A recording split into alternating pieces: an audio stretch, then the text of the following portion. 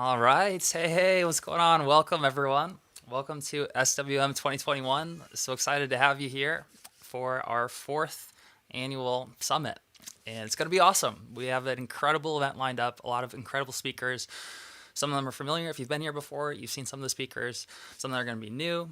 And first of all, I just want to ask, where's everyone tuning in from? I live in Orlando, Florida, with my wife and two kids, and I'm looking at the chat right now. I see New Zealand. Hello from Miami, Amsterdam, Austria. I've got Toronto. Another person from Toronto. Right on. Melanie says it's 2:22 p.m. in the UK. Melanie is a rock star. She's on our team. She's one of the best humans that I know. Good morning from New York. Tuning in from Quebec, Canada. Yay, awesome. So first things first, tech check. Can you guys see and hear me okay? This year things we're taking things up a step in a few big ways. And one of the biggest ways that we're taking things up is all of the interviews, or at least the vast majority of them. There's gonna be a couple of ones that are pre-recorded. In the last few years, we've had pre-recorded interviews, and then we've had the speakers come on at the end for a live Q&A section. This year, the entire thing is going to be live, which is both a little bit scary and also super awesome. So we're going to have a slam dunk of a lineup. It's all going to be live, which means that there's going to be a lot of opportunity for interaction. So that means that because it's live, anything could happen. Things could go drastically wrong. But we're going to have a lot of interaction. We're going to have a Q&A segment at the end of every speaker's conversation. And so I see still got people, some people from the UK, from Portugal, Alabama, Louisiana. This is cool. Yep. So quite a few things have changed since the last time that we talked. One of the biggest developments, recent breaking news, is we got our daughter Willow here. She's about 9 months old now, and she's a very happy little girl. And this is her first cameo ever being on a virtual stage or a stage of any sorts. So she seems to be doing pretty well with it. I don't think she realizes that there's people all over the world right now who are tuning in. Can you smile? You smile? Willow, geez, come on, look at the camera, girl. Okay, well, that's what boot camps are for. No, I'm just kidding. So Willow, she's about 9 months old now, and our son is about 3 years old now. So on this introduction session, I just want to kick things off and give you an overview of the event, how things are going to run. I can get the most out of the event because there's going to be a ton of awesomeness and awesome sauce and goodness that's coming your way. But also, because there's so much, this can be like drinking from a fire. There's so much stuff. I just want to give you some tips on how you can get the most out of the event. So, as an overview, basically how this works is, a lot of conferences like South by Southwest, for example, amazing conferences, and their business model is that you pay, maybe $800 for a ticket to go to South by Southwest, and you get to attend all of these different conference like speakers, all these different stages where people are sharing things like licensing and Spotify and growing an audience and social media. And so with this event, the way that it works is completely virtual, and it's also completely free to attend live. And after the interviews air, our team on the back end is going to be working on all the live interviews that we just did and getting them put together and the replays put up on a special page for you where it'll be available for 48 hours to watch on demand. And so that way, if you do happen to miss a session or two, you have a chance to tune in before it goes away. For anyone who wants lifetime access and would like to be able to reflect on the interviews and also a bunch of other goodies, we can talk more about all the awesome stuff that's coming with that. There's a VIP upgrade pass. And the way that the VIP upgrade works is that starting during the event, there's an early bird pricing model, which means that it's $97 to upgrade to get lifetime access. We're also doing a 10-day challenge at the end of the event. I'll talk more about that, but that's the first time we're ever doing something like that. So that's going to be really awesome.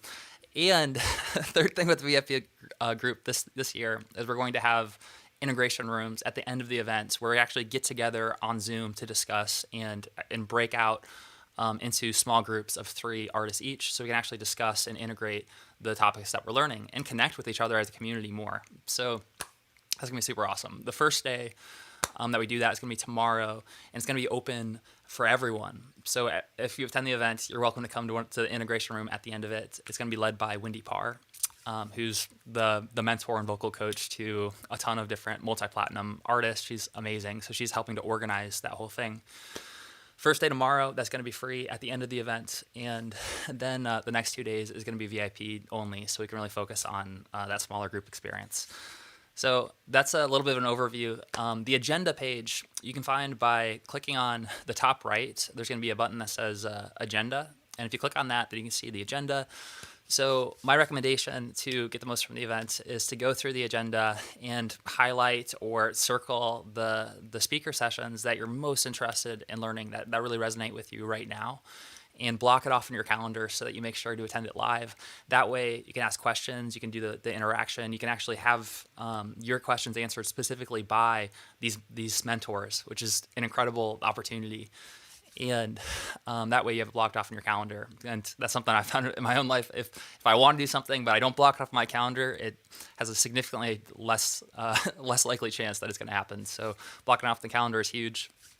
And lastly, what I want to say in terms of getting most out of the event is that there's going to be a lot of incredible wisdom and advice and gold nuggets. And the tendency is to want to hold on to everything. You're going to be absorbing. It's like a fire hose. You're learning so much because we have 17 different speakers who all have a ton of experience in these different facets. It's going to be a part of you that wants to do everything and maybe even feels a little bit overwhelmed because there's so many opportunities. So you're like, what do I do next? So my recommendation is, as you show up, be present, specifically attend the events. Especially, I'd recommend if you have the time, attend as many as possible. You're gonna learn the most, and you're probably gonna discover things from some of the speakers that you didn't even realize were important until you showed up. You're like, wow, this is a huge opportunity. So you don't necessarily just want to show up to the ones that you think are important, but especially make sure to reserve your time that you can for the ones that you absolutely want to be there live for. And make sure to take notes. Show up, be present, take notes, and ultimately, what I want you to do is I want you to focus on. There's 2 levels, right? There's the tactical. Everyone's gonna be talking about different strategies, what's working in 2021, all these new opportunities, and that's great. And then there's gonna be this deeper layer. If you're really listening, below the surface of what everyone is sharing, there's going to be these patterns, these similarities, the underlying principles, the foundations. And I think those are the things that are really timeless, and those are things that don't change. And so my recommendation would be to listen for both. Listen for both. Notice the things that keep getting brought up over and over and over again, because those are going to be some key principles that are really the roots of success with your music. And then also definitely pay attention to the fun stuff, the tactics, the new opportunities and whatnot, but they need to be grounded in that foundation. So specifically the 2 main principles, the things that we're going to focus on throughout the course of the event are, one is about your artist identity and your branding and your content. How do you create really unique content that sticks out? Like what's the viral formula? How do you make sure that you're sharing your authentic voice, who you are, in a way that is really most attractive to the people that you want to build a tribe and build a community around? And then 2, how do you actually get your music heard by those people? How do you find the right people who are going to resonate with your music and connect with them, build a relationship, and really build a community and a tribe around your artwork? And then 3 is, once you have that audience, how do you monetize it? How do you make it sustainable and bring in an income so that you can continue to invest more time and energy into your music so you can reach more people and invest more time into honing your craft and make a bigger impact? So we're talking about things like sync licensing.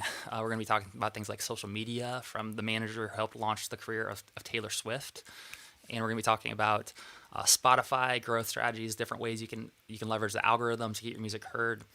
And it's going to be awesome. I'm so excited. So thank you so much for being here, being a part of this. One thing that we're going to do is, because this is all live, including the interviews with the speakers, and I'm just one dude. I mean, also, we have an incredible team now. There's 21 members of our team at Modern Musician, and a lot of them are on hand, and they're in the comments, in the chat. and can help you out if you have any questions or need anything. But also we're completely virtual right now. I'm here alone. I'm like one dude sitting in outer space, seemingly. But so running this full live video production crew means that we'll want to have a little bit of time in between each speaker so that I can get things ready. I can bring them into the green room, and then we can go live. So with that being said, let's go ahead and let's take our first break, and then we're going to come back and we're going to have their first speaker to kick off the entire event, Graham Cochran, who is a personal friend of mine, and he's been a huge impact on my life and my business. He's one of the most genuine guys that I know, and he's built an incredible business and following on YouTube. And I think he has about 631,000 subscribers now, millions of views, and one of the most grounded and simple, like, it's funny, right? Like sometimes I think Einstein talked about this, how it's like simplicity is really a key factor in success, and that it's easy to make things more complicated, but like bring things back, making them more simple, doing less but getting more results is one of the most powerful traits that you can learn. And I think that Graham is like a living embodiment of that principle. And so he's gonna be talking about the 80-20 principle and how to 5x your productivity as a musician. And I think that's the perfect one to start out with, because that's going to help everything else that we do fall into place as well. So let's go ahead and let's go to a break leading up to the event. I get the housekeeping in order.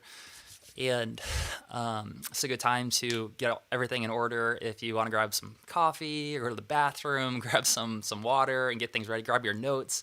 Then we're going to get started here in about 15 minutes to get started with Graham Cochran. All right, so thanks for being here, and I'll see you in a few minutes.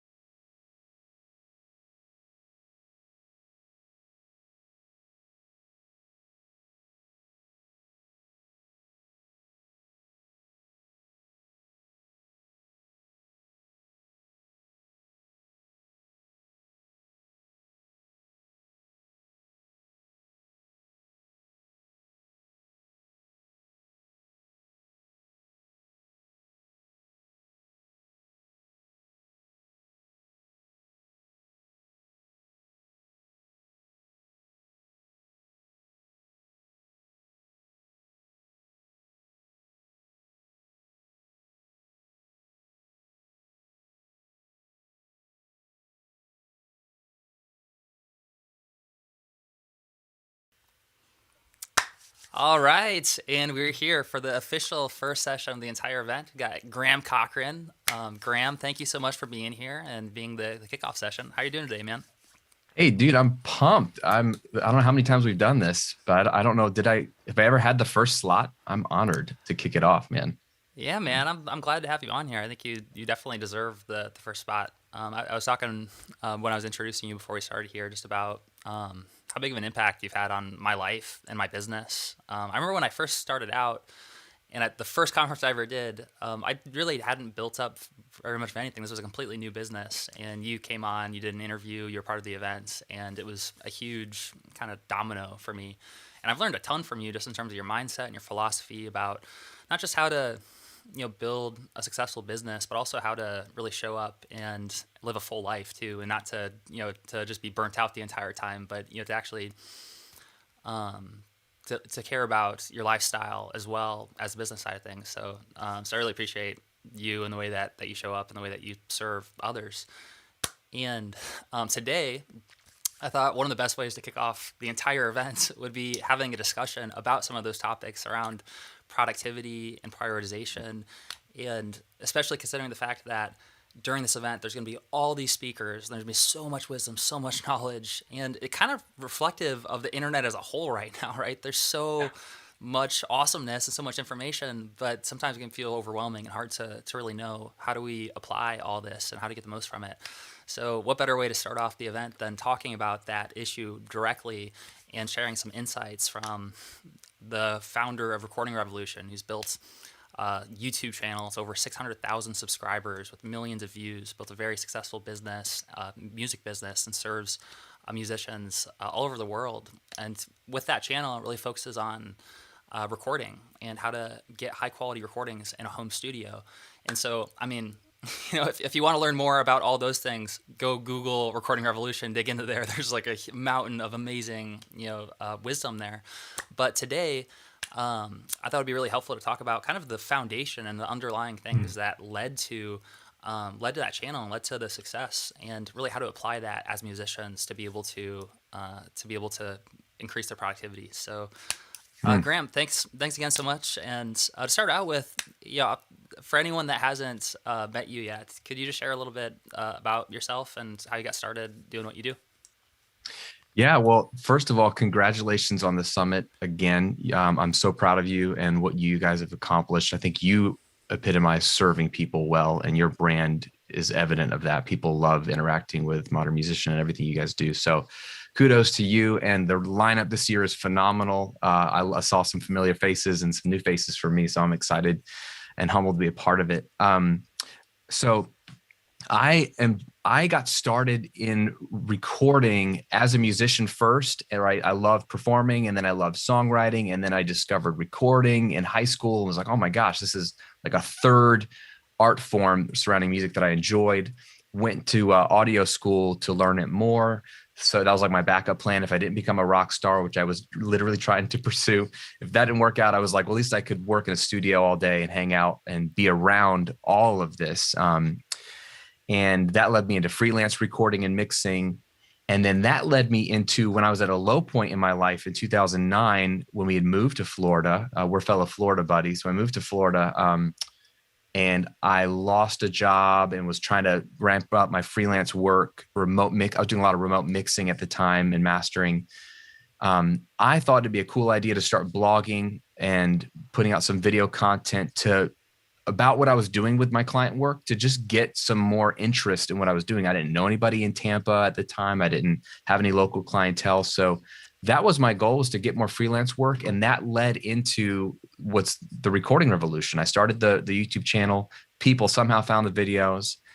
And while it did lead to client work, what most people were interested was not hiring me. It was like, how do you do what you're doing?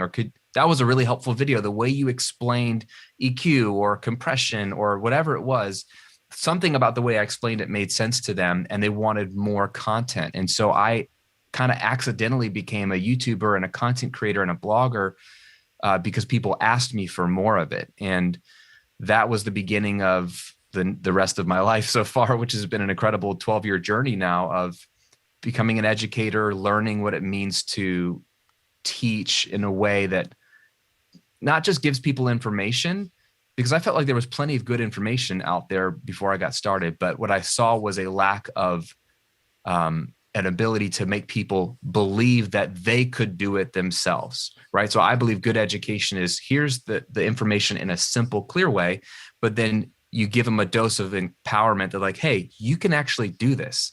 And it's kind of interesting relating to productivity. I mean, I think overwhelm is a problem. I see that in the recording studio. It's such an overwhelming task to think about sound and microphones, and then you get to mixing, and it's just like, oh my gosh. And so people get shut down. And so I felt like it's been my life mission in the music space to help reduce the overwhelm, make it simpler. And I would rather people just get one quick win in some element of it, because then they get that confidence, and you need confidence to then come back again. So I built a career teaching people about music recording. And then in the last 3 years, I've added in a second business teaching people about how to build online businesses and make them run pretty much on autopilot, so you have more time in your life. So productivity is interesting. I love this conversation because I like to achieve a lot, but I don't actually spend a lot of time doing it because like you said, I really value other things as well. So it's always a fun topic. Mm. Heck yeah, man. So on the lines of productivity, one of the the concepts or things that I feel like comes up a lot, that is super valuable to understand, and I would love to hear your take on it, is the 80-20 rule, and how 20% of the cause, 80% of the results. Could you just share a little bit of detail, like for anyone maybe who has kind of heard about it before, or hasn't heard of it yet, and is interested in in becoming more productive? What is the 80-20 rule, and how does that work? Yeah. So a lot of people have implemented this and taught about this over the years. Sometimes it's called Pareto's principle. There was an Italian economist, Vilfredo Pareto, who noticed this lopsided like ratio throughout a lot of elements of life. So he had a little garden, and he noticed that like 20% of his peas made 80%, or 20% of the pods made 80% of his peas. Not all the plants were as fruitful. He saw in the wealth in Italy that 20% of the population in Italy owned 80% of the wealth. If you're in a business, you know that 20% of your products probably generate 80% of your revenue. If you're a songwriter, you probably know that 20% of your songs like get 80% of the streams. Like, and it's not always 20-80, but it's really that lopsided nature that is a very important concept to understand, that not all things are equal. So as far as productivity goes, in anything you're doing, not look at all the tasks you do in your music, or if you're a recording engineer in your studio or in your business, all the things you do in a day or a week, and it looks overwhelming. They all look important, but they're not all equally weighted in terms of their usefulness or productivity. So there's actually a small percentage of what you do that actually will lead to the majority of your results. And that's like the magic trick. Like you look at people that are like doing so much. That's what it looks like. They look like they're doing all this. They're everywhere. How do they do that? Because we all know we have the same amount of time in a day. And I think the magic is realizing that you can't do it all. And so if you have the wisdom and the patience to zoom out for a moment and look at what you are doing and identify the 20% that really matters, or maybe it's 10% or 15, whatever it is, do you have the guts to cut or outsource or get rid of the remainder of it, knowing that you could do a fifth of the work and get most of the results? Then you have so much more free time to then like either double down on that 20% maybe, or do something else. Like I started a second business, not because I just want to work all the time, but because I had taken the recording revolution and dwindled it down to like 5 to 6 hours a week of my time. And yet the business kept growing. And so that allowed me to, well, I could start another business. I love talking about business. I was doing one-on-one coaching with people. So why not make another YouTube channel and start it? But that's the magic trick, is like, you can't do it all. Don't do it all. Just find the 20%. And if you can find the 20%, your life can look totally different. Mm. That's so good, man. I love this. I love this concept. I feel like I've heard this talked about. I've talked about it several times, but every time I hear it, like it just kind of reminds me, it's not like a one and done type of thing. It's like it keeps going deeper and deeper and deeper. What it reminds me of too is sort of the principle of having a lever, right? Like, what was it, Galileo or someone said, I can move the moon if you give me a long enough lever or something like that. How a little bit of force applied in the right way can really create a huge effect. One question as you're talking, like, it kind of got my brain thinking, and I don't want to go down too much of a rabbit hole here, so maybe we can come back to this afterwards if we want to. But um, just thinking about even like things like communism and capitalism and the way that wealth has been distributed, and obviously there's a whole like political landscape around some of this happening right now, and also it's possible for things to be like super unequal and like to a fault. So like maybe that's part of it, but also I think there is some wisdom to just like maybe there is this sort of universal law where there's just like this like 80/20 kind of principle. So it's definitely interesting, and we can maybe come back and dive deeper into that because that's we're not trying to be like too far out in outer space. Despite the background, we're not trying to be too far in outer space here. Ooh, starting the morning off right, man. Just let's go deep. So 80/20 rule. So I guess one question that comes to mind is for music. There's a couple of things. So and this is I'm almost asking this for myself as well because I feel like I run into this sometimes where I recognize like how there's some of these key activities that are so Mhm. important, and those are the things that are really like the main needle movers in my life.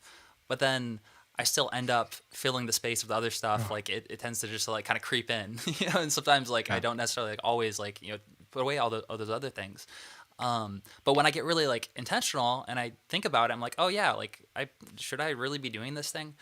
What do you recommend in terms of, do you have any sort of processes or like a way to kind of zoom out? And how do you look at that in your own life? Like, let's say that you do sort of get this awareness that you're like, oh wow, like I'm doing this thing and I don't think I really need to be doing it's not really like that big of an impact. Like what's your process for being able to streamline it? Yeah, it's a great point. Like you said it earlier, this isn't a one and done exercise, right? Like this isn't natural. Like what's natural is to so there's like this related law and I got nerded out over this when I first read the 4 Hour Work Week by Tim Ferriss because he talked about both 80/20 a lot. His sort of his discourse on 80/20 in that book is worth the price of admission alone. But the other related law is Parkinson's law, which is that work or really anything expands to fill the time you give it. It just always expands. So like if you had to write a paper in college and they gave you 2 weeks, like it'll take the whole 2 weeks to do it because you'll just like fill the time or but if you had to write it in 24 hours, you would still get it done in 24 hours. So like it's the whole like work expanding. And I think that's more our natural state is we fill our days with crap, so and part of it is like in America, at least, you've got this 40-hour work week, which was invented. Really, I think the Ford Motor Company kind of kicked that off because there were more hours, people working more hours at the turn of the 20th century. And the Ford Motor Company started to say, we got to cap people's work hours at 40 because they're going to die in these factories. This is not good. And then some legislation came out like, yeah, 40-hour work week. But like that was legislated. So then now we're just used to 40 hours. And then we have obviously like people have gone above and beyond that to fill it back up again because our nature is to want to fill it up to 40. But 40 is arbitrary. And again, that was a lot of manual labor. A lot of us are in sort of intellectual labor. If you're a songwriter, a musician, a lot of this just like the creation of the song or creation of the brand. If you're in the online business space, like we're creating digital products, that doesn't take as much time, but we're so conditioned to 40-hour work weeks that you almost feel guilty if you don't fill the whole work week. It almost seems like there's this gaping hole that just needs to be filled with crap. And on top of that, we have more stuff to do. You've got social media didn't exist, 20 years ago. Email didn't exist 30, 40 years ago. You've got so many platforms now that you could do activity on that it's super easy to fill 40 hours. It'd be easy to fill 80 hours. And I think that's our natural state. Lawn guys are crushing it out there. It's very So quiet. We can hardly hear it in the good. background, so no Oh, problem. thank you Zoom for like getting rid of real life and making it not real. So that is the reality. And it's so hard. Like, so I slip into this. So you can what I recommend is that every 6 months minimum, you sit down and do an 80-20 analysis of your life. And you could just do it on one part of your life. You could do it on your whole life, whatever you want to do. And that's the re-identifying, or maybe for the first time, identifying what tasks of all the ones I do actually move the needle. So if it's what tasks actually get me more streams or get me more gigs or get me, sell more merch, or like, there's a lot of things I could be doing, but does liking every comment on Instagram, does that really make my business grow or my brand grow? Maybe it does, maybe it doesn't. So doing the analysis is the initial hard work. If you do that, you're going to have to come back in 6 months and do it again, because you're going to drift and start to fill the calendar. So I literally, I have them all on my phone. I have the notes app, and I have a running 80-20 analysis thing. It wasn't a Google Doc, but then I just wanted it faster. And I just relook at it and be like, wait, what are the things that I said when I had, clear head that was moving the needle forward? And then am I doing those things? So I always reference it. And then I love Tim Ferriss's suggestion to have a sticky note on your computer monitor or your desk somewhere and have two lists, a to-do list and a not to-do list. So for example, my not to-do list includes social media of any kind, like we're engaging in comments. It includes checking email. It includes like all these things, because I have actually, prescribed times to check email. So the not to do list is don't open up email when you're not during your set time to do email.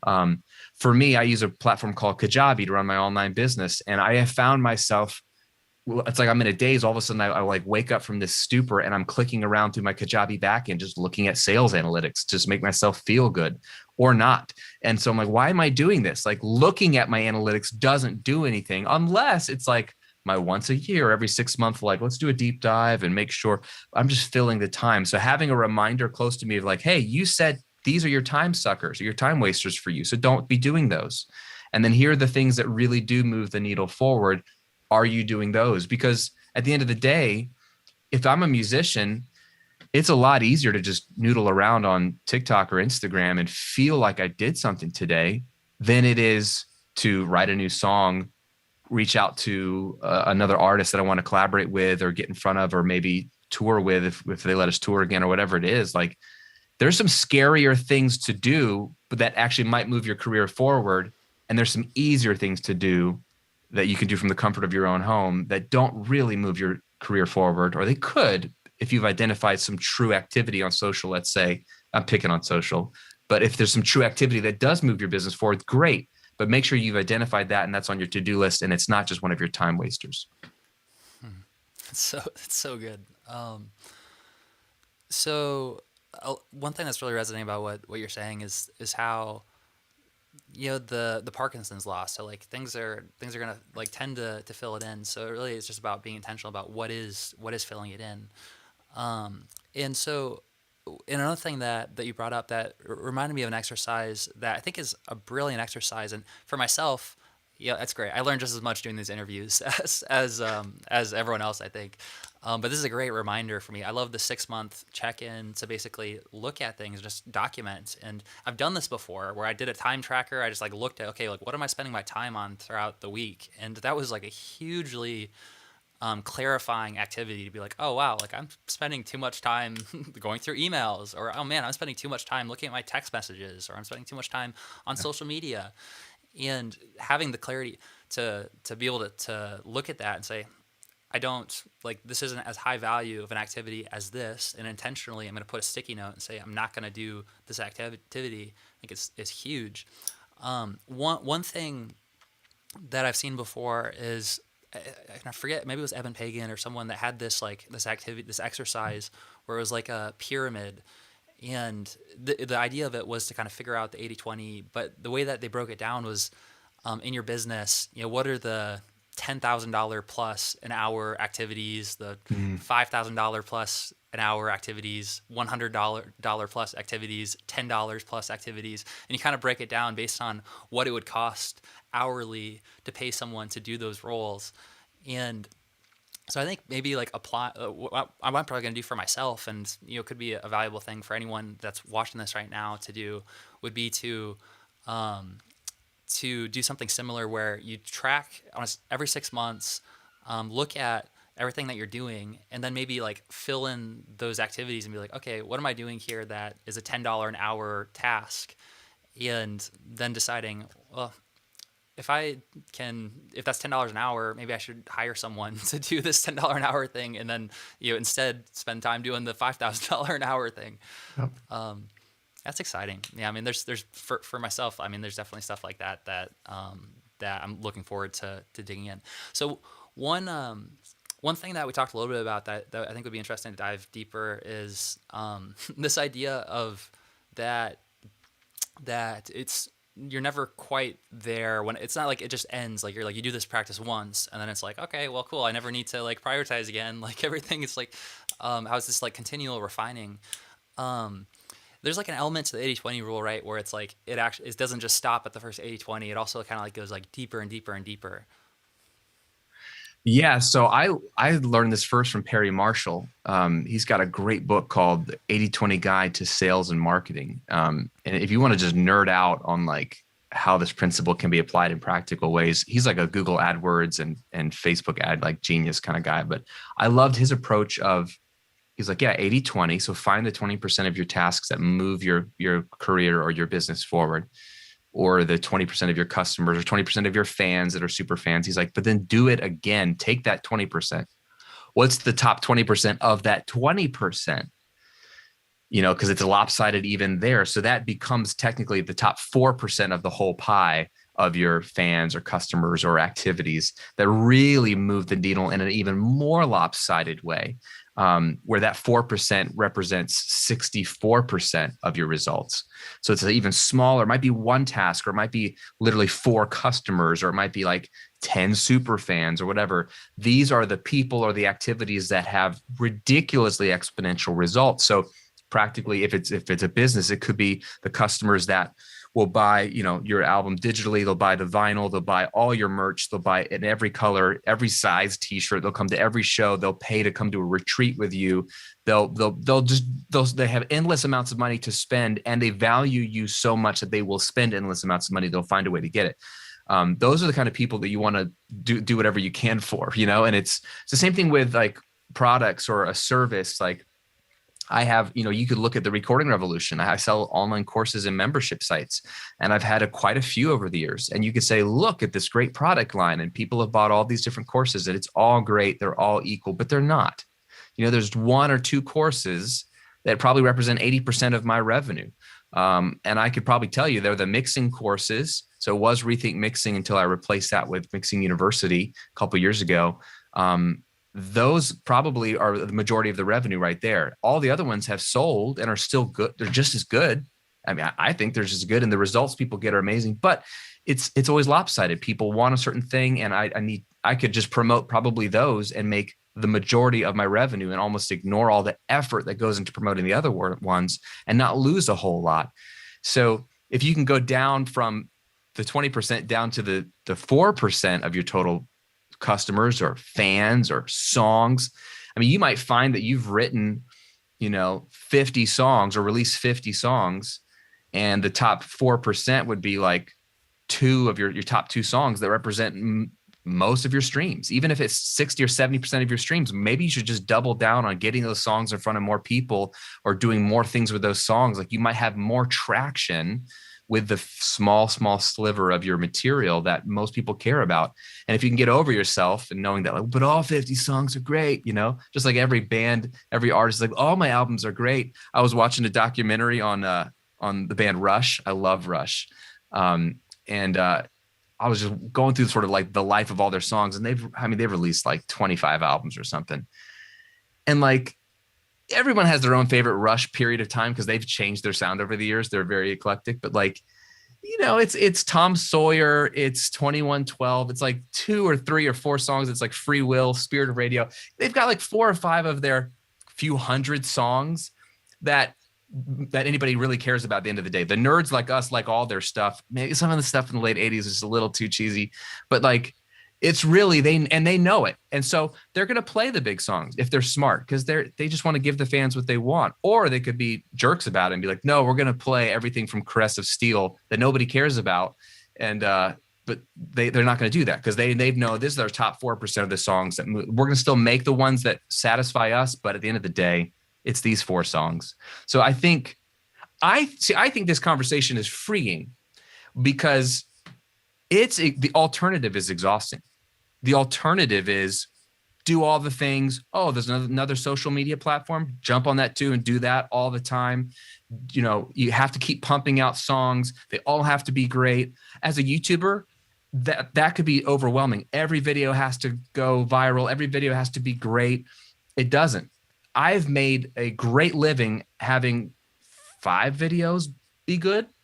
I don't know how many hundreds of videos I've made. Like maybe 5 are really, I mean, I think they're all good, but only 5 have really moved the needle forward.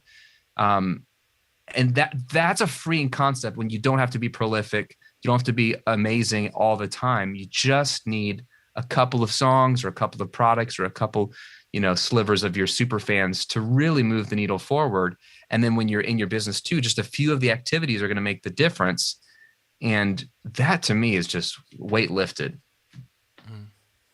I love it. There's so much wisdom in this conversation right now, and one thing too with like, if you find out that 2 to 4 of your songs out of your 50 songs are the ones that are getting all of the traction, are getting the most, that really gives you this opportunity to reflect and be like, like what was it about those songs that really cut through? And likely there's going to be some elements or some components of it that people really resonated with. There's a reason that those were the ones that had legs. I mean, for example, one thing with Paradise Fears was, we released, I think we probably released like 8 or 10 albums, and our most popular songs were a song called Battle Scars. There's a song called Sanctuary, and upon reflecting, what we realized is that we did something in those songs where it was kind of like, it was 21 Pilots ish, but it was before 21 Pilots, really became a band.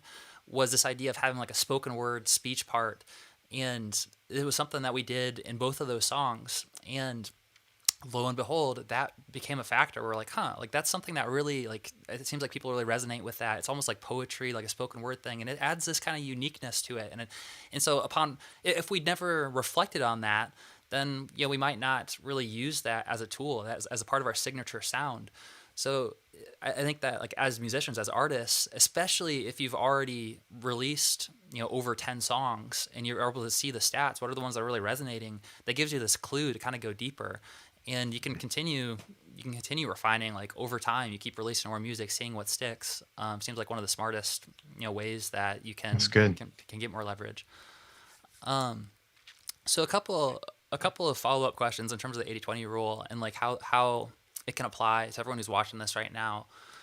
So, one, I'm curious to hear your thoughts on just like day-to-day planning and organization, and how you prioritize your project planning and just like what you do on a day-to-day basis, because you're someone who has really epitomized, I think, this concept of being able to, 5 hours a week on Recording Revolution is incredible for the kind of impact that you have with it. So one thing I want to dig into for sure is just sort of lifestyle and like planning projects, and how do you apply the 80-20 rule there? And then I'd also be interested in following up afterwards with talking about, what is the 80-20 for musicians? Like, what are the key leverage points that we think that they should focus on?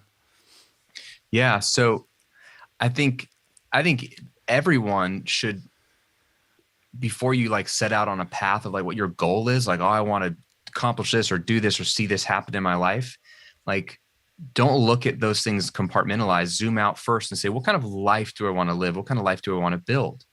Like, and dream a little bit, be creative. What does that mean? If you're single, do I want to be married one day? Do I want to have kids?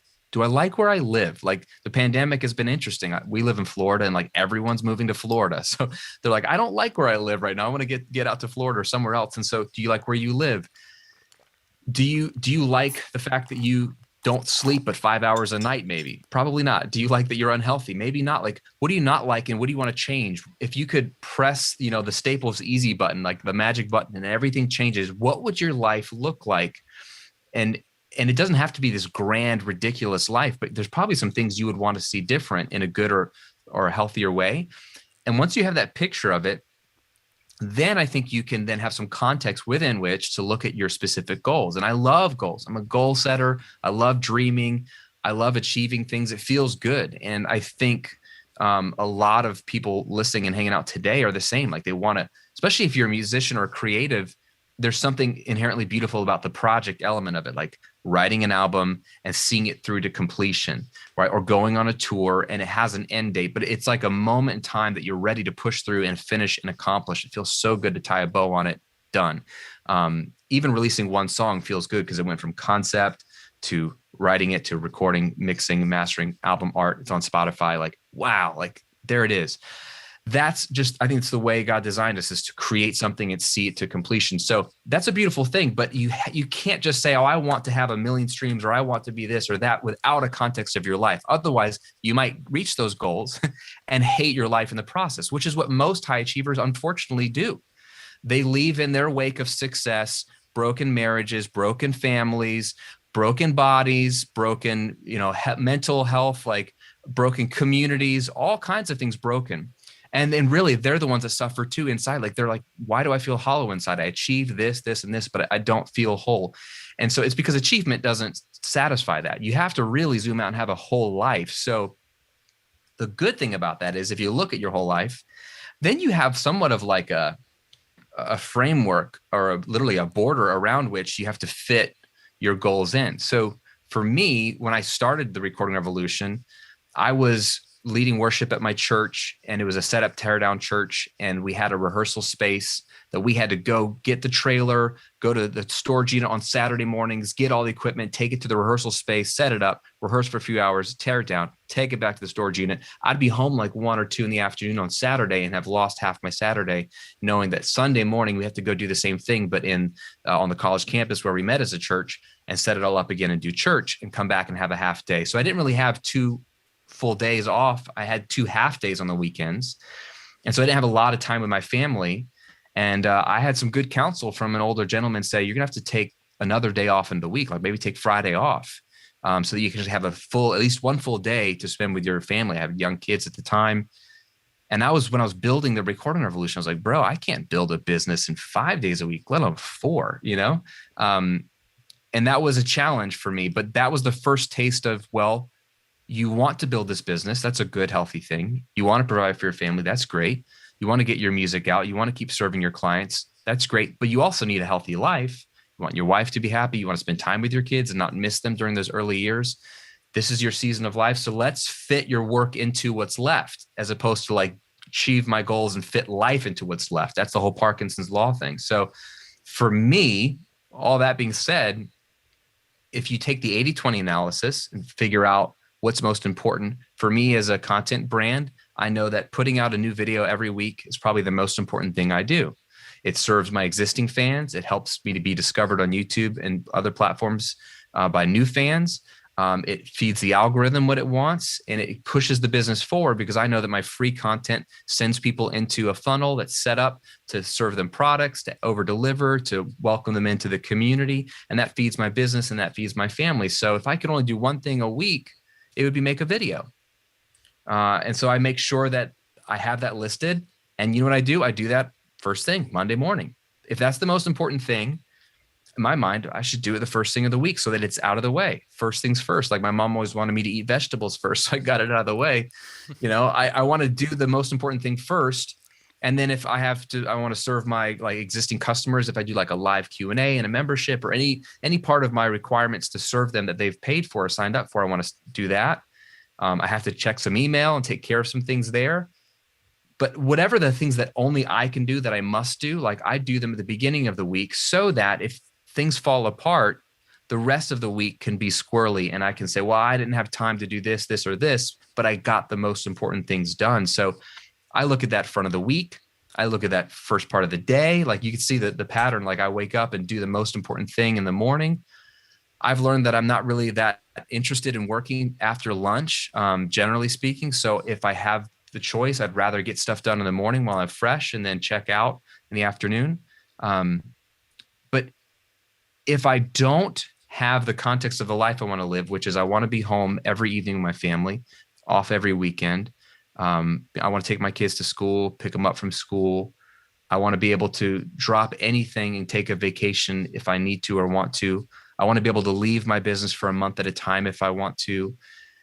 If I want those things to be true, then what do I have to do differently about my business to still serve people well, still reach the mission of my brand and brands, but still allow me to live that life? So I start with the end in mind, the life I want to live, and then there's no prescription of what that looks like. And it's changed from season of life. Like when my kids were at home before school, it looked one way. When they went off to school during the day, it looked a different way.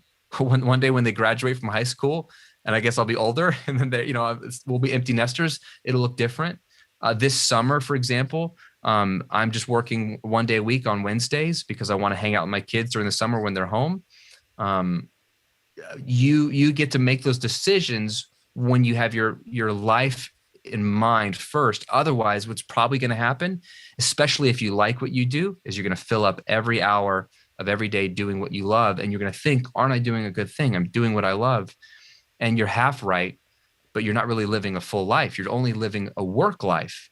And as much as they're integrated in a lot of ways and there's overlap, you aren't your work. You aren't your career. If you do that, that works only when your career is going great. If that career is taken away from you, illness, the market shifts, nobody cares about your music anymore, or you just get tired of it, then your whole identity is taken away too. Then who are you? And that's a sad place. So you really want to build both. You don't want to say work is bad, I shouldn't have a career or any ambition. No, you should have an ambition that's healthy, but it's not ultimate. So you want to make sure you're building a career and a life. And then I think you'll be served well no matter what comes your way.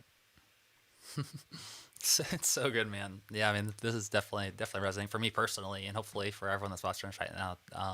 Super valuable. So, a couple of things that came up as you're describing that were the I've heard this analogy before, and I think it applies so well to what you're talking about with making sure that you plan the most important things first, so those things happen, and then everything else can kind of fill the cracks. um, I've heard this described before, like filling a jar. It's like you have these big rocks. You have these big rocks, and you have sand to fill the jar. And the big rocks are like their most important things. Those are the needle movers. Those are things like recording your video per week. Or as a musician, maybe your rock is writing songwriting every single day, like for at least an hour. That's your rock. And then we have we have a bunch of sand, like those little things and stuff, like that just comes up organic, like throughout the week is the sand. And so if we start with the smaller things in the sand and fill up the jar, and then you try to drop the rock in it, then the rock, it doesn't it can't fit in the jar. But if you fill in the rock first and then you fill it around with the sand, then the sand can kind of take the shape around the rocks. And so Yeah. that's one analogy that I really like to think about, that kind of illustrates what you're talking about, of like, figuring out what are those core things for you, and making sure that those are the rocks that happen. That's good. And and so much. I mean, it's part of the reason that I admire you so much is because of what you just said about not necessarily deriving your entire identity from what you do or your job, which ultimately is going to at some point change. Most likely, 10 years from now. I mean, 10 years ago, could you imagine that you'd be where you are now? Maybe, like, probably not. Things change really quickly, and so finding a deeper source of fulfillment, or a deeper identity than just what you do, I think is so important. Um, one thing that I want to ask you about is, I think for a lot of us, especially if we haven't really done much of this work before, where it comes to like zooming out and prioritizing and kind of looking at things on a higher level. We're just kind of going, we're just like day to day to day. We're doing the stuff, and there's a lot of busy work, and everything is happening. So we might not necessarily have the space to zoom out and to kind of apply some of these things. So I'm wondering what your process looks like, or what you'd recommend for everyone here in terms of, let's say that someone's yeah, like this is blowing my mind right now, and I really want to do this work to dive deeper and figure out what should I prioritize, and kind of zoom out, look at what do I want my life to look like on a bigger scale. How would you recommend that they kind of create the space for them to really go deep? Would you recommend they make a trip and like go somewhere else and like unplug, or like what does that look like for you? Yeah, I mean, you said it, you have to create the space. Like there's never time to do these kinds of things because you've probably filled every nook and cranny with what you deem as urgent, you know? So I could tell you to take some time away, and I'm gonna tell you to take some time away to do this, but like unless you believe that it's worth your time, you're not gonna do it. So you almost have to really stop and ask, is it is there something here that what we're talking about today that really makes sense? Like if I could identify the 20%, the truly important things that would move my work and career forward that I'm already doing that make the biggest difference, and I could eliminate or outsource or automate the rest of it, would that be game changing? I can tell you from personal experience, yes, it will be game changing for you. You will have more free time, and which will allow your shoulders to like come down a bit, have more clarity. When you have more clarity, you make better decisions. You won't be as desperate, or which leads to doing dumb things. Like you'll be able to take the good opportunities that come your way because you'll have margin in your life to take those opportunities, as opposed to being like, oh, I'd love to take that opportunity, but I'm slammed doing all this stuff. I got to get on TikTok right now. So there's so much good on the other side of this for you. So if you believe that, then I would say put a date on your calendar, get at least a night away at a hotel, or if you don't have a hotel, somewhere where you can go where you're alone. I like to go to the beach. It's like my happy place. Just seeing the ocean allows me to just clear my head, but it could be the mountains. It could just be a nice field. It could just be a beautiful part of the town. Just go somewhere where it's not your normal space. You need a different visual space. Like you 100%, I think you can do this at home, but you will be better served if you see something different that will put your brain in, because your brain's going to be asleep. Your brain is so efficient. Like talk about efficiency and productivity. Your brain, the way God designed it is amazing. It's an efficiency machine. When can I switch off and just go in autopilot mode because it doesn't have to consume too much energy? And it does that. That's why if you drive the same way to work every day, like you realize you're there and like, how did I get here? I don't even remember driving, because your brain does it for you. You don't have to concentrate. So if you go somewhere else and see something different, your brain's like, ooh, new stimuli. It wakes up, and you want your brain to be awake so that it will be fully present to help you think about these things. So I once a year get away, usually in December, sometimes January if December got crazy. I'll get away. I do 2 nights so I can get 1 full day at a hotel, but I used to just do like a night away, and I would go like half day, try to get into the hotel early and try to get late checkout so I can almost get 24 hours. And I walk on the beach, or I sit on a balcony. I think, I look at what's working in my career, my business this last year. What didn't work? Those are 2 simple questions you can ask anytime you want. What's worked in the last 6 months? What hasn't worked? Write them down. And then, oh, maybe I should do more of what's worked and less of what didn't work. But it helps to see it. Also check in with your heart. Like, have my desires changed? That's something you have complete freedom to change what you want to do. Maybe what you wanted to do 5 years ago is not what you want to do anymore. I'm a good example of that. Like the recording revolution was the greatest thing that ever happened to me career wise, and never asked for it, never expected it, didn't even know it was a thing that you could have an online business. But I fell in love with this thing. And then after, 5 or 6 years of going at it hard, I was like, man, I don't know if I love it as much as I did, but I kept going because I still did love it. But I was in denial. I was like, no, you do love it. I wouldn't let myself have another love, which has been business. I love coaching people in their businesses, this kind of thing, like their lifestyle fitting their business, or the business fitting their lifestyle, I should say. But I was in denial because I was like, no, but this is what I wanted. Like I love music, and I still do love music. But there was another love, another desire creeping in, and I had to give myself permission to say, I know I love this too. And I actually want to go build a resource for people that were like me, that didn't know that there's another type of career, even if it's part-time. So give yourself permission to check your desires again, what's working, what hasn't worked, what goals have changed or not changed, if your season of life has changed. But I would say do that in a separate location with a fixed amount of time. You will come away with so much more clarity that comes from a place of honesty and fully being present and awake, as opposed to at your desk or in your studio or at your home, wherever you have chores or rhythms or work or the normal things that you got to do. You almost have to break away from that to think clearly. I think that's why, I don't know if you've experienced this, Michael, where you think more clearly when you're on vacation or you're on a trip because you're somewhere new. You're like, I'm going to change the world. I'm going to do this. I'm going to start exercising. And those aren't like false ideas. That's like your true self saying, wait a second, I don't like something about my life and I want to change it. Or that's when your creativity kicks in. Oh, I have this great idea. But then you come home and it never happens because you get back into your routine. But for a moment, you were fully awake and had a really good idea. And so you want to get to that place again, write it down so that when you forget, because I forget, I have a journal, it's somewhere, I always crap on my desk. You have to read it and go, oh, that's right. When I was in my right mind, I said, this is what I wanted. I said, this is what I was going to do. And that's your own self holding yourself accountable. We all struggle with it, but I do think that can be a life-changing exercise. I recommend doing it at least once a year. Mm, that's so good. Yeah, I love that idea of being able to put yourself somewhere completely new so that the automatic things that we just do without even thinking about it, our brains just kind of kick in, and it saves us a lot of energy throughout our day-to-day life, but it's definitely not very useful for like zooming out and making changes. So it sounds like, at least once a year, you'd recommend scheduling some time to really give yourself the space to be able to zoom out and look at some of the deeper picture. And absolutely, from experience in my own life and business as well, the idea for Modern Musician came when I was when I was at an event. I was at a Jeff Walker event, and a lot of the most important aha moments or moments of clarity was when I was attending events like these, where it sort of broke my routine, it broke my rhythm and allowed me to sort of zoom out. And like a fish in water, if you ask a fish, like, it's like, well, how's the water? They're like, what water? Like, it just is this way.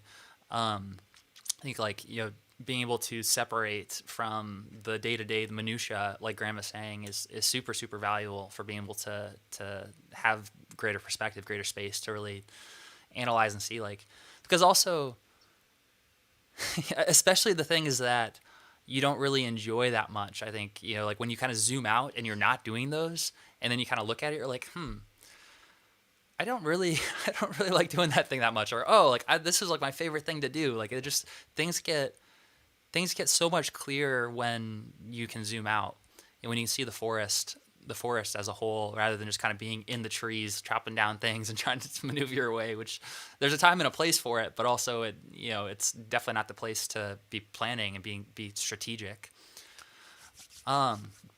Cool, man. So I think that we're probably at a good point to start doing some Q&A from people in the Cool. chat. So if you're here right now, first of all, could you leave a comment and just let me know how was the session? What was your favorite takeaway? What did you learn? That's another great question too to reflect on. In fact, I've created quite the list in terms of debrief stuff, like learning lessons from SWM2021 already, just for things that I know after the event I'm going to want to meet with our team, and we're going to debrief. We're going to talk about what did we learn, what went well, what are the mistakes that we made, what are the lessons that we learned. So I think that's like a super human question to reflect yourself regularly, is sort of like what lessons, what did I learn from the mistakes or from the challenges that I made. And if you are able to do that and actually take that time and reflect on it, then you didn't actually make, well, I mean, you might have made a mistake, but it wasn't really, it was just a learning lesson, right? But Yeah. only if you can learn. Like, if you don't acknowledge it, if you hide it or you don't face it, then you didn't get the wisdom that it was trying to serve you in that moment. Sure. Um, Well, and all also right. just real quick, related to segue into this, there's going to be so many great speakers over the next few days. It's so much good stuff. Only 20% of it is going to make a difference in your life, and Mhm. maybe it's not maybe it's not my talk, but for you, it's going to be different than everybody else that's tuning in. Only 20% or maybe even less is going to be the most game changing knowledge for you where you're at. So you don't have to like do everything everyone says, but if you took a little bit of action on a small percentage of what you learned here, like, you'll be light years ahead of where you were. That's the secret, is finding the small percentage of knowledge that will move the needle for you and then just doing some action on that. So don't do it all. Just look for your 20% this entire experience. I love it. It actually, you saying that reminds me of one last question that I wanted to ask you, just because I think it's gonna be super valuable for people as well in terms of applying what we're talking about, which is, so on a daily basis or maybe weekly, I'm curious how you apply the 80/20 rule to sort of to plan out each day? Like, what does your regular sort of planning process look like? Do you do it like weekly? You have a weekly review, you plan out the week, or like once a day do you do a check-in, or what does that look like?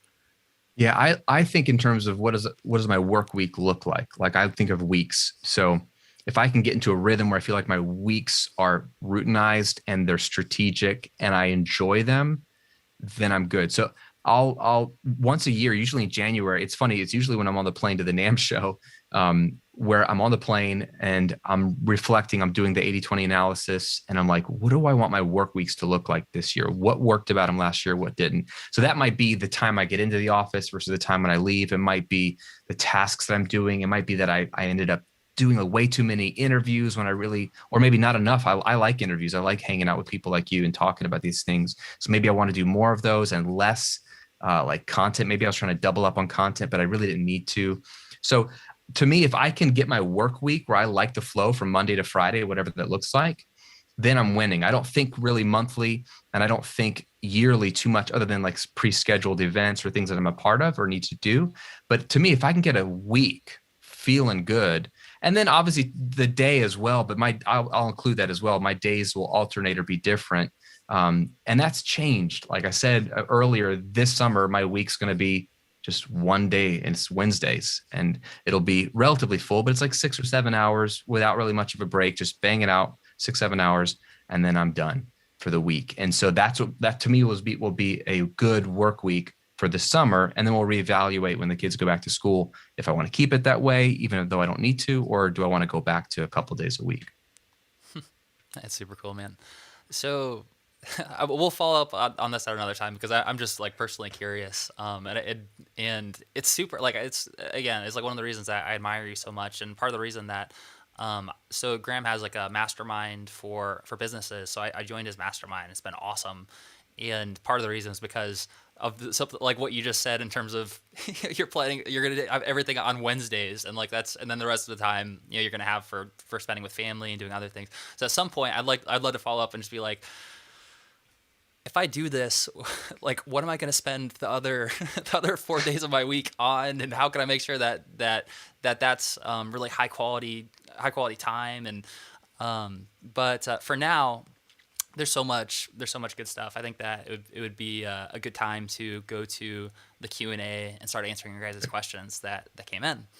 So man, this is cool. It's cool having a team that is able, like in the previous years, I would just go to the chat at this point and look through and kind of like stumble through. But shout out to our whole team right now who's working on the back end. They're incredible.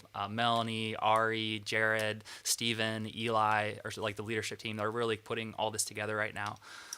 So that being said, we got a good list of questions here. So confident newbie. I love the names that they give people by default here. Confident newbie. Good for you for being confident as a newbie. That's really what it takes is like, you're starting out, you're confident that, that you need to take action in order to learn. So can you give me some examples about what you choose to do and not to do as a singer-songwriter? Sometimes I feel like I need to do it all. Songwriting, singing, PR, promo. So what are some examples maybe as a singer-songwriter that would kind of fall within those 80/20, the principle of like the things that are the highest leverage? Yeah, for sure. So the number one thing you got to do is write songs, right? Yeah. So people, I think, know that, like, duh. But so does your calendar reflect that? When, like you mentioned, I think Michael earlier, like, do you write for an hour a day, or do you have a day where you write all day long? Like professional songwriters don't wait for inspiration to strike. They go into their studio or their room and they sit down and they write, and maybe nothing comes out, but that was a good day because they were in a seat. And it's almost that intentionality of like, well, if I'm a songwriter, I should write songs. So write songs. Okay. And then work on your craft. If you're a singer songwriter, so that means you actually are performing your own music, sing, like enhance your vocal range and your vocal like endurance, and like try different styles and just continue to like use the instrument and practice. So it's just like instrumentalists, a guitar player should practice every day. A singer should sing every day. So you're writing songs, you're singing every day. The next step is like, okay, this is the modern music world we're living in, where and you've got a lot of people speaking over the next few days on like the practical elements of how do you do the PR, how do you get your audience to grow, how do you get your songs, placed on TV. Like that's why you're at the perfect summit for this, because all your questions can and will be answered here if you just pay attention. And again, look for the 20% that you maybe need to work on.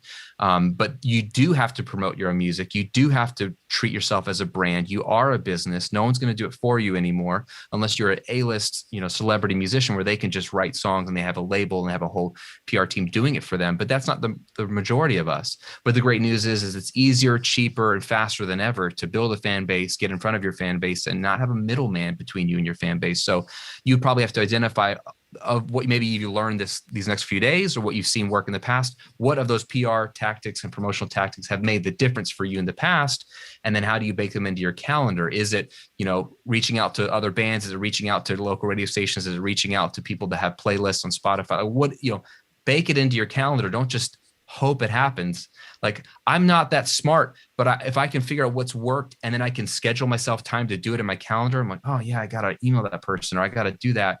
Then things happen magically because you're at least chipping away at those things that make the difference. Yeah, absolutely. You're definitely in the right place to have that question answered. And like Graham has mentioned before, and this is one of the reasons I was so happy that this was like the first kickoff session, because everything that we talked about really applies at a high level to everything you're going to learn, and it's going to be different for different people. But really refining down, maybe at the end of the event you just go through all of your notes and you circle the top 3 to 5 takeaways, or the top 3 to 5 opportunities, and then you choose one and you're like, okay, this is my number one thing that I'm going to do as my next step, as my action step, based on all of these different interviews, all the different lessons that I've learned. Then that would be a good starting point. But you're in the right place for that. And I agree. I think songwriting is one of those things that's like, it's so core. It's, if you're making a list, what are the $10,000 an hour activities? Yeah, like songwriting is one of those. So it's not one of the, it's something to prioritize early on, especially throughout your entire songwriter career. So Radio Exum said, how do you avoid the habit of buying new plugins and hardware to get the most out of what we already have? It's an interesting question. So I don't struggle with this. Like I used to. I mean, that's like the ethos of the recording revolution is I make fun of people who buy a bunch of plugins that they don't need because they can't get a good mix with the plugins they actually have.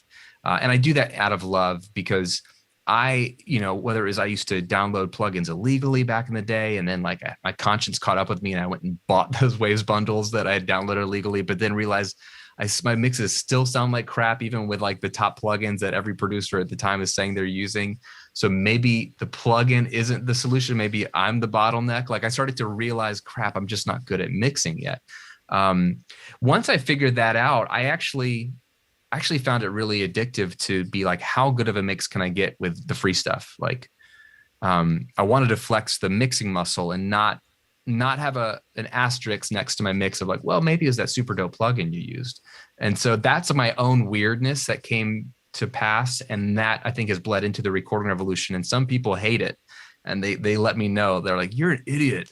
And then some people love it because they're like, yeah, this is the thing. Like he's pushing me to make sure that I'm not just wasting money on gear, purchase after gear purchase, which is a distraction. At best, it's fun and you have some cool new tools to work with, but really at worst, and this is more likely, it's a distraction from putting in the reps to get better at mixing. So it would be like a songwriter who has to get a new guitar every month to be inspired to write a song. It's like, dude, it's a distraction from you just sitting down and writing 100 new songs, hoping that 20% of them are half decent because 80% of them will suck according to the 80-20 rule. So I don't struggle with it anymore, to your question, because I've realized, man, I've gotten good mixes with the free stuff and my students have gotten great mixes with the free stuff. And so now I see that there's no longer a connection between the plugins you use and the quality of your mix. So you're free to use the free stuff or the paid stuff, whatever you want to use, as long as you know where the mix comes from, and that's from you. That's such a important realization, I think, to understand, is that the most important thing, like the needle mover isn't the gear. It's your experience, is the wisdom. I mean, that's certainly reflect. Like I've observed that as well. Like we've got this fancy DSLR set up. Shout out to Luke Roberts for helping me set it up. He flew out and did it like I think a year ago. But before that, we had this like old webcam that like was just like didn't look like a professional at all, and we were able to build a 7-figure business with that. And so I see this a lot. Like the people who are the most successful, like they come back, they're like, yeah, like ultimately the gear's fun, it's cool, but it's not the most important thing. And then one common mistake it seems like when you're starting out is thinking that the tool is the thing, like that plug-in, that's the thing that's kind of leading to the success. I don't necessarily think that that you should never buy like a plug-in or like shouldn't like pay for stuff. Like clearly it's great to have like a Martin guitar, like a really nice guitar, but like Graham is saying, like the guitar isn't what writes the hit songs, and you can develop that skill. Like, and a lot of times I think it becomes an excuse for a lot of people. It's like a way to defer responsibility because like, well, I just can't I can't afford to be successful, so Yeah. and it's That's what it easy. is. It's an excuse, and you owe it to yourself. Like you're worth so much more than that to lie to yourself and to delay and defer your ability to grow in your craft, whatever it is. Like just if you want it bad enough, you can just have the humility to say, okay, I'm not good at this yet, whether it's songwriting or promoting my music or singing or mixing. Like the people that get better faster are the people that are humble enough to say, yeah, I suck right now. What do I got to do to get better? And they really want to work on themselves. But it's hard. But if you want it bad enough, you're going to have the ability to be humble enough to ignore the distractions of purchasing things and then get good. And then I feel like if you get good, you should reward yourself with something you really wanted. Like there is something to having a nice guitar. Like I love Martin guitars. And one day I wanted to just get the most expensive Martin guitar I could find. And so I literally went to Sweetwater and bought the most expensive Martin guitar that they sold at the time. And I love it. And it's just beautiful to play. But dude, I don't need it. It was just a fun purchase.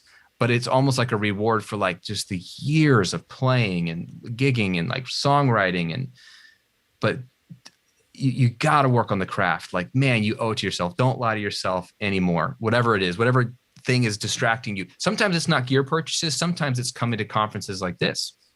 Sometimes it's, oh, I'm going to go to the summit and I'm going to learn all this great stuff from all these people.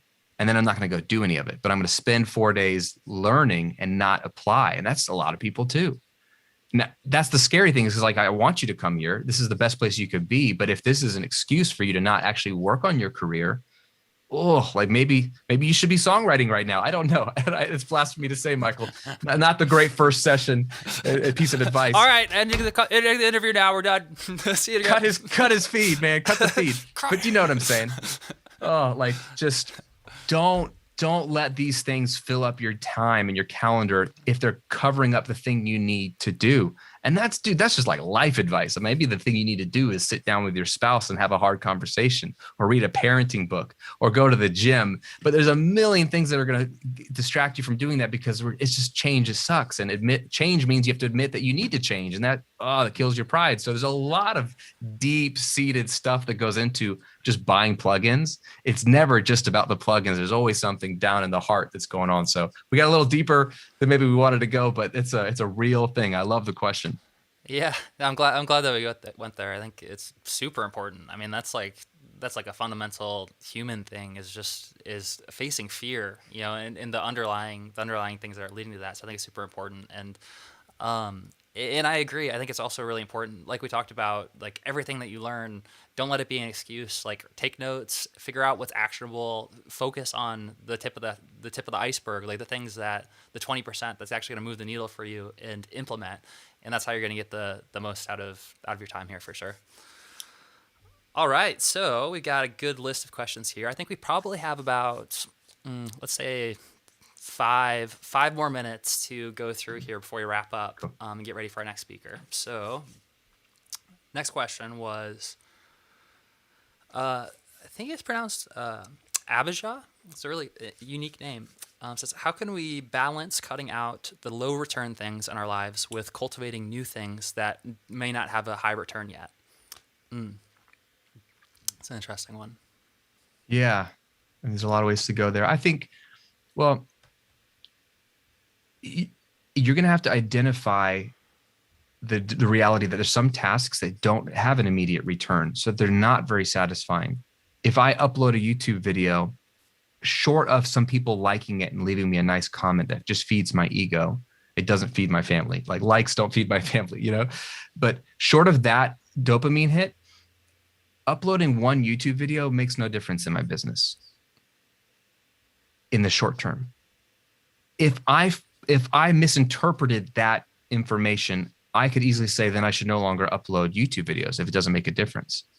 And that might be true for a time, but then eventually my business, because of the model that it is, would eventually suffer. The reality is that the most important thing I could be doing is uploading a free YouTube video. That is what has allowed me to build this steady stream of discoverability. If you've ever heard of the recording revolution, it's because of my little seeds I've planted every day. It is a farming metaphor. If you plant a seed in the ground and nothing happens tomorrow, does that mean that planting the seed was a bad idea when what you need is corn? No, the reality is you have to believe that it takes time, sun, rain, time for that to turn into a full plant that then you can eat or harvest. And that's what's tricky about certain activities in your career is some of them look super important now and give you that dopamine hit now, but they really don't mean anything long-term in your business. And so they're lying to you. And then some tasks don't have an immediate return. And so they're lying to you too, that you're like, well, I shouldn't do this, but really they're the most important thing you could be doing long-term. And I want you to be in this for the long term. Don't make decisions based off of what's going to get me famous or make me rich or feed my ego, or whatever you need in the next month or two. What is going to grow your career and pay your bills and serve you well and scratch those itches in the next 10 years? Like, you want to be setting your career up for longevity. And that might mean changing some of the tasks you're doing. So it's a great question because it's a hard one to answer, and you have to answer it for yourself. But research, coming to this summit, figuring out from the experts what actually does work, and not getting defensive in your mind when they tell you to do something that they know works. If they're saying it works, it's because it works. So that maybe there's some legitimacy to it. Take note of it, and maybe it's counterintuitive, but maybe you should try it, even if there's no immediate returns. That's why you want to learn from the best, see what they're doing, and trust that maybe this is a long play because I've did it, but it didn't get me results. Maybe it's a long play. And that's the kind of life I want to be, is playing for the long run. And it is challenging. And that's why you're always fighting the immediate, like, post to this, do this fun thing. But you have to decide what's really long-term going to serve you best. Mm. Yeah, that's so good. Yeah, especially because it does seem like there tends to be a lot of like the short term, the things that happen in the short term that make us feel great, like eating junk food and being like, like things that they're not necessarily the most valuable long term. So like having the ability to zoom out and kind of look at a higher, like a longer term basis, and be able to trust the people who have who've planted the seeds and they're harvesting and there's beautiful plants, and being able to, like, they're saying like, hey, like, look, plant the seeds, you're going to have to harvest it. It's going to go for a while, but this is going to turn into a beautiful plant. It does take a lot of digging deep, I think, to be able to have the faith to do that. And certainly, I think the role of having mentorship and guidance from people who are ahead of you in your life or from events like this is something that can really help you make some of those leaps of faith that are really important in order to have that long-term vision. All right, so let's do one more question here, and then we'll wrap up for the day. So let's see here.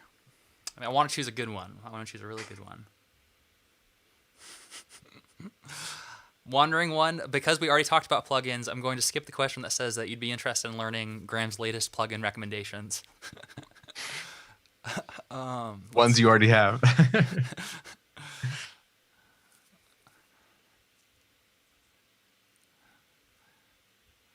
Okay, this is a pretty good one. How often do you pivot or course correct in terms of what are your most important actions in your life? Oh, it's a good question. Yeah, there's some that haven't ever changed. There's some that are like pretty foundational. I hate change, by the way. So I hate pivoting, by the way. Like mentioning, like even starting this second business, I started this personal brand. It's under grahamcochran.com. And that, for some reason, I had such a limiting belief where it was so hard for me to make that pivot. I was at a mastermind group up in Maine. We got at this house together and we're all talking about our businesses. And I was at a place in my life when I knew I needed to like start this other business or I was going to die inside. I didn't want to stop Recording Revolution, but I needed to at least start this other business, but I couldn't because of limiting beliefs, because I had all these fears of like, what will people say? Like the Recording Revolution guy wants to start another business on business. Like, who does he think he is? Or like, does he not care about recording anymore? Like, I had all these weird internal scripts that were just driving me crazy. So it was hard for me to pivot, and I hate change. Like, if I have a good thing going, I'll just keep it going. So, speaking as someone who hates change, at the same time, I have this weird, like, jacked up view that I love to like blow things up at the same time. Like, well, let's just stop doing all that and just do something totally different. And they're totally in opposition of each other. And so that I kind of live internally like I'm driving with one foot on the gas and one foot on the brake. And so inside I feel like a crazy person a lot of times. But I think there's wisdom to both. And so I try to pay attention to both when it makes sense. At the end of the day, if you know, going back to like your big vision for what you want your life to look like, if you know what that looks like, are you getting there with what you're doing? Like, is it working? Um, and if it's not working, is it because it's truly not working, or do you have some mentors in your life telling you, hey, you're on the right track? You're not seeing the fruit of it yet. Like when I teach people to start online businesses, I tell them, give it 2 to 3 years before you really make a decision if this is working or not. Some people blow up in the first year. Michael, I think you're one of those brands that really blew up quickly, but I don't think you're the norm. And there's a lot of people who are really talented, who are consistently posting content, doing their best. But I say, give it 2 to 3 years. So that's me mentoring them to say, you don't see the fruit of it yet, but just hang in there and let's reevaluate at the 3 year mark. But short of that, if it's not working and people are like, no, I don't see this working anytime soon for you, why would you keep doing it? Be willing and humble enough to like blow it up and say, that product didn't work. When I started Recording Revolution, I launched 4 courses before I had a course that actually really made a difference. People bought a couple copies of my first 4, and I worked hard on those, but I kept like trying new courses. And it was my 5th and 6th courses that like just changed the game for my business. And that's when I started to see exponential growth. But it took me like being willing to, okay, well, make a new one. All right, that didn't work. I launched a course for the Graham Cochran brand that I thought people were asking me for. I thought I was going to do great. And it's a really great course. And I thought I would sell 100, 200 copies on my launch week. I sold 14. I was like, what did I do? Like, I didn't get it. But I down the road reincorporated it into a membership that I have in a different way. And now tons of people are enjoying it and accessing it and paying for it in a different way. And it made more sense there. But I had to have the humility to say, gosh, this is supposed to work, but it didn't work the way I wanted to. But maybe there's another way I can use that. And that doesn't feel good. I hate pivoting. I hate change. That's my personality. Might not be yours. But again, it's all about goals. Like if I'm willing to pivot, if I'm not reaching my goals, if I'm not happy with the way my life's going, I have some control over that. Not all control, but some. So I'm going to take advantage of the control I do have and pivot and try something new. And dude, that's been the story of my career, is like, I don't know what I'm doing. I know a lot more now than I did, but when I started, I didn't know anything. So I was trying, pivot. And dude, that's everyone's story. It's never a straight line. This summit's going to help you get a little bit straighter, which is great. You'll avoid some of the pitfalls, but life is just like zigging and zagging. And as long as you realize, dude, okay, nope, yep, you're accumulating wisdom, and not just knowledge, but wisdom. And there's a difference. Accumulating wisdom of like how to make decisions in your career and life. Dude, that's beautiful. You're going to get there. Mm. Yeah, that's so good, and I think exactly what Graham's saying in terms of like taking stock of your specific vision, your specific goal, as the first point, and then evaluating, like we've been talking about through this conversation, like really giving yourself the time to zoom out and kind of look at things and be like, okay, where are things at right now? Where are they? Have I made progress? Am I going towards that path? Do I have a reason to think that I'm moving in the right direction? It's like playing a game of golf where it's like every time you hit especially if you're not very good at golf or it's a new game to you, then constantly you have to, after you hit the ball, it's not a straight line. It's going to go, you may flank it, it might go completely off. And then you have to kind of reevaluate, okay, well, where am I now? And where's the goal now? And then just keep swinging, and just keep hitting and say, okay, well, am I closer now? Oh, I am. And, eventually you keep hitting it, and eventually you can get to the goal. But keeping that, yeah, like Graham said, keeping that vision in mind as the outcome, I think is one of the most important things. And that's the thing that might not necessarily need to pivot as often. Maybe it's just like the actions and trying out different things, and maybe something that you did that you tried worked really well. So you're like, okay, I'm gonna keep hitting swinging like that because that seems like that's moving me closer to it. Awesome. Well, hey, Graham, dude, thank you so much again for being a part of the event. I think this is the fourth. I think it's the fourth. I think we started this in 2018, 19, 20, 21. Yeah, it's been 4 years. So, it's been awesome each time, and I feel like we've grown a lot. Oh, here's one thing I wanted to say too, just for everyone, because I think this is really important. So with Modern Musician, it was really quick. Like the business grew quickly in the first year, but it wasn't because it was because the previous 10 years, we had been working our butt off with Paradise Beers, and we had like lived in our van, we slept in one part, like we put in the time there, and I think it's pretty much. I'm very rarely will I ever say impossible, but I think in like 99.9% of cases, people who are successful or have seemingly overnight success stories, or really quickly, they had a foundation, or there was something that kind of came before it. And it reminds me of one of our artists that we're working with in our coaching program. His name is Jason Tonioli, and he's awesome. He's like one of the smartest business owners that I know, and he's a piano instrumentalist. And when we started working together, he was already doing like $11,000 a month as a piano instrumentalist from his music business, selling hymn books, and just a really smart guy. And then over 3 months, he had done $209,000 from his funnels. And one of his quotes that I think I've shared this like 5 or 6 times because it's so good, is that he tells people like, oh yeah, I'm a 10-year overnight success story. Because it was like 10 years in the making.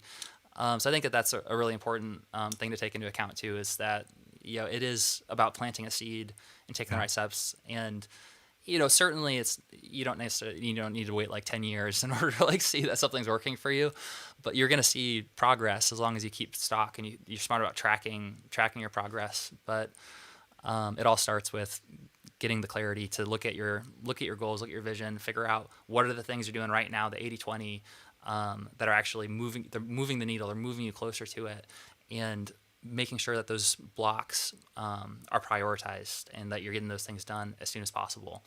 And so, Graham, yeah, this is great. I learned so much every time I talk with you. It's been an honor having you on the conference. Appreciate you kicking things off. And yeah, do you have any final parting words before we move to our next speaker? Hey, just congrats to you on the last 4 years. This is an amazing event. That's why I do it. I think it's one of the only ones I do like this. And I know that everyone's going to just be served well by everyone on the panel. So thank you, brother. And I would just say, like, last thing to the people watching, I think you hit on it, is don't be in a rush for all your dreams or your goals to come to fruition. Like, everyone around you saying you have to do it right now. And that's a lie. And that's just like the social media culture. It's hard to ignore. You're not in a rush. Just do the right things. Good things will happen. So good. That's awesome. All right. So what we're going to do now is we're going to go to a break for 12 minutes. And then we're going to move on to our second speaker, Anna Bond. And Anna is the head of creative and partnerships at Songtrust, which is a massive company that's all about helping you as an artist to collect your song royalties and navigating the realm of royalties. So it's going to be a fun conversation. So make sure to come back for that in about 10 minutes. In the meantime, we're going to go to a break, and you'll have a chance to sit, digest, take the notes that you have, circle your number one takeaway. Do this for all the speakers. Like maybe circle three takeaways, and then put a star next to your most important takeaway. Then you'll be able to at the end of the event reflect on all those. All right, let's do it. All right, so we just went to the countdown. Boom. All right, brother. Yes. This is fun.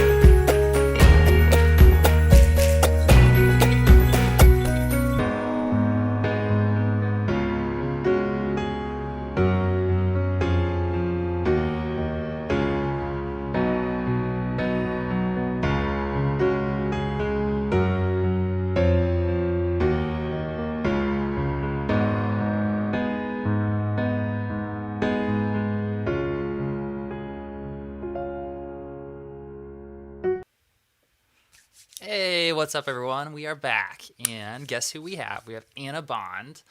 Anna, thanks for being here today. How are you doing? Thank you so much for having me. I'm doing great.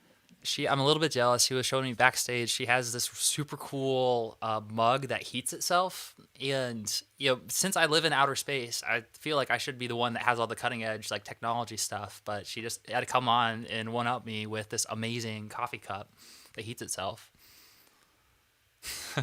It is a life-changing possession, I will tell you. It was a gift from DistroKid, right?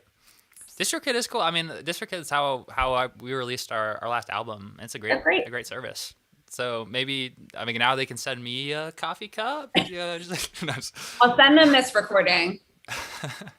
Awesome. So I'm super excited to dig in with Anna. So Anna is the head of creative and partnerships at Songtrust, and this company, they're massive and feature on Billboard, Rolling Stone, Forbes, and really they use the most advanced cutting edge technology to help songwriters and artists to collect the royalties, which historically has been like a very confusing and kind of overwhelming process to do.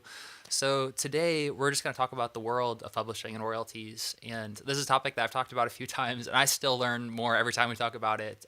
So Anna, thanks so much for being here today and to share some of the lessons that you guys have learned and some of the ways that you guys are using Songtrust to be able to serve artists. Yes, for sure. Yeah. I mean, music publishing, I think I learn something new every day, and I've been doing this for many years. It's just, there's so much, and it's changing all the time too. So there's always something new to find out. Yep. Ain't that the truth in today's day and age too, that just things change so quickly, that it's like a year ago, 5 years ago, 10 years ago. Kind of makes you wonder too. I'm going to pull myself back. I feel myself going into rabbit hole mode with like the singularity is near and whatnot. So I'm going to pull myself back. Okay. But it is pretty amazing how quickly technology is happening. So I'd love to dive deeper and kind of to demystify the world of royalties and song publishing for everyone that's here right now. So to start out with, could you just share a little bit more about yourself and your role within Songtrust?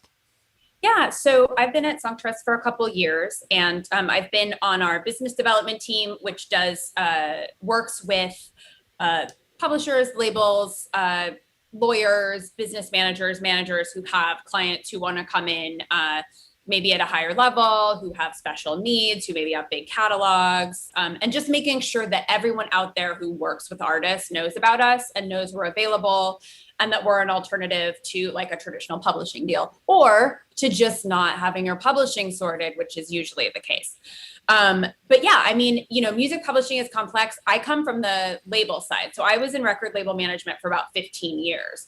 And in my experience, as complex as a label master side world is, it's definitely less so than publishing, but that's kind of what makes what we do so important and makes it important that people educate themselves about their rights as songwriters. Like if you're a producer, if you're a beat maker, if you're a band member who collaborates, if anyone who collaborates in creating songs is a songwriter, you should get songwriting credit. A lot of producers do, some producers don't. It kind of depends on your relationship. But, if you're someone who is participating in the song composition and creative process, whether that's in a studio, whether that's, over laptops on a Zoom like this, whatever, or, you're alone in your bedroom being the 100% songwriter, you are a songwriter. And once those songs are being distributed, once they're on YouTube, once they're being played anywhere, you are earning publishing royalties. And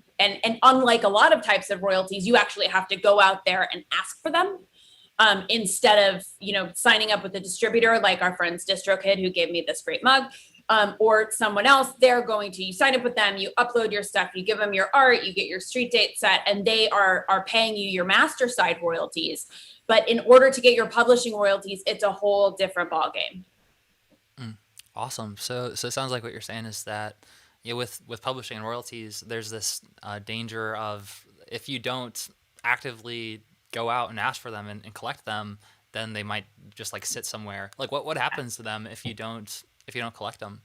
Well, it's the bad news and the good news. So, there's a fantastic organization called the Mechanical Licensing Collective who launched in January of this year. And their they were mandated to be created by the Music Modernization Act of 2018, which basically looked at, the vast majority of music consumption is via streaming. We need to make it easier for people to collect the money that they're owed when their song is being streamed. So the MLC is a mechanical rights organization. And what they do is they do blanket license with all DSPs. So your Apple Music, your Spotify, everyone in the US licenses their music through DSPs, and they have the rights to stream it. And if you sign up with the MLC, or if you sign up with a publishing administrator like Songtrust, you'll be able to collect your mechanical royalties from those streams. And historically, you would have to have a publisher, create your own publishing entity, or in some way be affiliated with a publisher, even to be able to collect them. So that's a big improvement. But I will tell you that when the MLC got their first statement from the DSPs, the DSPs had to say, here's all the money that we haven't been able to find owners for. It was $424 million. So there's almost $500,000 or $500 million of unmatched mechanical, and this is only mechanicals, which is just half of the publishing royalties you get from streaming, out there, that is owed to songwriters who have had their songs streaming in the US. And this is the US only. This is a tremendous amount of money. So what the MLC is doing is they're now, taking the data that they got along with the money, they're, processing it through their catalog, whether their catalog is, they got data from a lot of different places. Songtrust has been working with them on their data enrichment kind of since day one. And they're going to say, okay, what can we match these retroactive royalties to avoid them getting reallocated or unallocated? Once royalties are called unallocated, they go into what, people have historically called the black box. You may have heard of that. And they're, distributed out to big publishers who tend to owe them contractually, at least in part, to their big stars. So if you're someone like a Taylor Swift or someone of that level, your contract with your publisher very likely says, I get this amount of the unallocated royalty distribution that you receive. So if you don't collect your money, people who are so rich and famous that they can make massive demands of the major music publishers are going to get your money, and they don't need it. You need it. So Songtrust is here to make all of that simpler. I mean, and that's just one country, right? That's one country and one royalty type. We have over 60 sources. We cover 98% of the music market. Like, all music is global now. It's all accessible in most places, anywhere there's telecommunication, where there's data available, and that's continuing to grow. So you need to make sure that not only are you collecting in the US if you're based in the US, but you need to be collecting in, Mexico, the biggest growth market for streaming, all through Europe, Africa, Japan, China, everywhere is being affected by the streaming economy. And there's complexity there, but you really need to be proactive in order to be able to collect this stuff. So, what happens to your money if you don't collect it? Someone rich gets it. Man, well, I don't like that. No, I want to collect my money. I also don't. but also, holy cow, what a proposition, like, to be the person who's responsible for going and collecting it from all these different overseas and figuring that all out. Yes. Then enters Songtrust. So I would love to talk a little bit about, like, so what exactly is Songtrust and how does it work? And also I'm curious, like, on how it kind of fits in.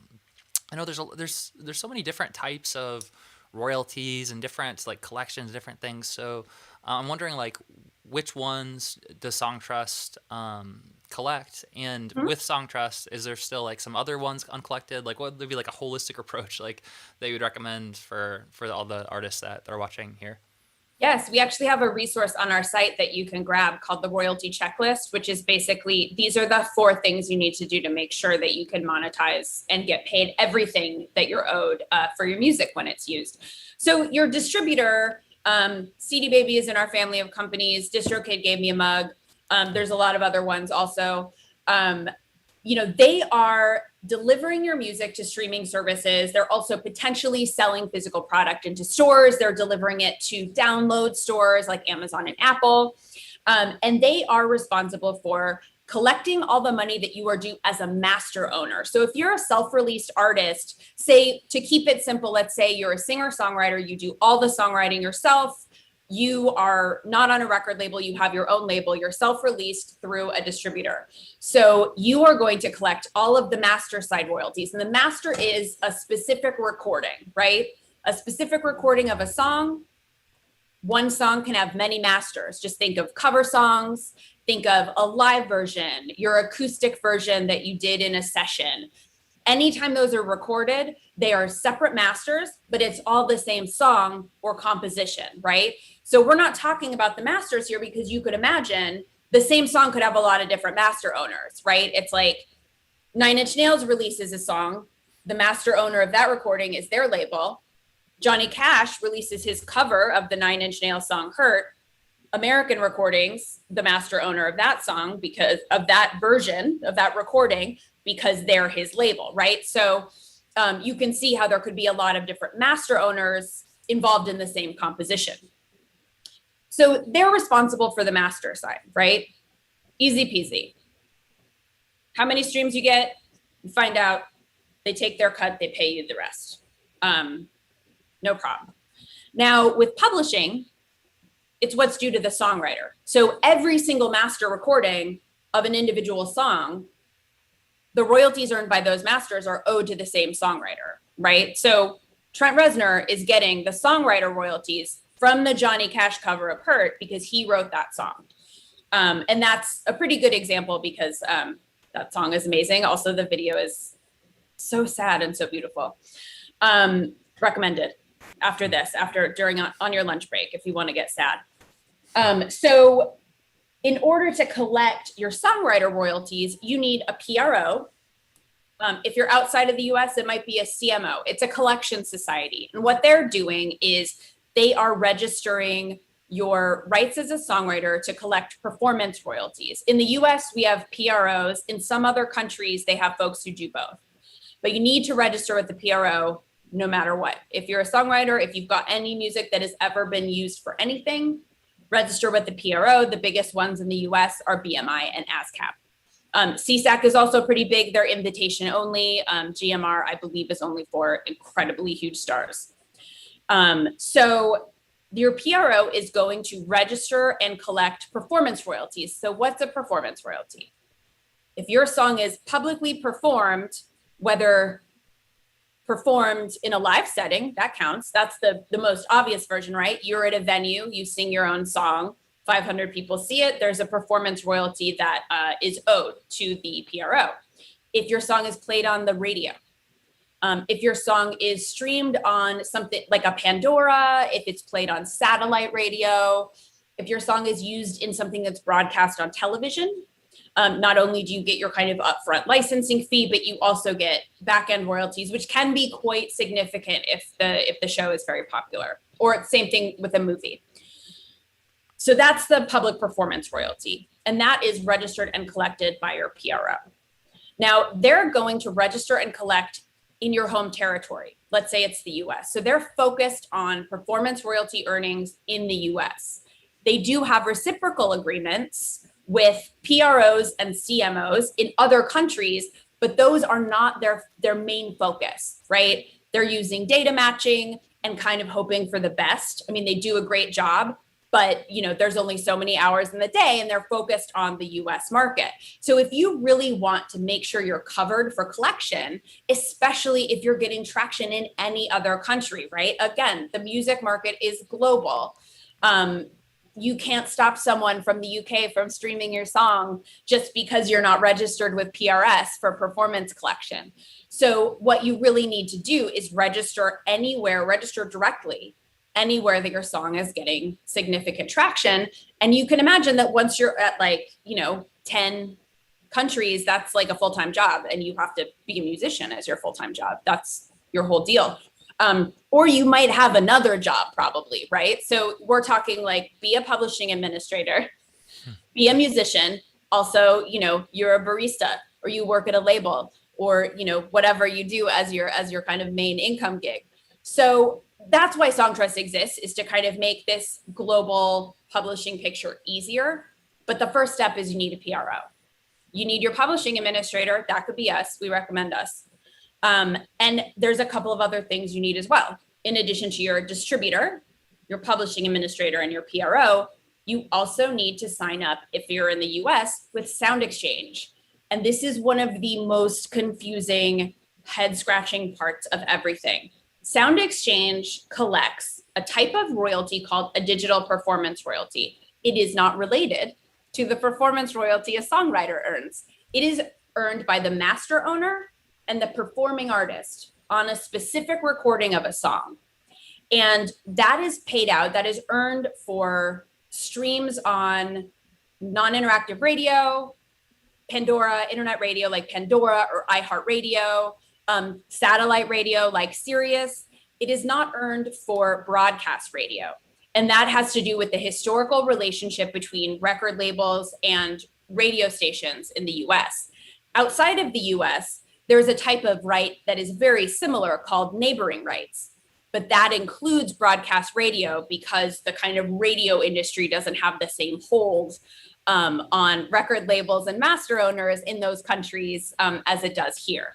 So, they are continually trying to change that, but it never pushes through. So in the US, you need distributor, PRO, BMI or ASCAP probably, Songtrust or some other publishing administrator.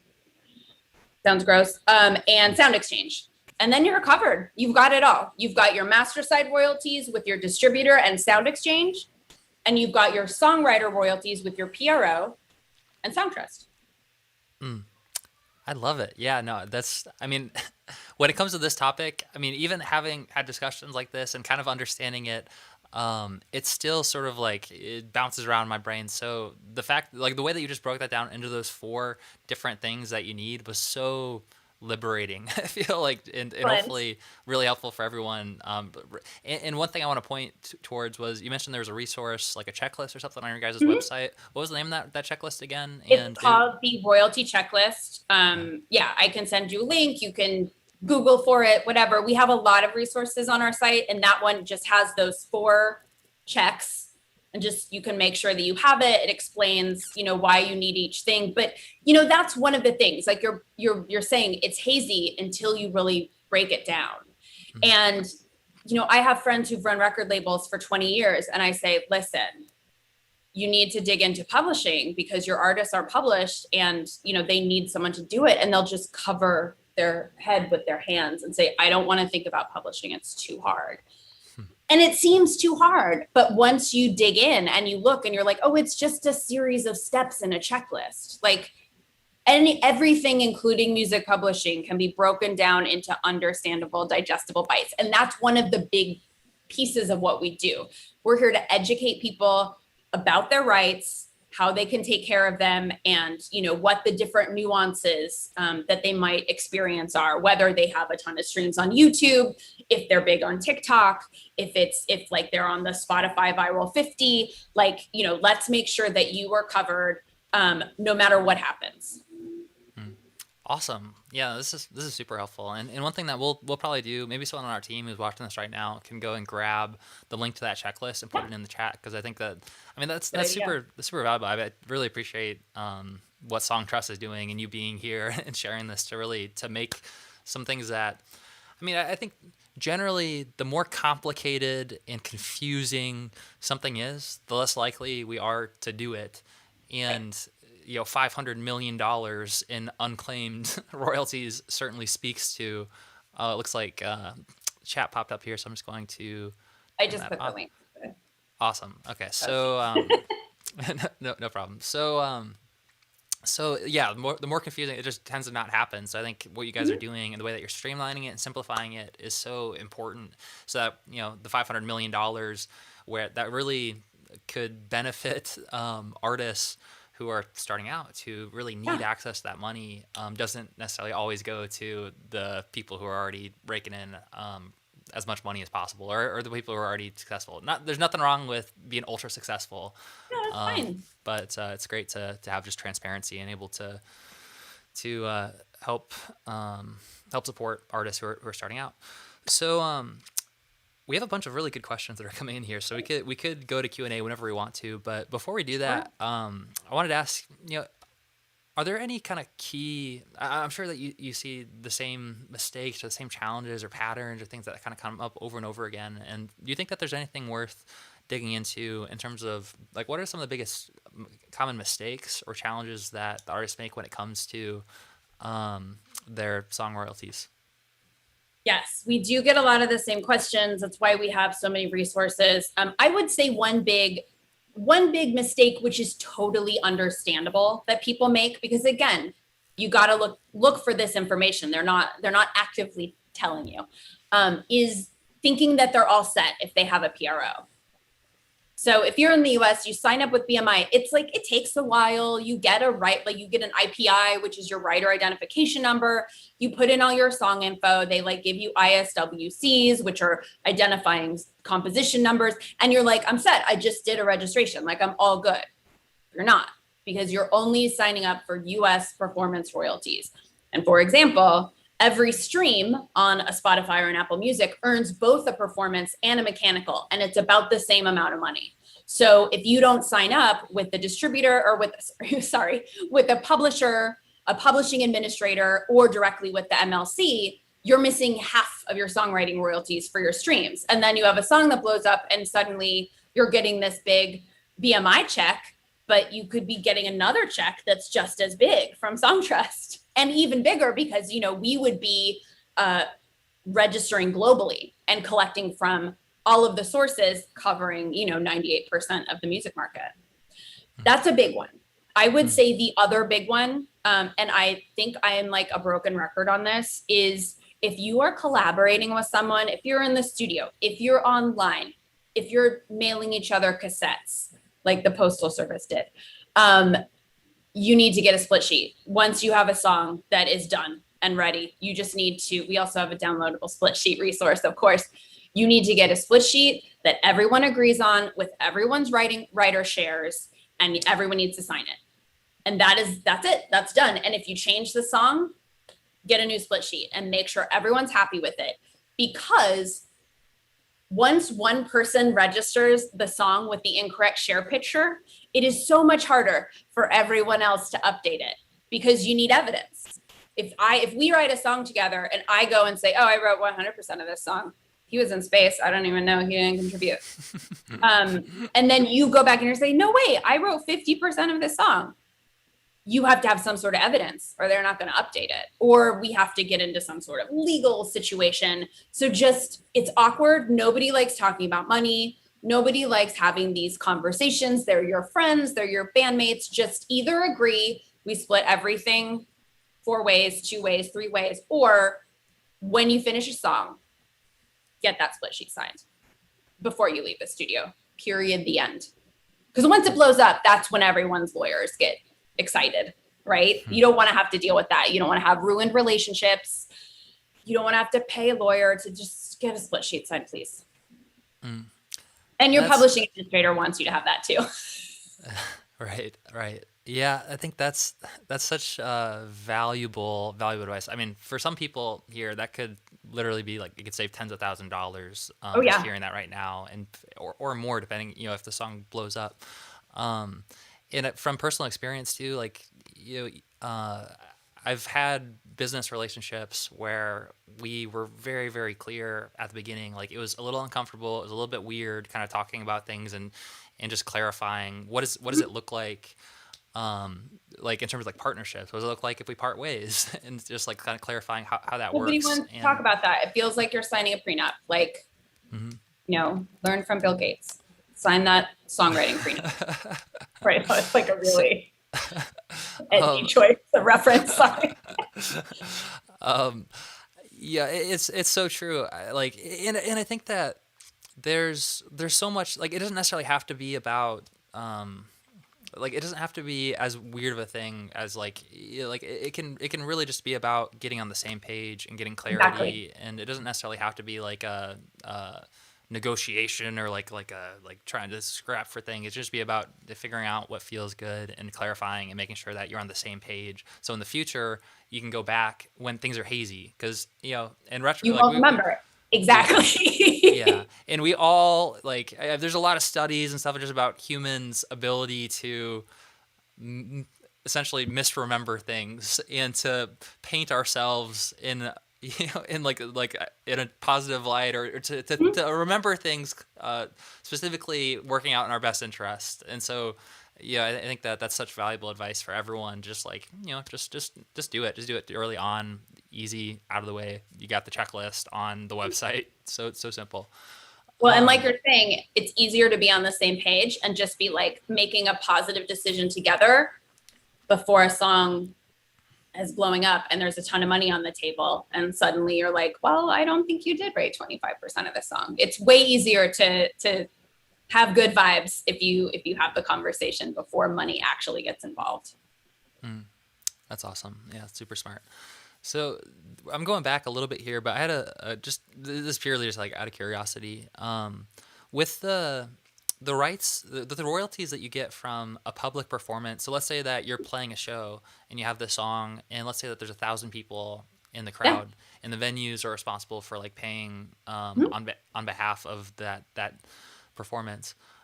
Is there like a set number where it's like per person you need, like you're earning X amount per performance, or like how does that work? There is not. Live performance can be, you will get a statement from your PRO that is like live performance, this date, this place, amount of money. And it will be, like it will end in a 3, it'll be something 73 and 73 cents. And what they do is, live performances, and it's different in every country, just to make it even easier, is every venue pays essentially like a flat rate to BMI, to ASCAP, to CSAC, et cetera.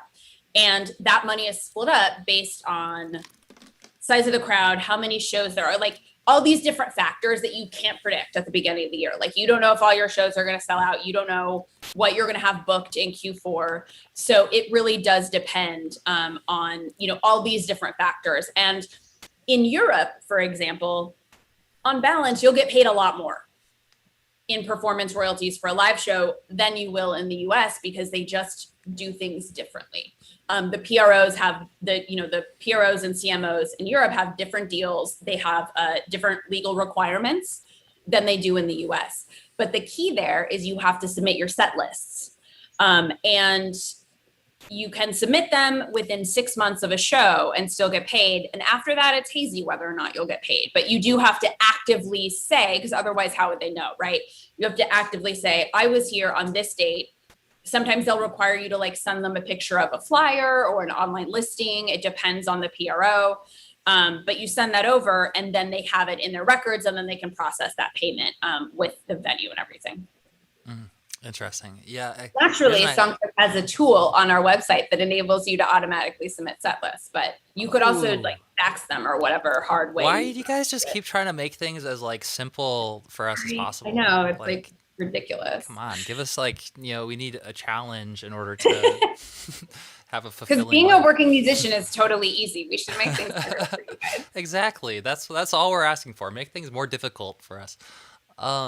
The reason that I asked is I remember with Paradise Fears, we toured a lot, and there was a point where with CSAC, I basically went through and filled in all of our shows and went through that process, talking about like submitting the set list. And there's like a substantial amount of money that came from it. Like we weren't expecting it. If you like, tour a lot, that's big money. Yeah, I think it was like somewhere in the tune of like $5,000 to $10,000 for it, and so it was like we were unexpected. So we're like, oh wow, like awesome. So that's, I was just kind of curious. Yeah, like how does that work? It sounds like it is a little bit confusing the way that they calculate those, but the bottom line is that you guys have a tool that helps with that in terms of the set list, and it is something we want to be proactive about if you're doing a significant amount of touring. Yes, and I would say if you are hiring a tour manager, just make them do it for you every night. There you go. Yep, Grant. That's what we should have had Grant do. Why was I Hands doing out there that? like, Oh man. "Ugh." Grant. I mean, granted. Oh man, that's terrible. I've dad puns. Granted, Grant had he did have his work filled out for him, wrangling up us six boys. But awesome. So, how about? Is there anything else that you feel like we should definitely cover before we go to Q&A, or are you ready I mean, to? we could dig into so many things, but I think let's do Q&A and see where it takes us. All right, awesome. Let's do it. Sean Quixote, nice name, said That's very it, clever. it would be helpful to understand the distinction between entities such as DistroKid, Sound Exchange, Harry Fox Agency, Songtrust, etc. Yes, Yeah, understanding the distinction between those entities. absolutely. So as we talked about on the royalty checklist, DistroKid is not only a purveyor of fine mugs, but they are also a distributor. And so what they're doing is they're sending your music out to be placed on all of these streaming platforms, and then they're collecting your master royalties. So again, those are the royalties that are owed to you as the person who owns this specific recording. So obviously a record label owns the recordings of a lot of different artists. They're the master owner. That's who their distributor is paying, right? And then they pay their artists based on whatever their deals are. Sound Exchange, again, another micro penny source that seems like streaming, that feels like it shouldn't be the same as a master recording situation, but it is. These are tiny digital performance royalties that are earned every time your song is played on Sirius satellite radio, iHeartRadio, Pandora, any internet streaming radio station or satellite station. That's what Sound Exchange is collecting. Those are, again, rights for master owners and performing artists. There's also a teeny percentage that is available for contributing artists. So if you're a studio musician on a song, I think they reserve like 5%. Again, you have to sign up to go get those. That money is sitting there until you say, I own this, give me the money. And again, Songtrust, we are a publishing administrator. We are collecting globally from performance and mechanical sources, as well as microsync, which is like YouTube, TikTok, all over the world. You need Songtrust in addition to a PRO, which is your BMI and your ASCAP. They are collecting your public performance royalties. And we didn't go into this before, but I'm just going to briefly say, to make things more exciting, more complex, public performance includes both a writer share and a publisher share. So if you have a publishing administrator like Songtrust, we're going to collect the publisher share for you, right? But we're also going to register the song globally, so that writer share that's being collected, which you get directly, will also be collected by the PRO, and you will get that as a check directly from BMI or ASCAP or whatever your PRO is. That belongs to you with, no Songtrust commission or no publisher commission. Even if you sign a traditional publishing deal, that writer share still comes directly to you. So your PRO, you've got your publishing administrator, you've got your distributor, which is the first step, really, because there's no streaming money unless your music is out there to stream.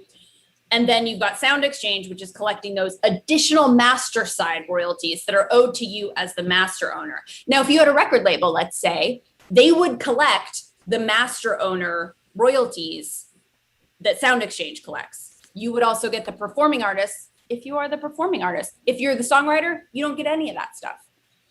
So there are a bunch of different types of rights holders, and the best way to handle it, if you're self-releasing, you get all of them. You mentioned HFA, that's short for Harry Fox Agency. Harry Fox is a mechanical rights organization. So what they do is they, do licenses to people who need mechanical rights. They used to handle, say, Spotify, until the MLC came along. Now the MLC is legally mandated to handle all mechanical licensing for DSP. So that includes Spotify, Apple Music, etc., Tidal, all those guys. But Harry Fox is still doing mechanical license for physical production, other, download stores. Anyone who needs a mechanical license for a song is going to go through Harry Fox, or Music Reports is another mechanical rights organization in the US. If you have a publisher or an administrator, you don't need to sign up with them. they're going to take care of it. They're taking care of Harry Fox. They're taking care of all the sources all over the world on your behalf. But it can get very confusing because it does feel like there are so many places that you need to register just to get started, which is one reason why Songtrust tries to make it really easy by saying, at least for your songwriting royalties, we'll just do it all for you. You know, you can even, if you're not affiliated with the PRO, you can even affiliate directly through our site for no additional charge. We just want to be a one-stop shop for folks to handle all of their rights as a songwriter and make sure that, you know, you get paid. Awesome.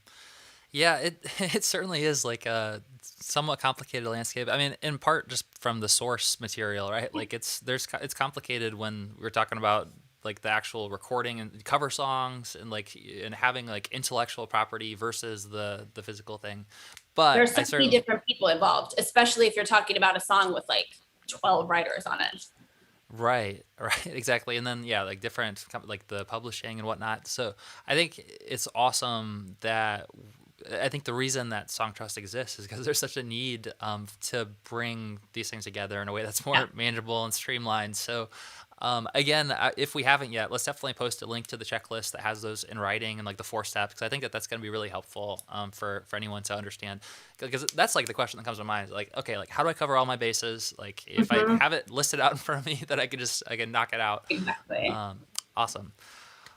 All right, so moving on to some more questions here. I love these names, like a fancy guest. Can you collect royalties retroactively? You sure can. Great question. Yeah, for publishing royalties, you can collect them generally about 2 to 3 years back. Like the Mechanical Licensing Collective, for example, they're mandated to hold that money for 3 years, right? So if you have songs that you know, like you hear $424 million, you know that your publishing is not sorted, you know that you've had streams in the US in the past decade, go right now, either to Songtrust or the MLC and sign up, and there will be money out there for you. I mean, it might be small, it might be big, but it's there, you know, all that money is out there, and you've got 3 years with the MLC to collect it. But usually it's about 2 to 3 years. It's a bit of a moving target because it depends on things like when the quarter ends and when different deals end. But generally, you know, whether it's mechanical royalties or performance royalties or whatever, you know, Songtrust is very focused on retroactive collections because we have so many clients who come on board and they say, oh my gosh, like this song I'm on has 50 million streams and, you know, I have 10%. I was the producer of it. Like, what do I do? It came out 5 years ago. And we're like, well, we're going to go try to get you as much of that money as we can. Cool. So one quick question. So what does MLC stand for again?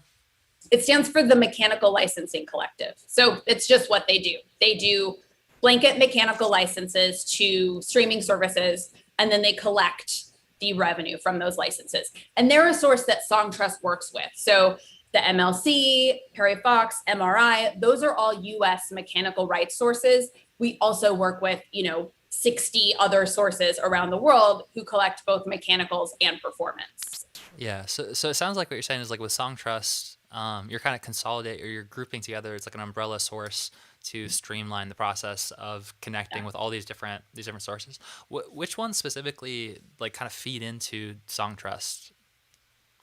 What do you mean? Like a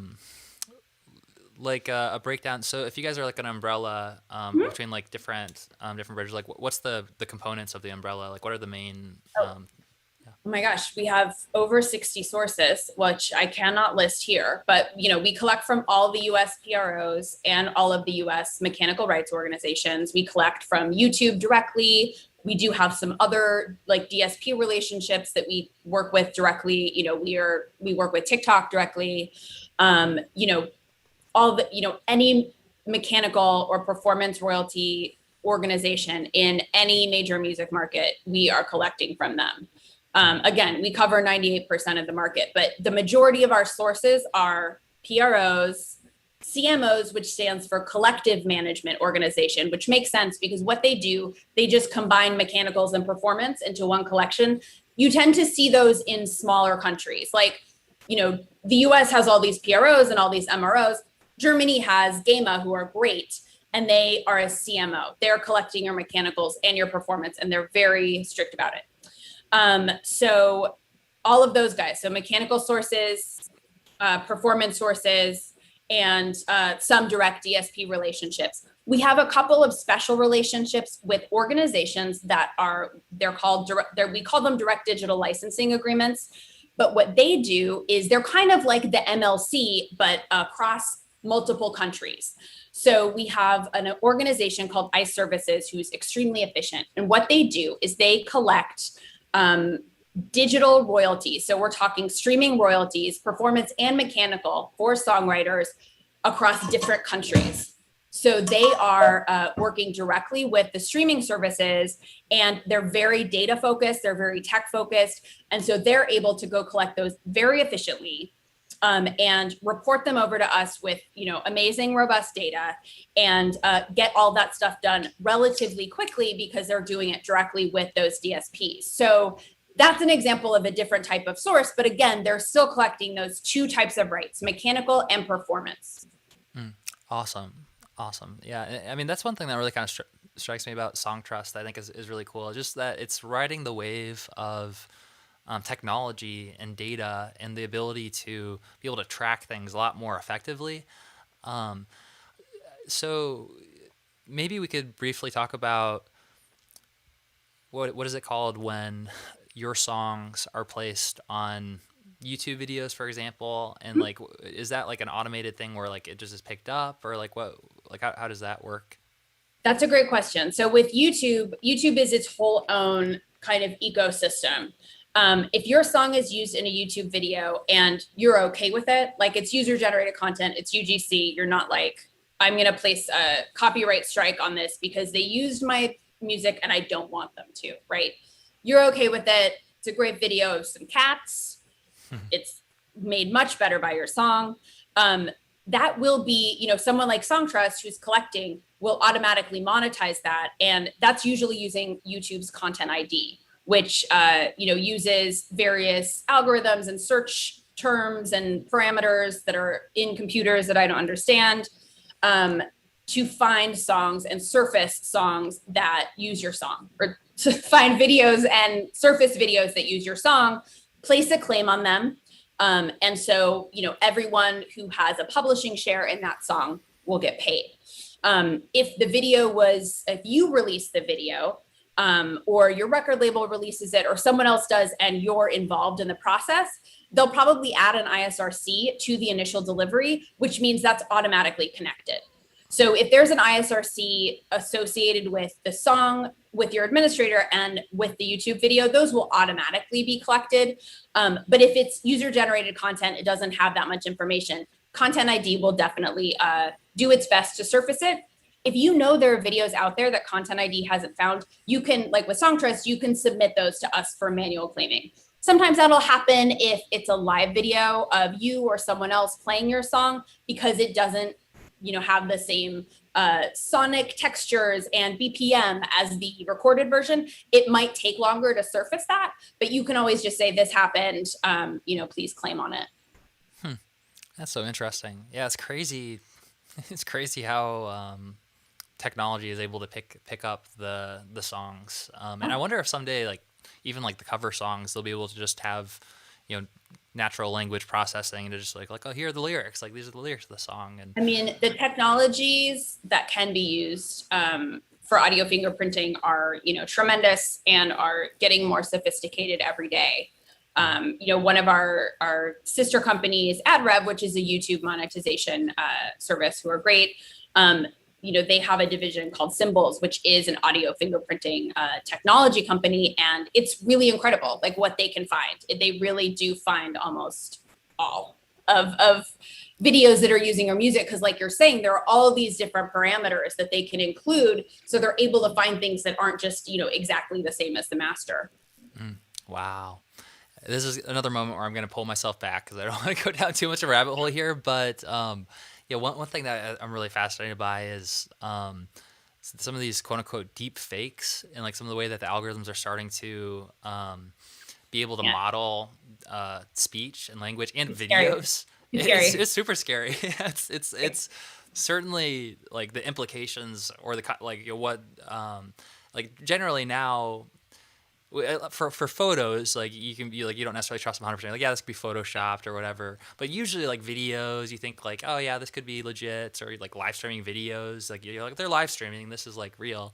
But the ability to create these like, quote unquote deep fakes and literally like have like a video of Barack Obama saying like, hey, I hate America. It's Right. Yeah. definitely something scary. But anyway, so that's why I preface this by saying I'm going to pull myself back Right. because we could go down a rabbit hole. Let's keep going to our next questions. So let's see what we got here.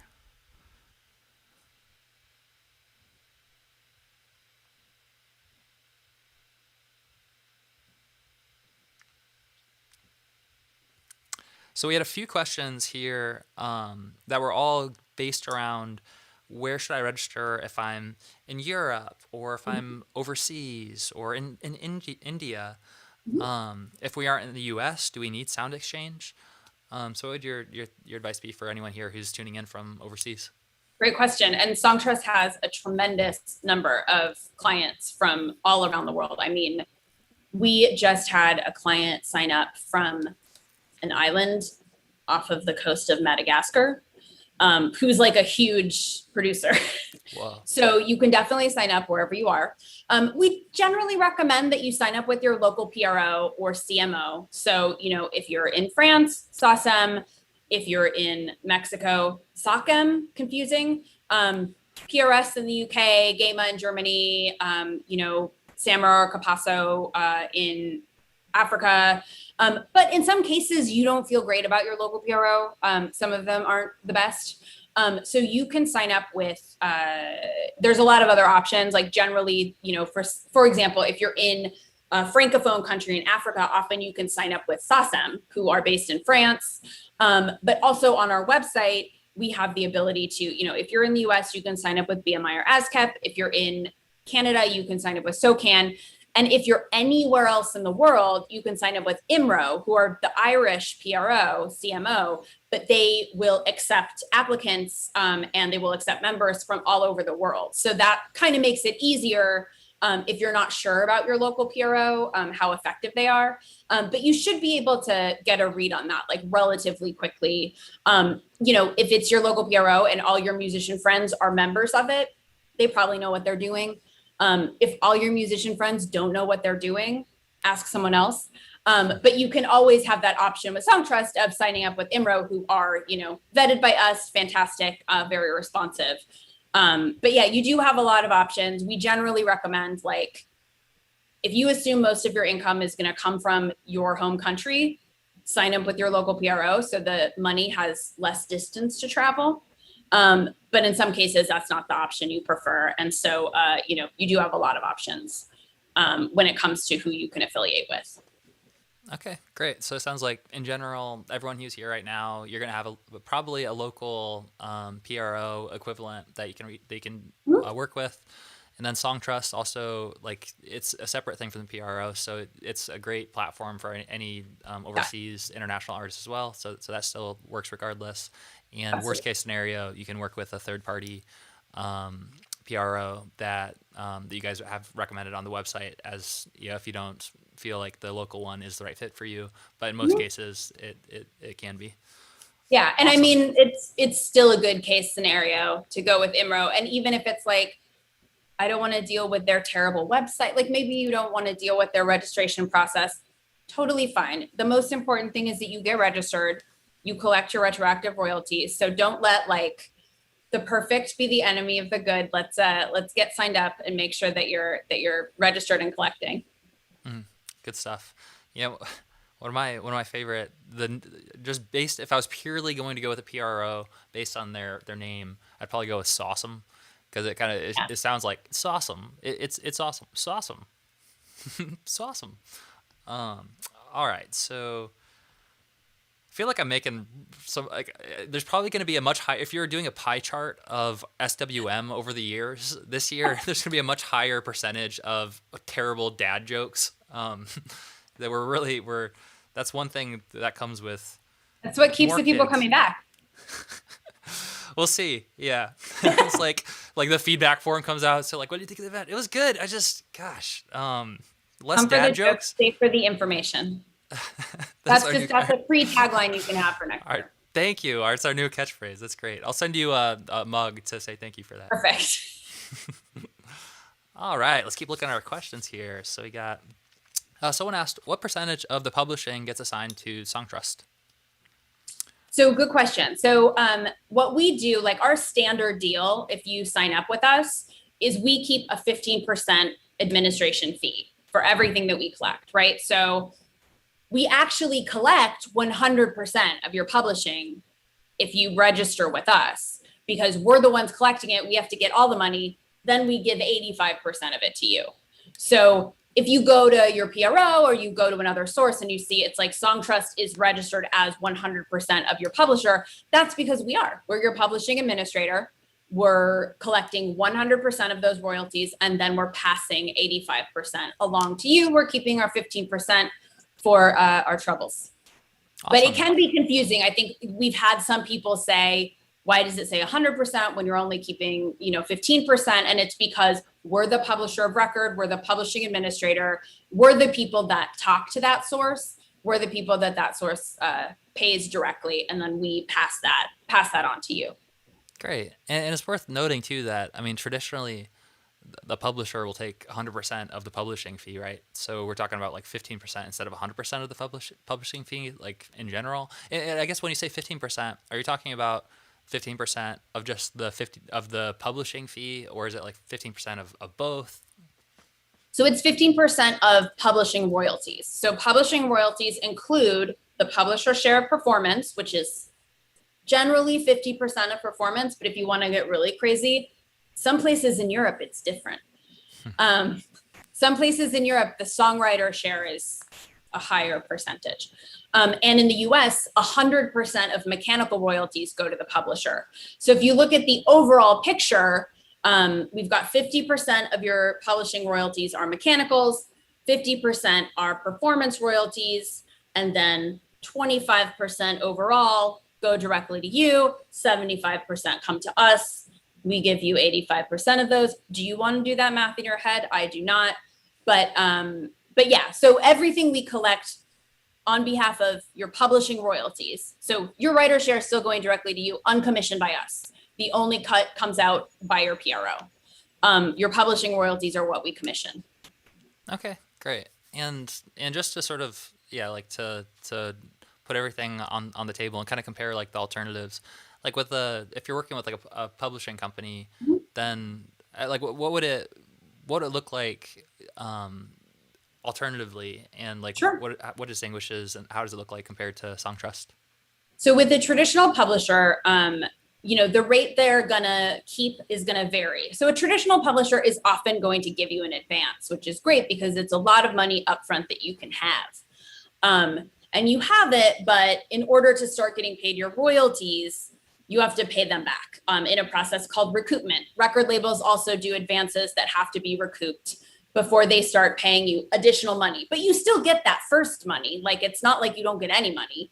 Hopefully it's enough for you to live on while you're, making these records, making this music. And then by the time you're recouped, it's like gone to the top of the charts and you start getting those like big royalty checks every quarter.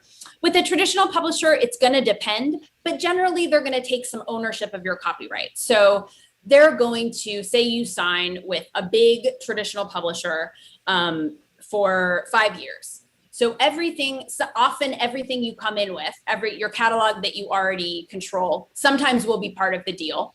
And everything you write in those 5 years, generally they're going to control that copyright for the life of the copyright. And hopefully they're giving you a ton of money. And generally they're going to have, like, if you sign up as a songwriter, they're going to have delivery requirements. So you have to deliver X amount of songs per year, per quarter, and they have to be acceptable. You can't be a rock musician who goes and makes a house music record and deliver it. They might not want it. They might love it, depending on how open-minded they are. So they'll have delivery requirements, but here's what they're doing. In addition to giving you an advance, they're also going to be sending your songs out to superstars to see if they want to sing them. on their next record, right? Do you want this to be your next single, Beyonce? That's a networking connection that I can't make individually. So if that's my aspiration, if I'm that type of songwriter, I'm going to want a publisher on my side, right? And they're also going to be pitching your music for sync opportunities. So that's getting your music in TV and film, in movies, soundtracks, all that stuff. Video games is a huge piece of sync licensing. All that stuff is going to be handled by your publisher's creative department. They'll help you with A&R, like depending on who they are, they might help you with creative direction. They might help you find producers. They might help you find co-writers. That's a really big thing, is like, do you want to co-write with this big writer in your genre? Your publisher is there to help you do that. And obviously, if you're co-writing a song with a big star, it's more likely that that song is going to be big. And then, you still have 50%. Hopefully you sign the split sheet before you left the studio. You have 50% of a big song and everybody wins, right? So traditional publishers take a lot more ownership. And they're going to probably keep 25 or 50% of your administration royalties, as well as sync license fees. But they're also, if they're doing their job, they're working for it, right? So it's kind of up to you. If that's what you want and you've got offers from traditional publishers on the table and they're like, here's $1 million, plus here's our plan for marketing you as a songwriter, and you think it sounds great, then yeah, that's a great opportunity. If you like the people and you feel confident and your lawyer says the contract looks good, please have a lawyer look at your contract anytime you're signing anything. But if you are saying, I want to handle my own creative, I'm not really interested in co-writing or collaborating. I'm not sending my songs out to big stars to be sung. I'm singing my songs, or I'm part of a group and we've got this all sorted. I want to keep more of my money. I don't want to give up any of my copyright ownership.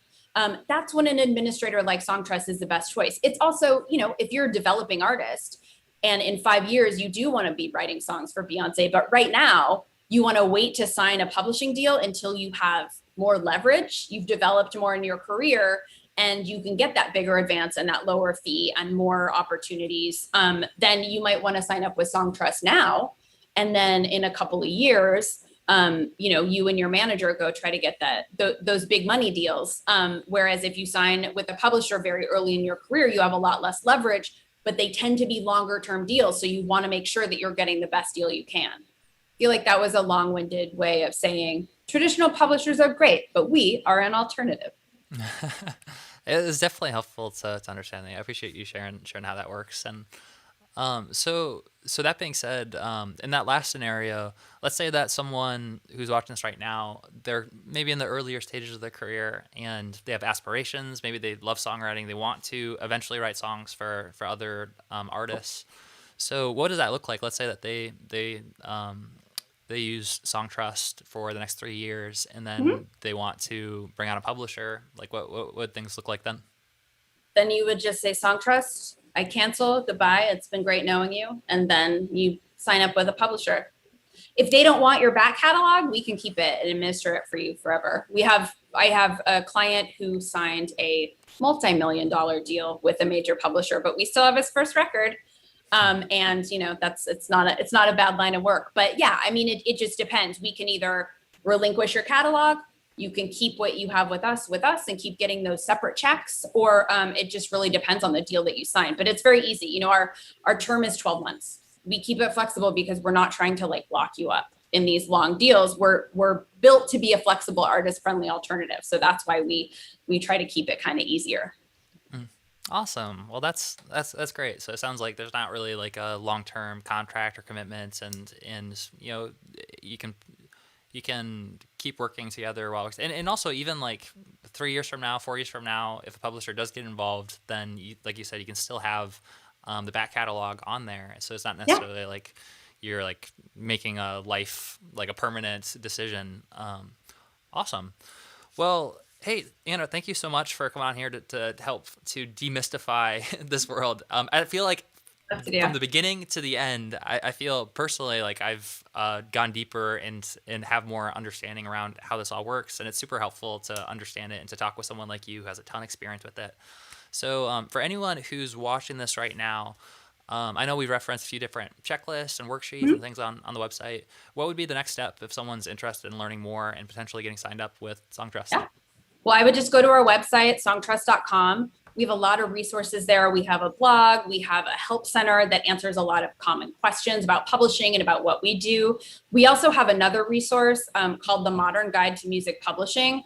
It is a like 40-page PDF download that you can get on our site that really has a lot of diagrams that kind of goes from the very basics, those two halves of a song, the master and the song, the master and the composition, into kind of the global picture, what YouTube looks like. It goes really from the basics into more complex understanding. But seeing all of that in a logical progression can really help you understand your rights a lot more. I have a friend who's a manager who said, I wish I had had this 15 years ago. I mean, so it can be very useful, and it'll make you feel more empowered to make decisions because you've got the knowledge. They can't tell you stuff that's not true because you can say, no, right here on page 24 of the Modern Guide to Music Publishing, I beg to differ. So I would highly recommend checking that out. If you are anyone who is a songwriter, has any sort of rights in songs, that's a great resource too. Cool. Fantastic. Yeah. And it's so great too, having like what you guys are doing in terms of, like we talked about at the beginning, things change so quickly, and just keeping track of it. Even something that we talked about last year or 3 or 5 years ago, then in 2018, it sounds like there's a big transition. And so it's super helpful to know that we can go to the website and be like, okay, here's the most up-to-date thing right now. Awesome. So I highly encourage anyone who's listening to this right now who this has resonated with or hasn't really figured this stuff out yet, go check out the resources, Songtrust. I've always had amazing conversations with you and the organization. I think Songtrust itself, in the very name, is like there's a lot of authenticity and kind of transparency. I think is one of your guys' values, where it's super important when there's things that are really complicated like this, and they can kind of tend to go under the surface. Easy for not so good of things to creep up. So really appreciate what you guys are doing. Thanks for being a part of this. And for anyone who's watching this right now and is looking forward to the next speaker, what we're going to do is we're going to take a slightly longer break. So we're going to come back at 1 p.m. Eastern, so about half an hour from now. And this will be a lunch break. I know for some people on the West Coast, it's going to be about like 10 a.m., so it might be a little bit early. We'll have other kind of bit shorter breaks where you can have some lunch if you are on the West Coast. But we will be back here at 1 o'clock p.m. Eastern, about half an hour, and we will be talking with Rick. Oh, actually, so Rick Barker. I should probably do a quick introduction because he's the man. He's the man, the legend, the one and only Rick Barker. He is the manager who helped launch the career of Taylor Swift. He's just like Graham, like someone I've known from the beginning when we first started Modern Musician, and really just one of the best human beings that I know, and very, very knowledgeable when it comes to the social media landscape. He did it for American Idol, where he was really the guy who was in charge of social media for all the artists that were on there.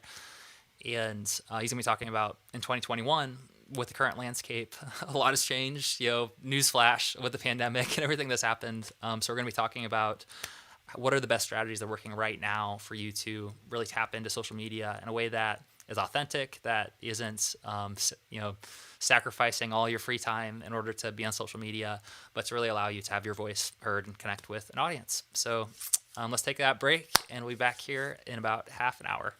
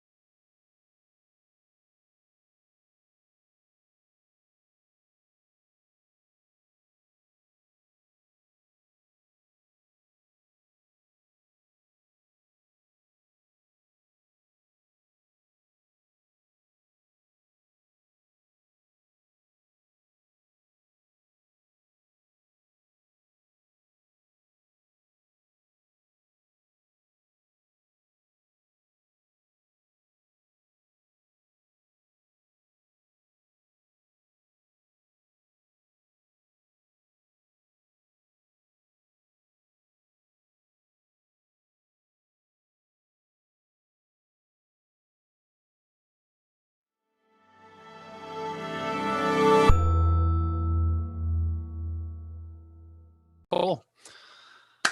All right. So I'm here with my friend Rick Barker. He is the CEO of Music Industry Blueprint, former manager of Taylor Swift, social media ninja, also called the Gary Vee of the music industry. I've interviewed him a few times by now. So it's really bringing him back on every single time we talk. I'm like, there's like another gold nugget of wisdom that falls so we're really excited to bring him back on right now in particular, because right now is a difficult time for musicians due to the global pandemic, and more people than ever are starting to turn to some of the tools that have been available for a while, but have been underutilized with social media and using the internet to reach your fan base. And so really, Rick Barker has a huge amount of experience and credibility when it comes to social media in particular. And so I'm excited to talk with him today and just kind of share some of the things that he sees working best right now, starting 2021. So Rick, thanks again for taking the time to be here for another interview. No, I appreciate you being here. Recently had a chance to finally meet you in person. It feels like, I mean, our relationship has been a couple of years now. I mean, I think from the very first summit that you've done, and we've just kind of watched each other's businesses grow, and we bounce ideas off of each other. And it was fun sitting down that night and meeting you and Greg for the first time. And I've been able to send some work to your producer, by the way, who I met that night, because it's all about networking. We did our social distancing networking at Peg Leg Porker. And an interesting story is, as this is a cool little barbecue spot here in Nashville. I didn't realize Michael was as tall as he is. So he had to sit at the end of the table because of his big ass legs. And this dude walks up and he doesn't approach any of us, but he seems to just hone right in on Michael and goes in and asks Michael to, at first I couldn't tell what the guy was asking. He was kind of mumbling a little bit. So the first lesson in life: if you know what you want, ask clearly. So then once Michael got him to speak clearly, the guy was hungry. So Michael offered to give him the rest of his food. And Michael had a good little plate of ribs there. There was some really good, some really good dry rubbed, really good ribs.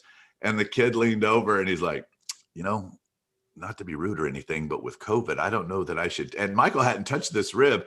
So the guy ends up talking Michael into buying him a full plate of dinner. So Michael went in, bought this guy a full plate of dinner, and the guy came out and was very gracious and very thankful and things like that. And we sat there and we used that. One, as it was great that Michael did that.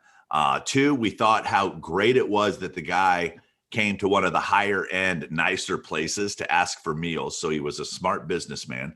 And once he got his clarity and his confidence up, he was able to get the result that he wanted, which was a meal from Michael. And he took it to go. He didn't even ask to join us. He got it in his bag and he left. So it's lessons like that we see that happen in real life that I always try to go back and dissect. What worked? What didn't work? What could have been done different? And that's how I feel with social media and the internet right now. Is what used to work isn't working anymore. What was a trend a year ago isn't a trend now. What was the cool thing to do and all the kids were doing it has now oversaturated the market. So we shouldn't be doing it. So that's kind of what I was looking at the end of 2020, is what was I going to change in my own business first? See, one of the things that I hope you realize when listening to podcasts like this is that Michael and I are not just teachers, we're also practitioners. These are things that we also apply in our own business. When I teach you a strategy, I usually teach it after I've failed at it a couple times before I bring it to you and say, okay, this is what I did wrong. This is what I did right. And now I want to share that. That's kind of the same thing with Michael and his business. And those are the ideas that we bounce off of each other. And I want to highly encourage all of you to get your own little ecosystem of other artists that you could say, hey, what's working for you? What's not working for you? What can we try? I mean, I brought my Facebook ads manager to Michael because he's like, hey, I'm seeing you pop up everywhere. I'm like, dude, meet this guy because they're killing it for me. So when we share with you these things, this isn't just us pulling stuff out of the air and say, oh, we read an article about this, you should try this. These are all things that we're trying, have tried, or are currently doing in our business. Mm. Yeah, that's so good. Yeah, I use this analogy a lot of that what we're doing right now in a lot of ways, catching like the current trends is like being surfers and like catching a wave. And a lot of people are trying to catch a wave that's already passed, a few months, like it's even a year ago at this point. It's growing so quickly that's like, if you try to spend all this energy trying to catch up to a wave that someone else was able to catch, then you don't necessarily, that doesn't mean that, it's still a good opportunity. But if you really kind of look at what's trending right now, or what are the upcoming waves and you swim along with them and you do catch them, you can get a lot of momentum doing it. So I think that that's so important, is to have the perspective to kind of see around you what's happening right now. What are the current waves that are crushing or cresting? And I think that's one of the major benefits that everyone that's listening or watching this right now is going to have, learning from you, and why it's really important to kind of be on the cutting edge of what's happening right now. Well, one of the things that I think that's going to be super important, at least for me this year, and I watched it. I, by the way, had my best year ever in 2020 because I had already been online. I had already established myself online. I had already been known as the guy who has this online. It wasn't that I tried to catch a wave that, holy crud, everybody's at home right now and they're in front of their computer. We've been teaching people on computers and doing this for the last 3 years. Somebody said to me, they're like, Rick, what is it that you do? I said, well, now I know it has a word for it. It's called social distancing. I've been teaching people on Zoom for a long time, and now the whole world is doing this. So what I'm going to encourage the artists that I work with, everyone that I meet, you, all the guys in our inner circle, is this year I'm going to be spending more time on the relationships that I've already invested in getting into my ecosystem. And I'm going to have automation bringing people into my ecosystem. So what I mean by that is that because I already had a list, because I already had a group of people that I had a relationship with, it was much easier for me to present an offer this year than it was if I had to spend the whole year trying to indoctrinate the next new person that I came in. I think sometimes as artists, when we chase the newest thing, and Michael and I are both creatives, and he's also an artist because he is a musician as well. Last year, I chased YouTube. I'll give you a real good example. I met someone at a conference. They're like, dude, you'd kill it on YouTube. I had like 4,000 subscribers at the time. I put up a video once every 3 months. And they're like, no, you need to buy this course. So I spent $6,000, got the coaching course from Sonny Lenarduzzi, who I absolutely love. I did everything the way Sonny said to do it. But guess what? There were other people doing it the exact same way as well. I was bringing zero value to YouTube, but I was spending 4 hours a week getting everything together, from my assistant driving to my house. We shoot the videos, we edit the videos, we end up on YouTube. I throw it up on YouTube, and I couldn't use the content anywhere else in its form because it was hit the notification button. So I did everything that I was coached to do to make that thing successful. It went from 4,000 up to 11,000 subscribers. My best video had over 100,000 views. Unfortunately, it was because I was telling some Taylor Swift stories after an article came out. Those aren't my clients, but they love the stories about Taylor. And if I got them every now and then, I have to share them. So at the end of the time when we sat down and we looked at it, we're like, how much new business or how many new relationships did I actually make from the 4 hours that we put into this?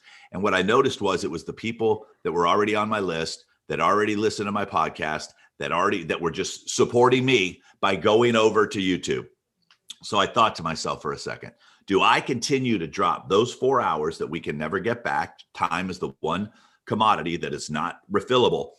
Or do I take my part of that 4 hours, which was about an hour and a half, and do I go love on people that are already in my world and strengthen that relationship with voice messages into their Instagram or liking and commenting on some of those pictures? So that's the choice that I made this year, was to abandon YouTube in that way. I will still put up content, but it's not a prime focus for me because I didn't see it move the needle. So ask yourself, where did you spend a lot of time last year that you didn't see the results? Was it chasing playlist? Was it It wasn't touring.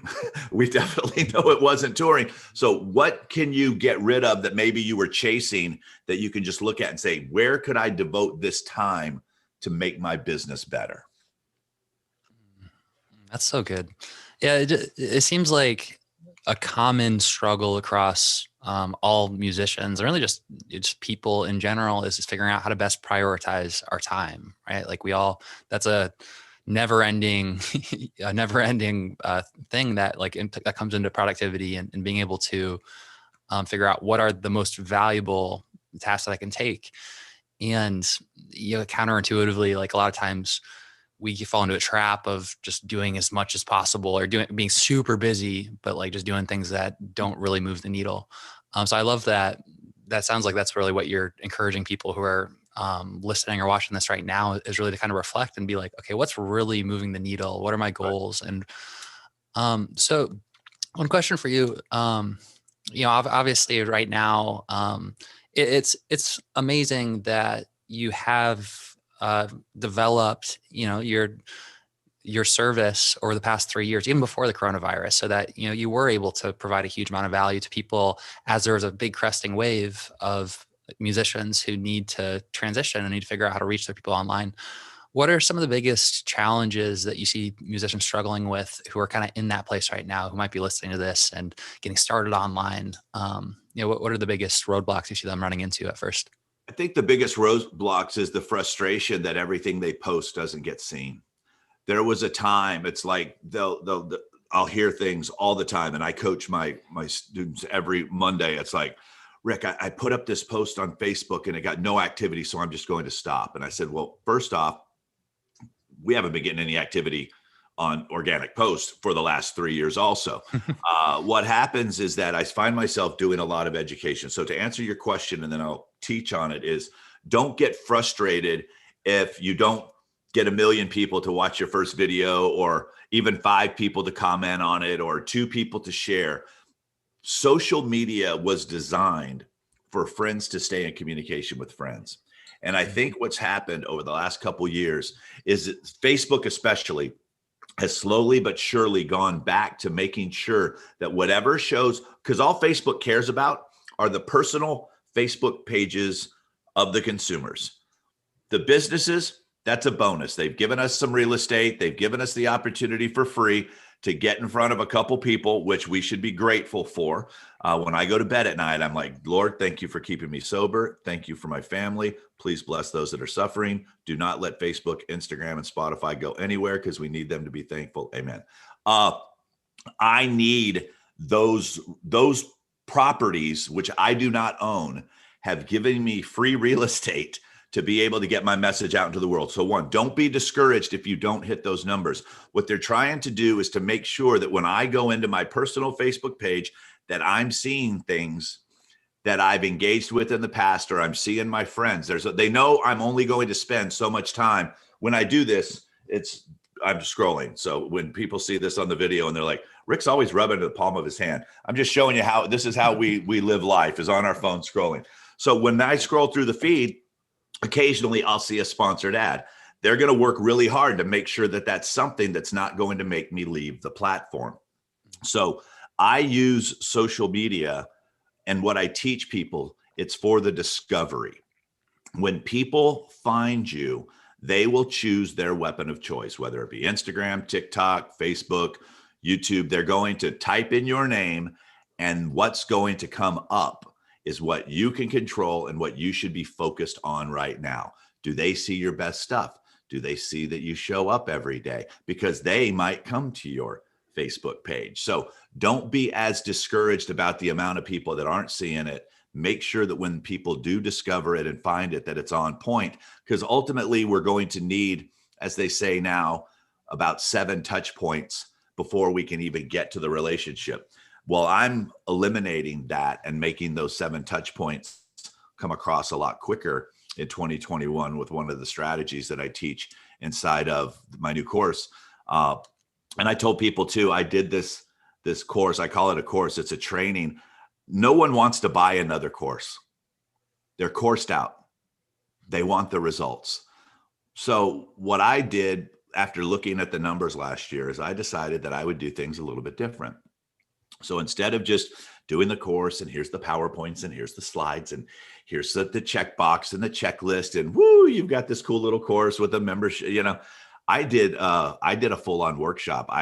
Taught my best practices in front of a live audience on Zoom I gave my current clients a chance to pre-order the course, and we went in, and just the Instagram section alone is over an hour where we're on the computer. I'm answering questions and things like that. And one of the things that I've decided this year for me, my business, and for what I'm teaching is I'm all in on Instagram right now. That's where I'm going to spend the majority of my time. I will schedule things on Facebook. I will schedule things on Twitter. I am doing, matter of fact, if you guys want to follow me on TikTok at Rick Barker Music, I have committed to 365 days of TikTok, where every day. And what I did, so I met this guy.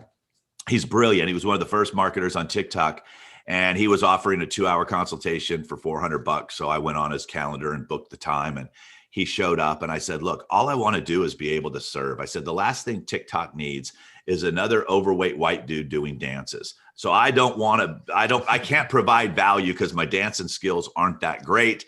And I can't throw up the clothes and they come on, all the stuff that you see on TikTok. I said, but if I can teach and I can provide value, I will commit to showing up every day. So he gave me this cool strategy of taking topics and breaking them up into 1 minute, and then to say, hey, and if you want to see the whole conversation, head over to my IGTV. And I'm like, oh, brilliant. So I've got, part 1 of 5, or you can go watch the whole 5 minutes. He said, that's how you can then help grow your Instagram. So I'm like, I told him, I said, dude, that was worth the whole $400 right there. And that happened within the first 10 minutes of that conversation. Once again, the power of buying time of people who are smarter than you that can help you get to where you want to go. So I'll be doing the 365 days on TikTok.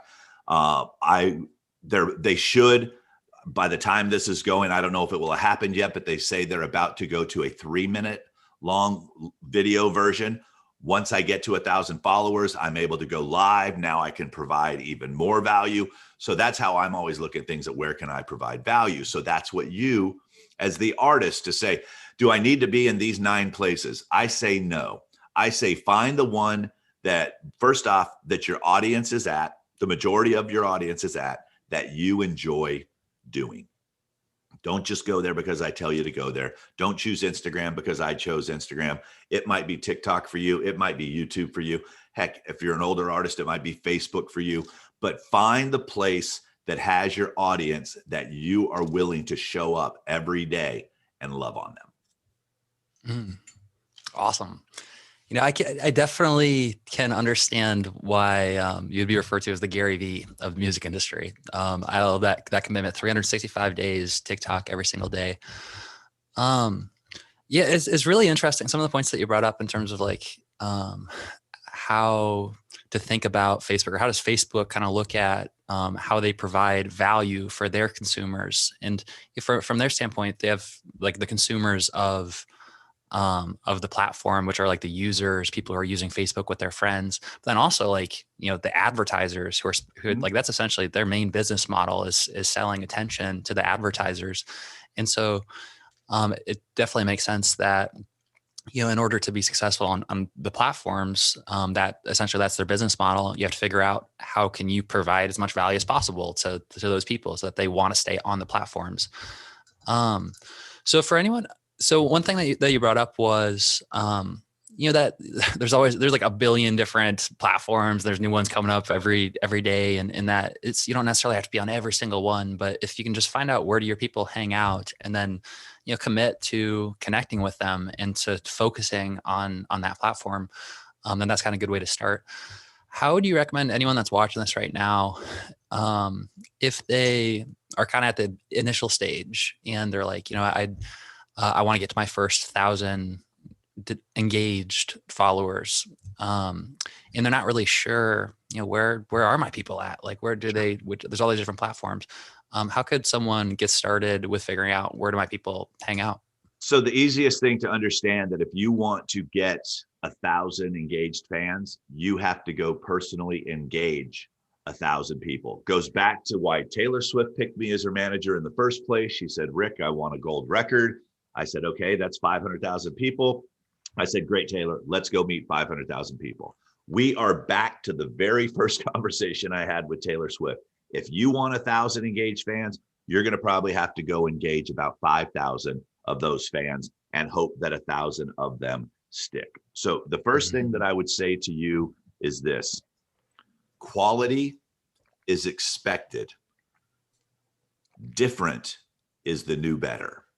Okay, so quality is expected. Different is the new better. If your music is not up to par, don't try building engaged fans until you get the music right first. So that is step number one. Quality music. It's non-negotiable. If it's not there yet, focus on that first.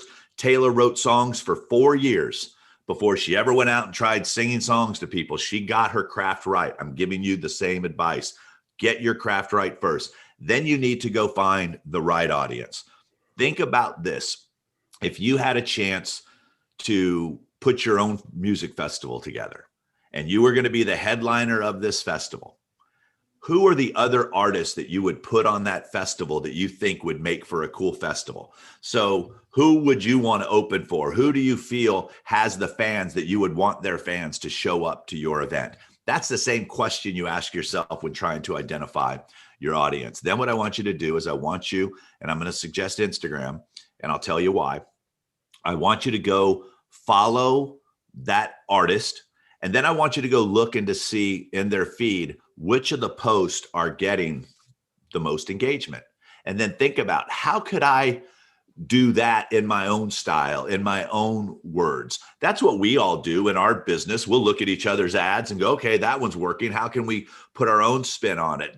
We're in a business of plagiarism. There's only the same few chords and the same few words. We all just mix them up and put them in different orders to make things. So go take a look at what someone else is doing. So once you have that figured out, then I want you to go in and see the people that are commenting. When you see the people that are commenting and you see a comment you like, you go, dude, I would like that person to be at my show. I would love that person. Follow them. And then that's it. Just follow them. But make sure that when they follow you back and they get to your Instagram bio, that it says who you are, what kind of music you play, and there's a link for them to hear your music. I don't care if you love puppies. I don't care if you like long walks on the beach. That tells me nothing about your music and whether I should follow you or not. So make sure that you identify the style of music, what you're about. You can show some personalities after you've done that. But I've just seen some artists I'll follow and it'll just say, lover of butterflies. No link to the music, no nothing. That gave me no reason to want to follow them back, because one thing you need to remember is Instagram is the platform that limits the amount of people that you can follow. So are you followable? Followable. I'm going to try that one a couple times.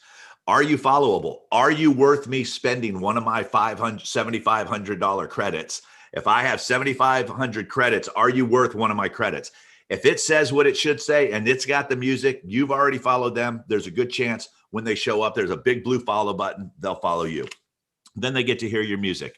Then after they follow you back, I then want you to go and leave them, direct message them, hit the microphone button. And in your words, I want you to say, thank you so much for the follow. Just curious, I notice you're a fan of the Mike Walker Band. What's your favorite Mike Walker Band song?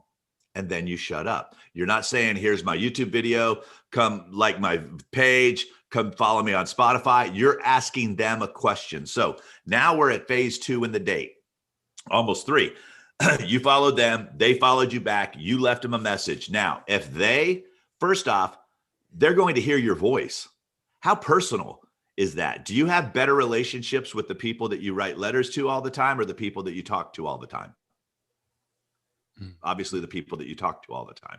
So now they hear your voice. Now they come back, says, oh my God, my favorite song is, the Execution song behind me. If you guys aren't watching this, I have poster that says execution. It's a noun, and it just says stop talking and put in the work. But the execution song, that song inspired my band to write this song. Would you ever be interested in hearing music from our band? After you've talked to them a couple times, do you think they're going to go, no, dude, I would never want to hear music from your band? No, they're going to say, sure, of course.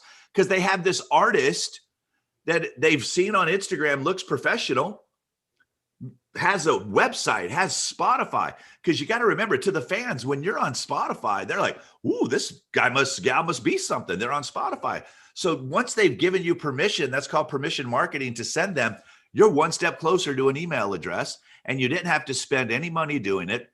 You spent a little bit of time, but when you think about it, it takes you about 5 seconds to say the sentences that I just told you to say on Instagram. So that's the strategy that I'm employing with my own business. That's where I'm going to take that hour and a half every week that I was putting on YouTube videos. It's going to be me loving on people that come into my world, getting them one step closer to say, you know what? I like that guy. I'm going to definitely go check out his free training. And then in the free training, I now have the opportunity, and I have to work to make them an offer. It's no different when they finally give you their email address and you get them to someplace. Now you have the opportunity at some point to present an offer, whether it be a community you've started, a t-shirt, a hat, an online show, ticket, whatever the case may be. Is like, I'm doing things this year that aren't scalable. That means that I can't automate it, but I would rather be profitable than scalable. So good. Yeah, so good. And so many of the things that you're describing too are 100% in line with what we seeing working best right now. And not just like right now, but just like in the history of mankind and business and marketing, right? It's just about finding the people who are most likely to get value from what you offer and connecting with them, building a relationship, and then making an offer. Stop chasing everyone. Get focused. So good. So to kind of quickly recap. So it sounds like if someone's listening to this right now, really the steps are, one, I love that way of describing it too, of, you're putting together a festival, and you want to invite, you're going to headline it, you want to invite, 10 other artists. That's such a great starting point. And then, and then finding out where are those people active on social media, Googling where they active on social media, or starting with Instagram, because Instagram seems like one of the best platforms right now for like organic connection. Well, it's the only one that will allow you direct contact with your consumer, because it used to be Facebook. 2 years ago, the only place I'll be is Facebook. Why? Because when people like my page or engage with an ad, I can pop them up. I can invite them to like my page. That option got taken away. So now I don't even have that option. So I'm not even sending people, I'm not even doing like campaigns anymore for my Facebook page, because I don't care if they like it. I care when they show up, if I can get them to someplace I can talk to them and love on them. So that's why I choose Instagram, because it's the only platform today, as we are talking, and that could change, that lets me go direct to consumer without any roadblocks. Yeah, that's so good. And so basically next step is to follow those artists on those social media platforms. Instagram specifically is a great platform for being able to directly connect with your fans, and then really see what kinds of things they're posting, use that as a reference so that you can figure out what things get the most engagement. And, and I think that I've heard this like quote unquote viral formula that they found scientifically that works best for viral content is like that it has some sort of aspect of familiar to it, then has some sort of aspect of unique to it. Yes. And so like the familiar part, that kind of locks in with the grooves of the way that our brains think already, but then it kind of diverts off this unique path and it kind of does something unexpected. It's like, oh, cool. And it tweaks things in an interesting way. And so it sounds like what you're saying is that doing that practice of following those artists, seeing what they engage most, helps you kind of lock in the familiar part of it, or the part that really resonates with a lot of people. But then the unique part of it is ultimately what you offer, who you are, expressing yourself, and doing something unique, doing something that's different. And so that's a good kind of way to model your own content. And from there, just like following those artists and seeing who's engaging with the post, seeing the people who have the best comments is a great way to find those people that you want to have come out to your shows. So you follow them, and when they follow you back, then you have an opportunity to actually reach out and connect with them personally. So you actually record. We're asking them to do things for complete strangers. So I'm just trying to use the path of least resistance to get that familiarity. So that's what you said was a great point. It's like if they've already seen your name in the threads, leaving your own comments before you even follow them too, could be smart. What you want to become this year is a detective. So you go to Spotify, you pop up an artist, and then you see all the other familiar artists. Start identifying, go follow them, see what their bios look like. Go follow them on their socials. It's like, just become a detective. And it's no different. So inside the marketing world, we have what's called our Dream 100. So our Dream 100 is who already has our clients. So Michael and I are on each other's Dream 100 list, because my audience, I've made Michael familiar with my audience. He's made me familiar with his audience. Our clients buy trainings and they hire coaches and things like that. So we share the same audience, but we teach from two different perspectives. So there's a reason why every month we're sending money to each other, because our audiences are on the same mission. They have the same interest. They're just learning from a different phase. The same way that one music fan just doesn't have one artist on their player. They have a bunch of different artists, because those artists all give them a certain type of emotion. So when your Dream 100 would be list 100 artists that you think have both major artists, independent artists, and then you start doing your detective work to go engage with those 5,000 people to ultimately get 1,000 people that you put into a private Facebook community that you've gone and loved on, that every month you do a 40 for 40. We just did that. So I had clients, we were selling 40 tickets for $40, and we were using Zoom, which was free, where you can get up to 100 people for 45 minutes for free. So they were doing the 40 for 40. So $40, 40 tickets for a 40-minute show. We created a small little merch bundle. And because they had this community of people that they loved on, they sold out real fast. So then you can do the 50 for 50 and the 60 or whatever little gimmick that you want to come up with. But the point is we took them from the ocean, and then we put them onto a yacht. And then from the yacht, we took them down to a dinghy, so it's like, here's the ocean. We put all the people that want to be saved on this one boat. They all have the same thing in common. Then the boat, we took it to a smaller boat, and then we took it to a smaller boat. And the one thing you should understand is the smaller the boat gets, the higher the engagement and the more you can charge. Just know that from an artist, when there's scarcity and there's not a lot of it, and you can go in and love on people, you get to charge more money at that point. Okay. It's the same thing. There's only a limited number of Ferraris that are made every year, and there's a waiting list for those Ferraris, but you can buy a Volkswagen all day. No, not knocking a Volkswagen, just an analogy that I'm using right now. So as you get smaller and there's less, don't be afraid as an artist to charge more.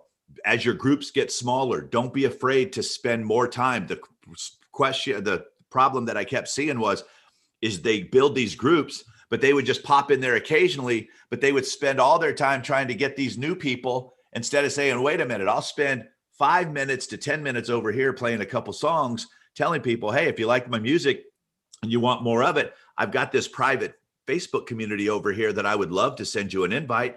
Just DM me your best email so I can make sure you get the invitation from me. Now you just built your email list, and you just let them know, wow, there's this cool place over here where I spend more time. So the smaller the group is where the more time that you should be spending, if that makes sense. That's my plan for this year.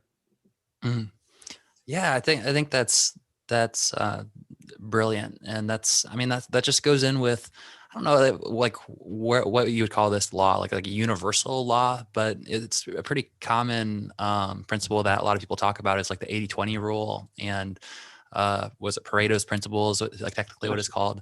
Yes. And the idea is that 20% of the cause usually is responsible for 80% of the results. So for example, if you have 100 fans, 20% of them are probably going to provide 80% of the revenue that you earn from your music. And then it keeps going. So it's like, of the 20%, 20% of those people are for 80% of that.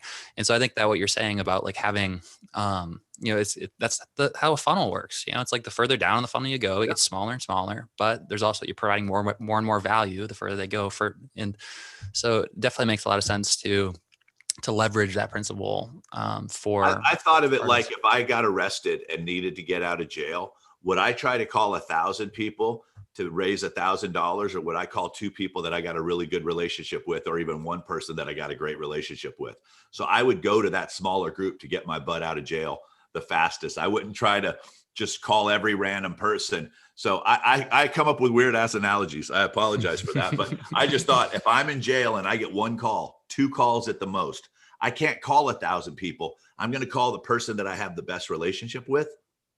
And that's probably the person I've spent the most time with. That's probably the person that knows the most about me. That's probably the person that feels that I know the most about them. So I'm like, why do we not take those same principles and apply them to our business? And why am I not teaching those principles and having those, as we always call them, those common sense moments to go, duh. It's like we are chasing strangers asking for money when we should be introducing ourselves to those strangers, continuing to build the relationship. And today, it doesn't take as much time as you think. And for those that have a hard time asking for emails or asking for the money or things like that, it will get easier. The more you don't have money, the easier it's going to become to start asking for money. Trust me. But one of the things that we've been saying a lot is it's all how you frame things. It's all how you make the offer. Everything is about the offer. Whether you wanted to get your kids to do something, especially when they're teenagers, your wife to do something, your boss, your fans, it's no different. So what I did is I started bringing light to what everyone already knew. And what I was saying was, I said, a lot of you are like pissed off because I did a Facebook Live the other day and Facebook didn't notify you. But you know what? Quite honestly, it's not Facebook's responsibility to do that. If you would like to be notified, what I would love to do is I send out a reminder every time I go live, and I always send out some other cool goodies. If you would like to make sure that you get notified, just DM me the best email to send you that notification. I promise not to spam you or beat you up with your email, but you had said you wanted to be notified. I always send out a notification. I always announce new stuff. I'm always sharing. Now they just said, well, crap, I'll give you my email for that. Instead of subscribe to my list, subscribe to my newsletter, join my newsletter, and know that all I'm going to do is talk about me. That's what it says, by the way. When you guys say join my newsletter, they're like, you're not a news reporter. All you're going to do is talk about yourself. But when you're like, I become a part of this community, and I will make sure that you see everything that you're supposed to see. I won't bombard you with things you're not supposed to see. The ability for you to grow your email list will happen a lot. One of my clients, Reva had gone in and she only had like 800 Instagram followers, but she did the exact same strategy that I shared with you. So she sends me a question. You'll love this, Michael. She sends me a question. She said, Rick, at what point when you've talked to them a couple of times and they've stopped talking to you, do you just kind of give up on that? I said, well, Reva, what kind of results are you having right now? She said, well, right now, for every 10 people that I start a conversation with, I'm only getting like 5 to 7 emails. And I'm like, I'm going to get you to do my marketing for me then. I'm like, she thought she had to get 10 out of 10 in order to be successful. I'm like, you get between 50 to 70%. I said, that's massive right now. I had another couple out of the dust. They're fantastic Christian couple, great message. And what we did with them was we ran an Instagram ad. Now, by the way, guys and gals, and whatever pronoun you want to be called, I don't want to leave anyone out. If you want to grow, you're going to ultimately at some point have to spend money. Okay. You're going to ultimately have to spend money. So we ran an ad for traffic engagement where people would go to their Instagram page. And the reason that we did it was they have a 10-minute long video telling their story. So when they're telling their story, we only shared 30 seconds of it, but the hook was amazing. You know, how could God save this marriage? He was an atheist, drug dealer, lived a second life. She was there. And we just left the dot where they're like, oh, so they watched this video. We sent them to Instagram. As soon as they got to Instagram, the big blue follow came up. So what we noticed was we were increasing their follows on Instagram because we were only sending them to Instagram, not to YouTube, because we can't get direct to the consumer on YouTube, direct to the fan, not to Spotify. We sent them straight to Instagram. Then they went in, the little heart on your Instagram profile tells you have new followers. They went, followed them, did the same exact strategy that I just taught you. And it worked out super well for them. They were getting emails, they were getting new followers and things like that. So don't be afraid to just take a little time, spend a couple dollars. They were spending a couple $100 on ads, but they were generating, 50 to 70 new likes a day, and they were picking up 10 to 15 emails a day. And that's ultimately, everyone says, the money's in the list. The money's actually in the relationship with the list. I know a lot of people with big lists that have no relationship with that list. So it's there. And also too, speaking of, gender and binary and stuff like that, don't be afraid. And if you've already come out like this anyway, don't be afraid to say that in your profile, because you will attract the right person. I have quite a few clients that are in that position right now, and they're like, Rick, what do? I was this and now I'm this. I'm like, you just be honest, because you want to attract your people. Don't be afraid to say who you are, because then you're going to attract people. It's like, no, be okay with that. One of my favorite people in the world went through this massive surgery, and she was great. It's like all of a sudden she took her fans in when she had her breast removed. It's like, it was nuts how this happened, but she brought them along on her journey and just shared the story of what was going on. And the audience loved it because it was the right audience. It was the people that she would want at her festival. She was able to go get other bands, and then she was able to bring people in. And we have some people that their pronoun is they, we have gay. It's like she knew who her people were, and she told her story, and it worked out amazingly well. So if you are suffering from ADHD, if you have PTSD, if you have something, different is the new better. Okay.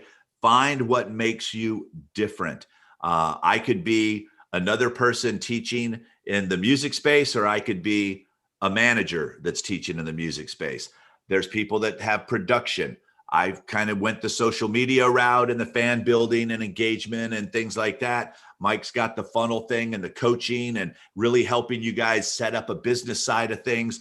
Leah's got the marketing, and who knows what Chris Manifest has this week. He's the one that he'll give you whatever you need. There's so many different ways, but different is the new better. What makes you different is what's important.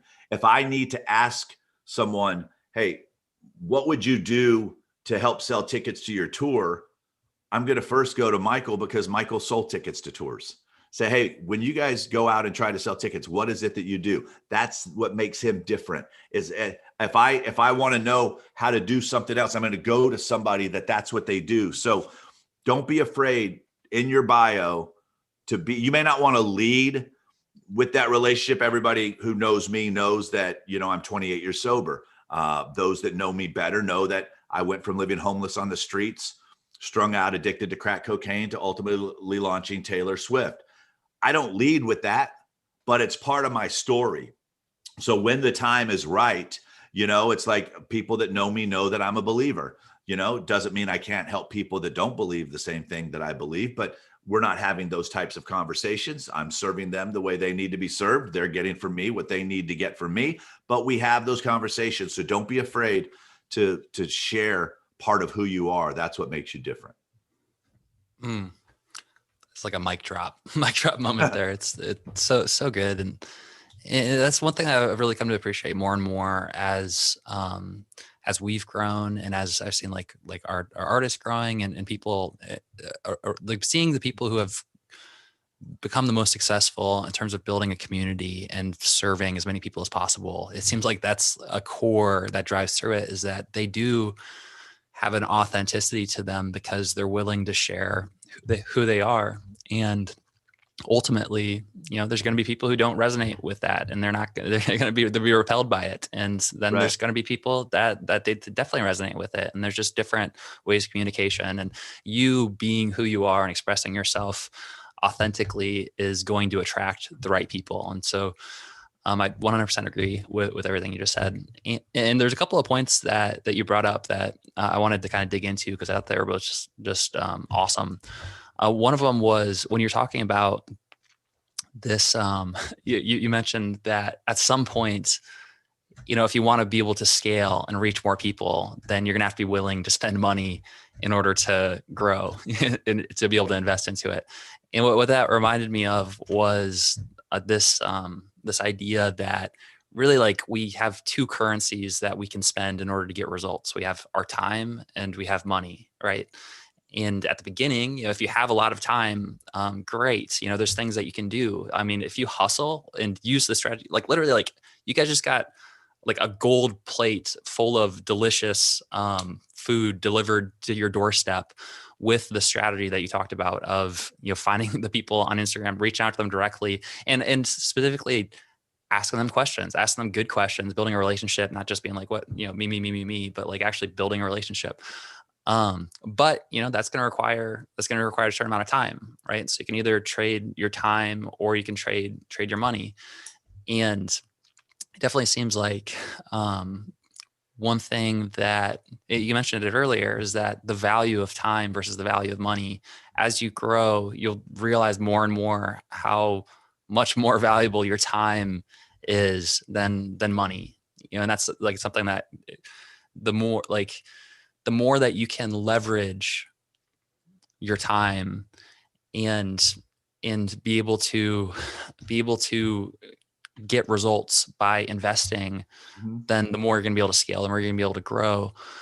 And that is, I don't know, there's kind of a tricky balance to it. At the beginning, it's like, kind of no matter the way you cut it, like sometimes you have to trade your time, in order to get to a point where you have money. You always do. You always do. And I did a whole whiteboard presentation recently and did it as an ad. And I drew a picture of the clock equals and the dollar sign. I said, how many people realize that? And they're like, we all agree with that. I said, well, it's wrong. And I took down the equal sign and I put greater. Time is greater than money because you can always get more money, but you can't get more time. And so often people are wasting time trying to save money when if they just invested a little bit of money, they would get a lot more time back. When you make an investment, when I make an investment, what I'm investing in is someone's already spent 10 years doing what I don't want to take the time to spend 10 years trying to figure out. So if I can go and say, hey, you've been doing this for 10 years. You're having the success that I want to have.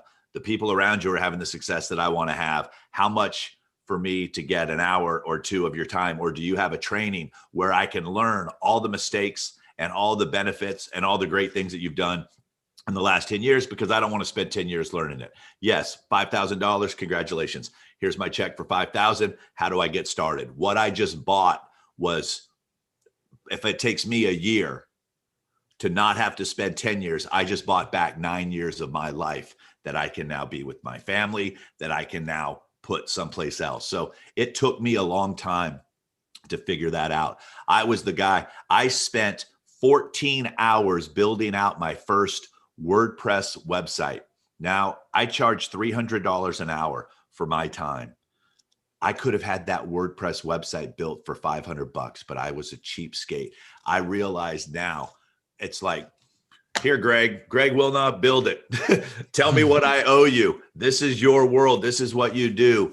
I spent so much time going, dude, I'm a smart guy. I'll figure out how to write my own emails. I'll figure out how to run my own ads. I'll figure out how to do this. And once I realized that I'm not getting that time back, and that's time that I could be spending building relationships instead of me, I'm spending time wasting money instead of spending money to get that time to build those relationships to be able to even make more money. So, we could have a whole other another podcast episode just on that factor alone. But the bottom line is this: it's a business.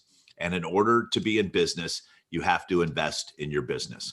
too often artists are just investing in equipment and they're not investing in marketing. They're not investing in education. They're not investing and understanding how to register their music properly. They're not investing in, if you get somebody into your world, what do you do with them next? What do you do with them next? How do you make them an offer? How does that offer get delivered? How do you keep up your end of the bargain because somebody just gave you money?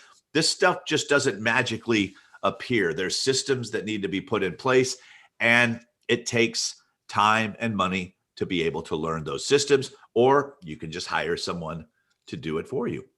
And that's why a lot of people will do that. It's like, I have a done with you system with my Facebook guys. You know, it's like they tell me what content they need from me. I give them the content, they put everything together, and I give them a certain amount of money for that. But if I had to spend all the time doing what they know how to do, I would never be able to build the business the way that I want to be able to build it. I would not be able to, coach the clients I want to coach, because I'd be out building funnels and writing damn emails. It's like, you guys should be happy that Michael and I invest in our businesses the way that we do, because it allows us to be able to do podcasts. It allows us to be able to do the things that we do, to share the information with you that we share. We have to invest in ourselves. I did a presentation the other day. I called it a town hall, and I showed my tax returns from the last 2 years. And I said, this is what I made, but this is what I kept. And this is how much it cost me to run my business. And this is how much I invested in my own education this year. And then I showed them the next year's. And I said, look, I only made 50,000 more.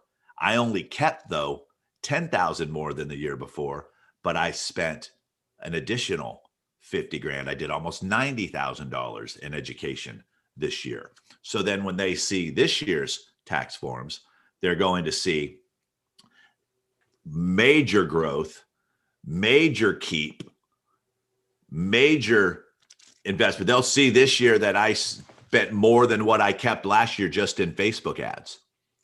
They'll see that I spent over $100,000 in Facebook ads. But when they get to see what that was able to generate for the business and what I was able to do, and the reason that I'm very open and share this stuff with my clients is because I want them to see how business really works. It's not what you make, it's what you keep. And if the education that you get to write off on your taxes is knowledge that you get to keep forever, if an investment that you make to learn how to do something once, it's that you get to keep that, and every year it gets to help your business get bigger and bigger and bigger. So all that coaching that I was spending on every year, my revenue was going up. And at some point, the expenses are going to pretty much stay the same outside of marketing. But to run the business, the normal, the rent, the employees, that usually all stays the same. Now, the thing that made all the difference last year was the amount of money I spent on Facebook ads and what it was able to generate for the business, which meant I could get my message in front of more people, which meant that I could serve more people, which meant that because I had the system set up that I paid someone to teach me how to do or to do for me myself. And that's what we're saying to you. At some point, you want to have automation in place where people see you, get to your website, hear your music, get invited to be in your community, get some automation sequences that come across, get made an offer, pay for the money while you're sleeping. It notifies the shipping department. The shipping department sends it out, and you're getting DM'd with someone wearing your shirt saying, hallelujah. It's like, that's the system we ultimately want to run people through. But one, it takes the right person to understand the commitment that's involved with learning, spending, and things like that. But yeah, that's something we could talk about all day. And I love talking about. I geek out on the marketing stuff. That's what my management sessions every week. I love when I get to build out ads and things like that with people. That's what I get excited about the most. Me too, man. Yeah, it's definitely, it's one of the biggest opportunities I feel like is being able to build systems, automations, but also marrying it with the real personal connection that really drives everything as well. Yep. So I agree. I think that this is the kind of thing that we could literally just like talk for 5 hours about. But one last kind of note on that is, I've used this analogy a lot, and I think it's a pretty common analogy, is that when you invest in mentorship or guidance or education, it's like investing in a map to get towards a destination. And if you don't have a map, if you're persistent enough and you're willing to take a lot of wrong turns and spend a lot of extra time and money, then you can take a lot of wrong turns. And eventually, if you're persistent, usually you can get your way to the destination, but it's a lot easier. It's a lot better to have a map, or even better to have a GPS that's keeping you on track. So I love the done with you style of teaching. So speaking of speaking of maps and speaking of guidance and things that are super valuable, Rick, I know that you have a social media for 2021 course that that you developed. Could you tell us a little bit more about that? Yeah. So what I'll do is I'll invite you guys to a free training. So come to social media, go to socialmediaformusic.com, and you will have the ability. There'll be a link in the show notes here, and it'll be socialmediaformusic.com/, whatever you guys make it. So you'll be able to figure out whatever the sidebar is. And the reason for that, just so you guys know, is that I want to know where you came from. I want to know who brought you into my world. We like to see how many of you are listening to the podcast and doing things. So whenever you hear us hashtag or /something. So here's what we'll do for this one. It will be Rick Barker. Go to rickbarker.com/modern. We'll make it super simple, modern. So just modern, and you're in my world. Okay, so rickbarker.com/modern. What you're going to do is I'm going to share with you some strategies that I'm implementing, and I'll show you how to implement those strategies into how to utilize social media. To what I love to do is teach people how to grow, nurture, and monetize a fan base. That's the primary focus of what that does. I'm going to share with you behind the scenes. I went in and taught this live, and it's hours of me teaching you what it is that you need to do with Instagram, Facebook, Twitter. I brought in some people to help me with Twitch, because Twitch turned out really well for DJs this year and some live music stuff. So I went out and got the experts in Twitch and TikTok, because I'm not an expert there. So I wanted to bring in the experts. I think that's super important that you guys know. I don't want to be the expert in everything. I want to get access to the experts in everything.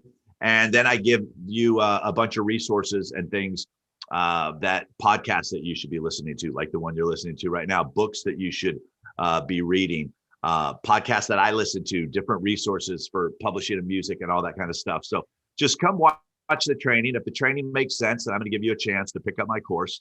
What's neat about it is it's the same exact price that it was when I launched my first social media for music course 7 years ago. I still only charge $97. So if you feel knowing everything that I know up to this time is worth the $97, great. If you're not in a position financially to take advantage of that, go watch the strategies. It'll take you some time to figure out the tactics, because here's how life works. We share the strategies.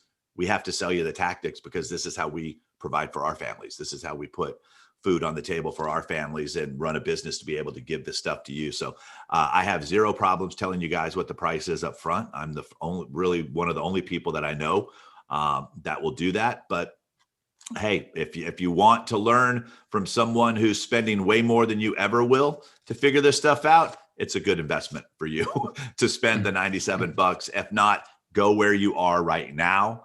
And if you feel you're not in a position to get what's good, but you want to know what we taught last year, I'll give you one more website. Go to rickbarker.com/pick, PICK price, and you can pay what you want for the 2020 course. Michael, that's a strategy at another time I'm going to share with you. Very, very well. And I'm teaching it to my clients right now that have extra CDs and t-shirts and merchandise from past tours, and they're killing it financially right now. And I got the idea. I was sitting outside having a cigar, answering emails, and a television commercial came in, and it was this lady at a car lot. And she says, "Come to the lot. No reasonable offer will be refused. We've got to clear out the 2020s to make room for the 2021s." And I'm like, oh my gosh, I have this course called Social Media for Music 2020. I had thousands of people show up to the training that for whatever reason weren't ever able to do. So I shot a video and I said, look guys, here's the deal. I had somebody help me when I was struggling at one point in my life, and I will never forget it. And I've always tried to pay it forward the best way I can. This year, weird year, a lot of things happen. So here's what I'd like to do. You can $5, $10, $20, whatever you want. You pick what works best for you. I have emails of people wanting to name kids after me, thanking me because they got hit hard, all this stuff. But what I did was all of a sudden I brought over 400 new people into my ecosystem by allowing them to start building a relationship with me through that and the only thing I asked them at the end of that video is I said, but the only thing is when you get in a position to help someone else, you pay it forward as well. Mm-hmm. And I went in and I taught that strategy to my clients, and now we're using it with their music business and their merch business. So for a lot of you that are like, dude, this guy's like full transparent. I am so transparent because everything that I do to get you to come into my world and give me money, I teach you how I did that and how to go do that and with the other one. And it usually always starts with a relationship. It usually starts with you hearing my music, which is my presentation, or them hearing your music. It's all the same thing. So once again, go to rickbarker.com/modern, and you can see the latest training. And if you want to pick up the course, I'd love to have you in my world. Boom. Oh man, that is awesome. I love the way that you just shared that. And as you're sharing that, I'm like, I feel like the conversation we just had was worth $97 in and of itself. So I think great. You can PayPal that to me. I probably will. Probably in the sure. Like we do, we're good friends. But honestly, I mean, like, this conversation alone was so valuable, and I know that really that's part of why you've been able to be successful. Like most successful people that I know is because they really focus on providing a service and providing real value. And so, I think that if you thought that this conversation was valuable, or you got like that nugget, that one strategy of like the Instagram personalized DMing, asking questions, that alone is just so valuable. And so I feel very confident that this free training that you're offering is going to be probably about 10 times more valuable because you'll be able to really dive deeper. So highly encourage anyone who's listening to this right now, go check it out. It's gonna be awesome. And to invest in yourself, invest in your education. $97 to me just feels like a no-brainer for something like that. Or if you can't do it, then he literally just has a name your own price for the 2020 version. Or at least go to TikTok and follow me so I can get to 1,000 followers so I can go live and I'll go get it someplace else. But yeah, I would love, I would love to stay in touch with you guys. Just hit me up. It's funny, as we're recording this, I'm sending a link to a person that I had my appointment with and said, hey, I'm running 5 minutes late. I'm hanging out with Michael. They're like, no problem. And they know who he is. So yeah, just go change the world with your music. If there's something we did to help you, tell people where you learned it from. Even if you don't spend a dime with us, if you learn something of value and you were able to go do something, share on our socials. Hey, Rick, I tried this strategy and it was fantastic, because we can use that to go out and create income for ourselves. You know what I mean? That's the cool part about what we do, is we don't need every single person, just like you don't need every single person to like your music to be successful. We don't need every single person that we talk to physically be the one that does the commerce exchange. Your word of mouth to tell someone else who might be in a position that says, man, I really love what's going on with the look of your socials. Well, I heard this guy speak and he told me to do this and I did. Oh, what's his name? It's Rick Barker. Go watch his free training. Go to Social Media for Music. And they're like, oh my gosh, that's just me as much as you spending money with me as well. So if you get any value from us, DM us, share with it on our socials. We love seeing it. Trust me. It lets us know we're doing the right thing. And I'm going to go ahead and just blow his cover real quick.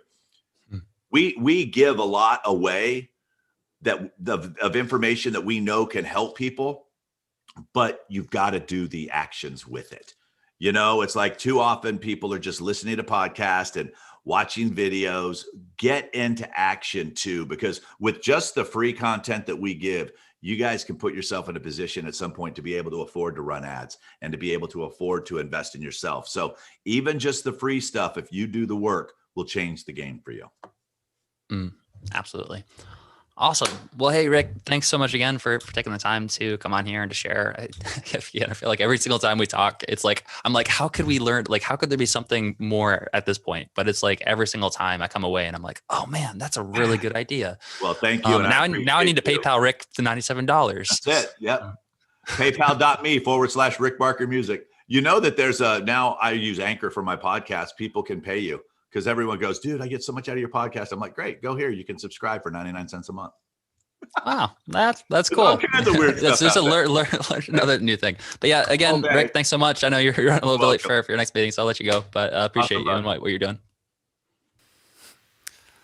All right, and now we are live with Rick Barker. If you didn't realize it yet, you're about to realize this was one of the exceptions throughout the event. This event's a little bit different, where for the first time ever, we're live throughout each interview with every speaker except one speaker per day to basically give me a lunch break to go out and rest for a second, eat some food, put down our son Xander. So you're about to see Rick Barker as you may or may not have ever seen him before. Rick, thanks for being here. No one has really seen this unless they were on my coaching call on Monday. I haven't had a goatee in 18 years since my daughter was born. Speaking of you having to put your baby down. When I got married, I had a mustache and a goatee, had one for a long time. And then when my daughter was born and I was holding her at night and feeding her and cuddling with her as parents, those of you that are parents know, it just started irritating her face. So it went away. And then a couple of weeks ago, just randomly, it kind of, see, I can't grow a beard like you. I get summer beards. Some are here, some are here, some are here. I can't connect anything. So this kind of connected, got the gray in there. So yeah, here we go. It looks good. All live and ready to roll. We're live and ready to roll. So, Rick, in typical Rick fashion, as we hopped here, we were in the green room, we were having a discussion, and it was like I almost wish that we were recording the discussion we were having because it was so good. But it was a perfect tie-in for us to talk before we answer. So, if you guys have any questions that you'd like to ask, then you can answer them in the chat, and we'll answer this for you. But the discussion we were having was so on point in terms of what we're talking about right now with the conference and the summit, and like there's so many speakers you're going to be learning from, and how important it is to implement and to take action. So I figured it would be a good chance to talk a little bit about the discussion we were just having, Rick, about the number one thing that you've seen in the past year, the thing that you talked about has been frustrating that you think is a big need for the musicians who are watching this right now. I just think there's been too much note taking and not enough implementation of what they've been taking their notes on. Every single person that you're going to hear speak over the next few days, they do an amazing job of putting free content out. We host free webinars. We make offers in those webinars. And what I started seeing a lot last year, especially with COVID, is that the same people were showing up for all these different free trainings, would never take you up on the offer, and they would be asking the same questions that they'd asked the previous session. And I'm like, at some point, you've got to put this into action. Things don't magically happen. And I'm guilty of it. I've spent tens of thousands of dollars attending conferences, and you leave the conference all pumped. And then once you sit down and you look at your book, and then the overwhelm sets in, and then life sets in, and then all these distractions start to come about. So what I want to challenge each and every one of you is, you're going to hear great things from Ariel and Bree and Chris and Michael and Graham, and hopefully you got something from me. Figure out the one thing that can help you get to that next level and promise that you'll implement it. Have that other stuff available. I love what Michael Elsner says when he calls it just-in-time learning. It's like I've got books, I've got podcasts, I've got courses that I've purchased, but I don't buy a course and just go through the whole entire course. One of the reasons for where I'm at in my business, and each of your situation is different, is you may not need that piece of information right now. So don't waste your time with information you don't need. Wait till you need that information, and then you have access to go grab it. So find the one thing that's holding you back. If what's holding you back from getting your songs in film and television is your production, then focus on your production. Don't focus on social media. Don't focus on building a website. Don't focus on trying to book house concerts or tour dates. Focus on the one thing that you need that's going to take you to that next step. That's where I want you to implement your focus. That's what a smart business person thinks like. And I want you guys to all start thinking like business people. You're investing your time in here. Those of you that are smart are investing in the VIP option so that you can go back. And that's where some of you make the mistake, is you just come to these free summits, you take so many notes, and then the days are over and you're like, holy crap, I forgot I didn't get the VIP. Grab the VIP so that you have access to the library of knowledge of all these people that Michael's brought together, so that you can go back and say, okay, I just released my next single. What did Ariel have to say about PR? Now you can go back and you can watch her video. Hey, now that touring's opened up, who here talked about touring? Who here talked about branding? Who here talked about, then you just go and pull those books off the shelf. And that's when you start doing the learning. Don't try to learn everything from all of us, because you don't need it. That's just me giving you some friendly business advice that's allowed me to do really well in my business from making past mistakes. And I don't want you to have to spend the time and the money that I spent learning those mistakes. Take this information now and run with it. So promise me at the end of every day, what's that one thing that you heard that you can put to use right now, and let everything else sift to the side. Go back to it when you need it. Stack it up when you need it, but find one thing that by the time we start back up tomorrow, you've just checked something off your box, and it gives you that feeling of, wow, I was able to accomplish this. That's the focus. And that's why you've agreed to come here and do the live Q&A afterwards, is because let us help you get unstuck. If you're having problems in your business, the problem you're having is looking you right back in the mirror. You are the problem in your business. When something's not working in my business, it's not a resource I have. It's not a tool I have. It's the person that's supposed to be using the resource, or the person that's supposed to be using the tool, which is me. So if something's not working in your business, you have no one to blame but yourself. It's so good, man. Yeah, I just got goosebumps as you were sharing that. It's just, it's so true that it seems like ownership and accountability and taking responsibility is so empowering. And it's something that if you don't take that step, then you're not going to do what it takes to be successful. By the way, can you still see and hear me okay? It looks like it might have frozen on the video on. Oh, I see you okay, but I don't have access to the chat, so I don't know what they're seeing. I'm here with you in our little Zoom house. I don't know what's going on in the rest of the space. So I have, if you guys are saying, hey back, I'm not ignoring you. I just don't see any kind of chat whatsoever for me right now. So I'm relying on Michael and his team to let us know what we need to talk about. Yeah, I think we're good. I see a lot of Rick Barker love in the chat. I think for some reason it's just not, when I'm talking, it's not bringing me back to the focus on Zoom, but that's okay. I mean, I'd rather know how pretty you are. They don't need you in focus. I'd rather look at the new Rick Barker with the goatee and the beard. I think it's more interesting. So, one thing we talked a little bit about, because I mean, this is what I really appreciate this about you, is that you're someone who's very direct and and just says it like it is. Like, you're not afraid to sugarcoat things, and I think that's the hidden danger in any conference, any event like this, is that you're getting so much knowledge, so much wisdom, but then it's so easy to just get overwhelmed and to not actually learn anything. It makes you feel busy, like you're learning something.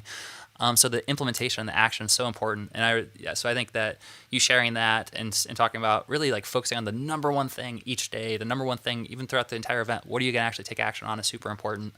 And one thing that we talked a little bit about that ties in pretty well with this idea is, and we'll talk a little bit more about this when I do a keynote presentation, but for the first time ever, we are getting ready to launch a 10-day challenge. And the whole purpose of the 10-day challenge is that it's very action-oriented, and by the end of the first week, you're going to actually have launched a messenger campaign, which is the tool. It's like the system that we set up with our $5,000 clients. And I've been begging you to do one for a long time, because not everybody in my world or most people's world are ready for your funnel builder, which you guys do. But there's so much knowledge and information that's involved in the messenger thing. And from what I understand, they get that if they upgrade to VIP. Right. Yeah. So Okay. that's the Okay. thing this There's year. a no-brainer then. Yeah, there's the no-brainer. Upgrade to VIP right now so that you can get involved in this challenge, because unlike me, I called mine a challenge, but it wasn't really a challenge. It's just that's a popular marketing word. I don't challenge anyone to say you have to have this done by tomorrow. No, if you want your business to be successful, you have it done by tomorrow. What I told everybody, I said, my challenge to you is to be different. My challenge to you is to get something done. I challenge you to break your old patterns. That's what my challenge is to all of you, is to break your old patterns. Because if you stay in that same pattern, you're going to get the same result. So that's what my challenge is to you. But this messenger system that Michael has in place, we've talked for months about, me trying to talk him into creating a course on that, because no one's really teaching it. There are people, when ManyChat went away, it's funny because marketers, which all of us are, I say us, all of us, you are a digital marketer, whether you want to believe it or not. People say, what do you do for a living, Rick? I say, I do digital marketing. That's what I do for a living. It just happens to be in the music education space. Is we tend to chase whatever the cool thing is. Well, if it's text, we chase text. If it's this, we chase this.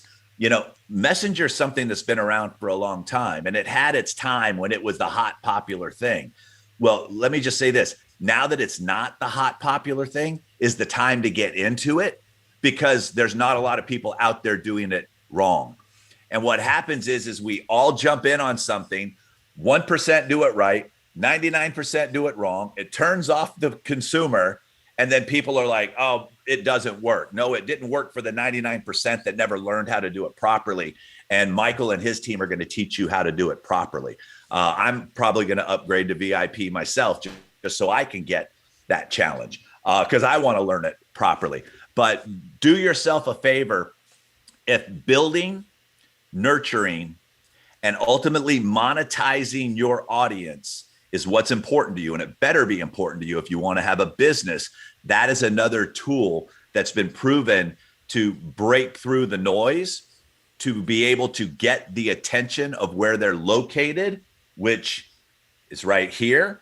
And it also allows you to start that relationship process better, kind of like what I talked about in our training earlier with the voice message on Instagram. Anything with the word message in it is a good thing, okay? Because they chose to interact with you. Our ads, we're dropping them in there. Our social posts, we're hoping that they get seen. If they start interacting with you in Messenger, that is a good thing. If they respond back to your voice message that you left them in IG or Facebook, that is a great thing. So anytime you hear the word message, let that ring a little bell in your head and say, okay, wait a minute. I remember Rick saying message is a good thing. Yeah, message is a real good thing. Yeah, that's so good. Yeah, I think that the tools are constantly changing, and how fans connect and interact with their favorite artists is changing. But the idea of messages is something that's timeless. It's about having a conversation. It's about connecting, and it's about it's a two-way street too. Sure. One thing that stuck with when you talked about your time with Taylor Swift, Rick, was talking about how when she was starting out, like, man, she was so good at interacting and connecting with her fans, and she cared so much, and there was that dialogue.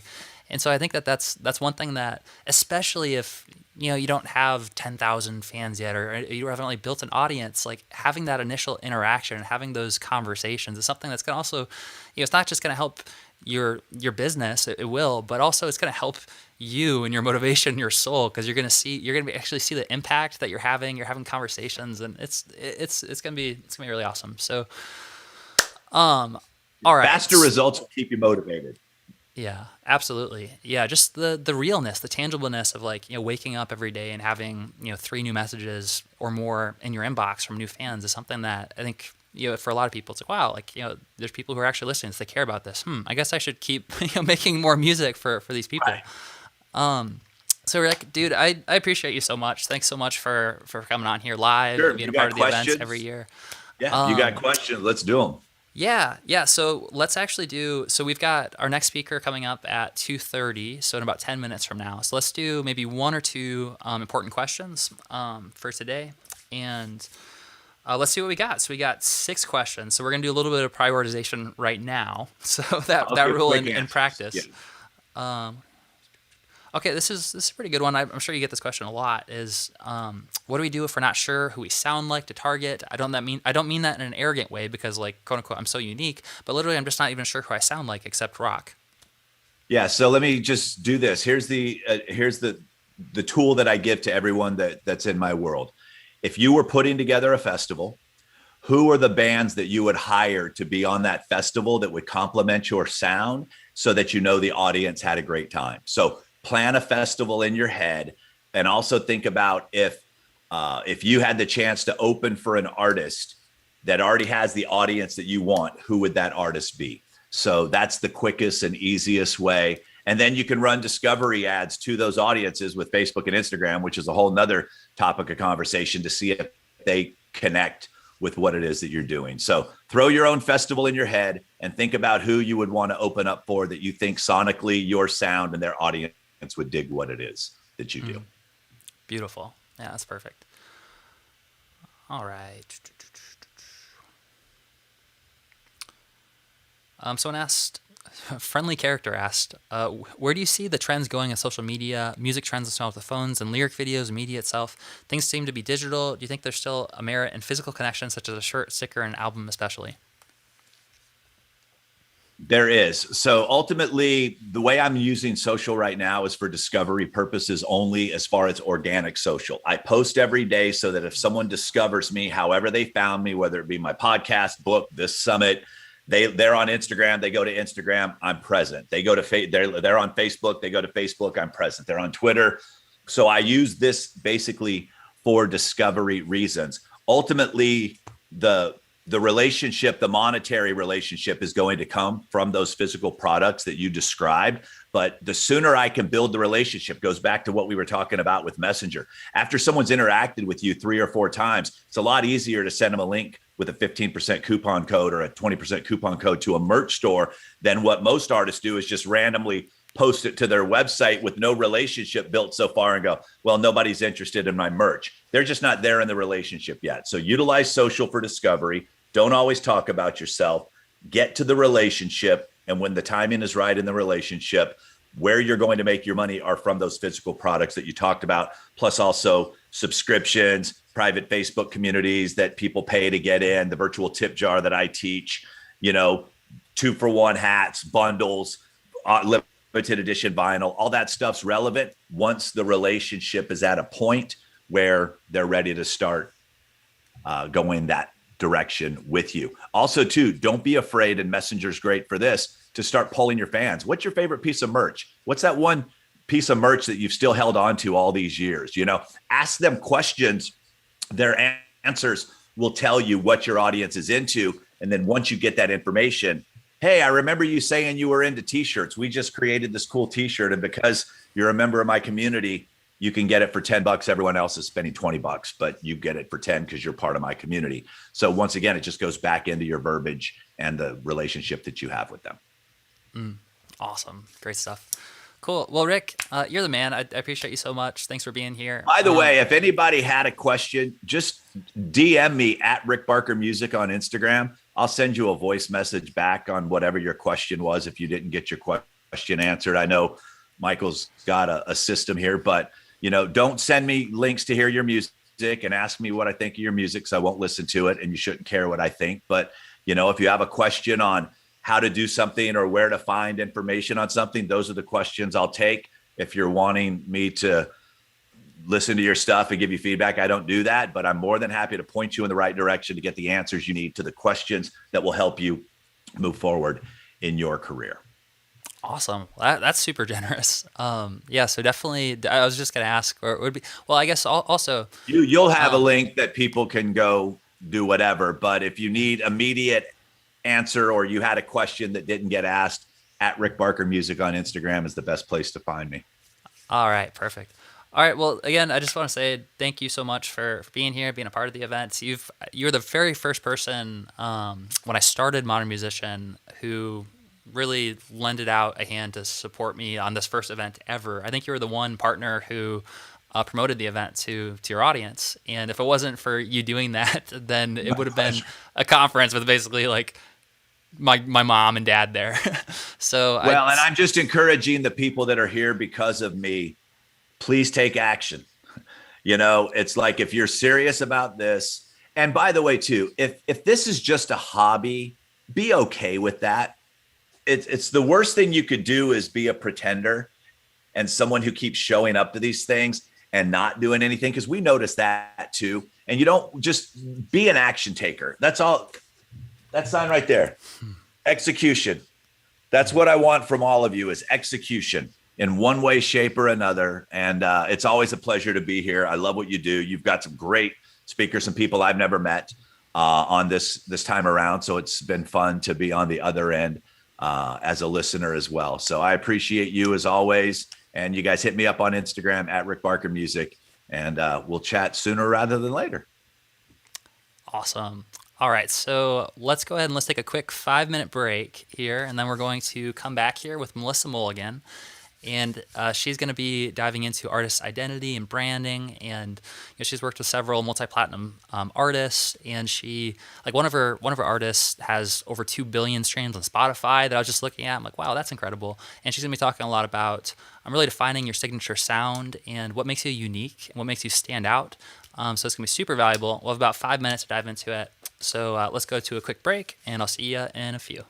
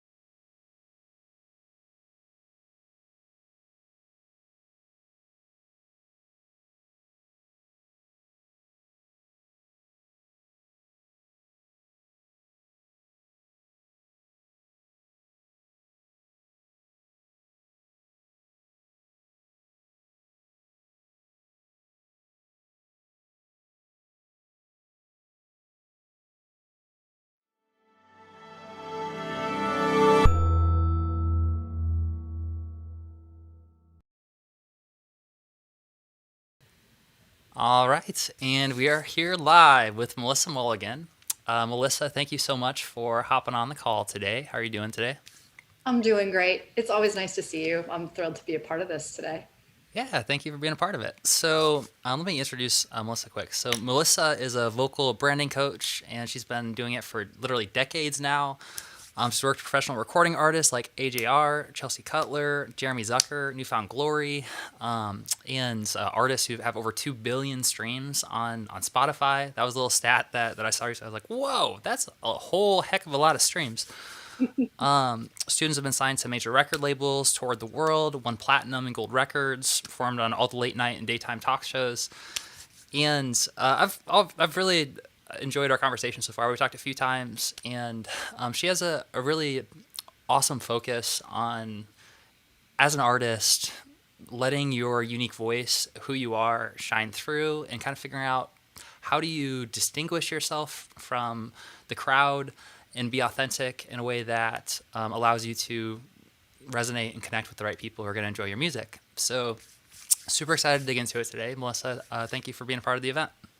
Thanks so much, Michael. I'm excited, as always, to talk to you about this topic because I love your perspective on it too. So I'm looking forward to diving in. Awesome. So let's do it. So I know you have a ton of experience now working directly with artists, and you probably see a lot of the same challenges and mistakes and kind of mindset blocks coming up. So I'm curious, what are some of the biggest repeating like mistakes or challenges that you see artists struggling with right now?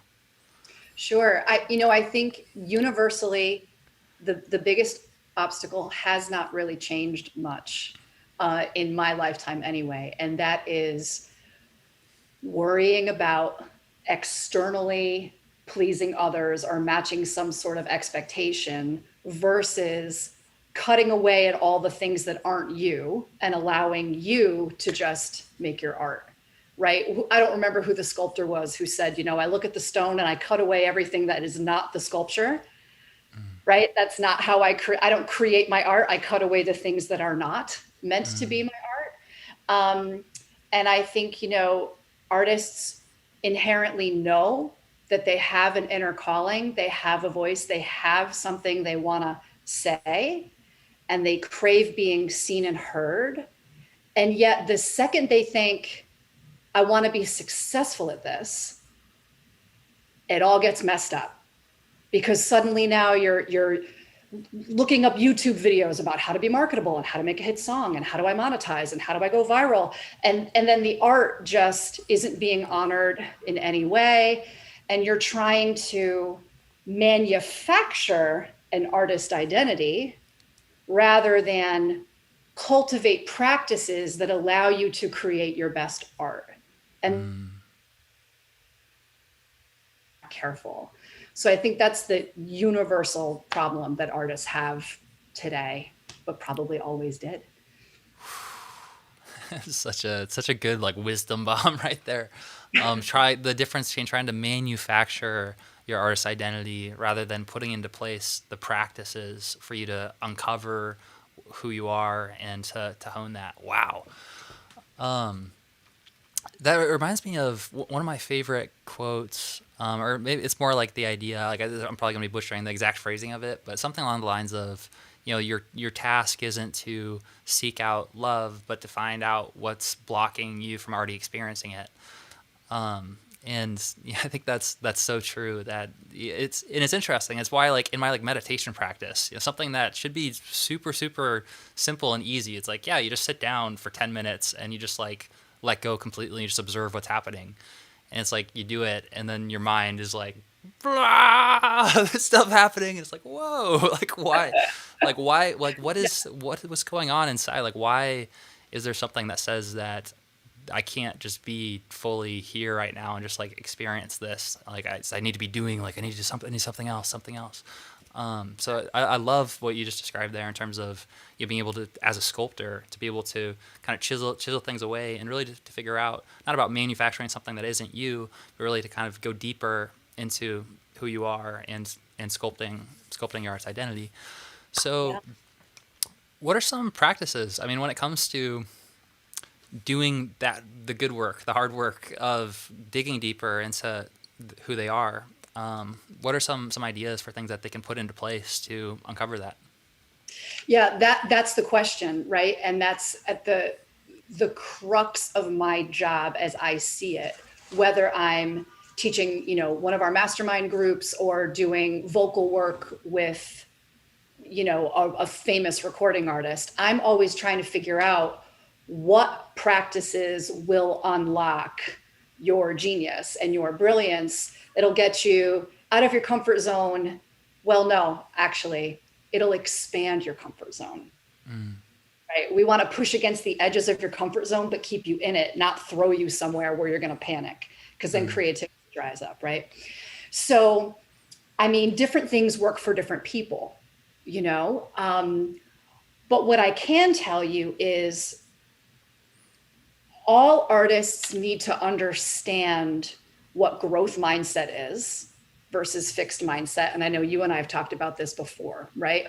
All artists need to understand that time spent inside of trial and error, exploring your craft, is always a victory, right? So you can't go into a creative session going, by the end of this, I'm going to write the best bridge that, the Beatles wish they wrote. You have to go into a creative session going, I'm going to spend an hour here and I'm going to explore and I'm going to have fun and I'm going to be kind to myself and I'm going to light some candles. And if you do that, you've won, no matter what the outcome of that session is. And that's a skill that people need to practice. Like you said with meditation, right? I am so bad at meditating. I'm like the worst at it. So I get that for some people, an hour of creative time with no outcome feels like hell on earth, right? So sometimes you might have to truncate that, make it 10 minutes or so. The other thing that I think all artists need to do, and I am sometimes a lone wolf howling into the wilderness on this, but I think all artists need to become quite competent at producing, at recording. I don't really see an excuse to not today with the way technology is and with the mentors that are available and the tutorials that are available. If you want to challenge yourself to get outside of your box or your creative rut, why aren't you learning all of these new tools, that are right there inside of your laptop? So I'm a big proponent of learning all of the skills you can so that you can get as creative and funky and wild and weird as possible. And that then in turn makes you self-sufficient. You can collaborate because you love it, not because you're relying on someone else to make your music. And you can be a more desirable collaborative partner with other people because you've got these skills and you can make these contributions that are very, very important in 2021. Yeah, that's super powerful. I think so. It sounds like what you're saying is that really an important skill, especially nowadays where there's not necessarily as many technical limitations as there used to be, is to learn how to produce yourself, how to actually create the music. And and I think that there's a time and a place for finding someone who's at the next level to like collaborate with and work with. You're probably going to learn a lot about your own productions by collaborating and working with people like that.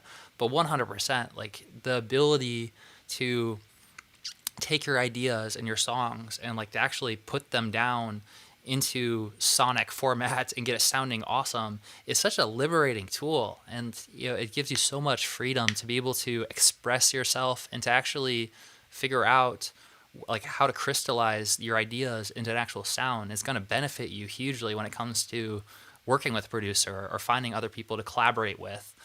So 100%, I think that's a really great skill to cultivate. And it trains your ears in ways. I mean, you can't hear what's on a modern record until you've made one, or attempted to make one. You don't really understand the stacking and the way the sounds work and the frequencies and all that stuff. I mean, I'm not a producer, right? I can like throw the lingo around because I can do it enough, right, to have these conversations. But how am I going to be a vocal producer and coaching people who make their own records if I don't understand what they're doing and how it all works, you know? So I just think it's time for artists to be as empowered and savvy and self-sufficient as they can be on the creative side. I think they know, oh, we need social media, we need marketing, we need advertising, we need this, I need to automate. For some reason, artists are like, I got it. You know, I need to market myself and then maybe I'll be discovered or have a fan base or whatever. But on the creative side, I still see a lot of arguing for that limitation. Oh, I need a producer. I need a guitarist. I need, you know, and I'm just like, man, I got 15-year-olds who've got, you know, 500,000 streams on Spotify with the stuff they're making on their own. So I don't know that you need that, you know, and I'd love to see you put so much more into the creative process. If you're the artist, you know, like, let's do it. Let's not be afraid of that. That's so good. Yeah, I mean, it kind of reminds me of the conversation I just had with Rick Barker, where we're talking about accountability and responsibility and being willing to to say, like, look in the mirror and be like, oh, the reason that I'm not where I want to be at is not because of X, Y, and Z or all these external things. You know, like the responsibility is with me. I think that's super empowering. So it sounds like what you're saying is that you don't necessarily have to, like a lot of times people use those as excuses. Oh, I can't afford a producer, or oh, I can't do it because I can't be successful because fill in the blank. You know, like whatever it is, like that's sort of the thing that if we're focusing on excuses, then that's one of the biggest handicaps to actually like achieving success in any area. Yeah.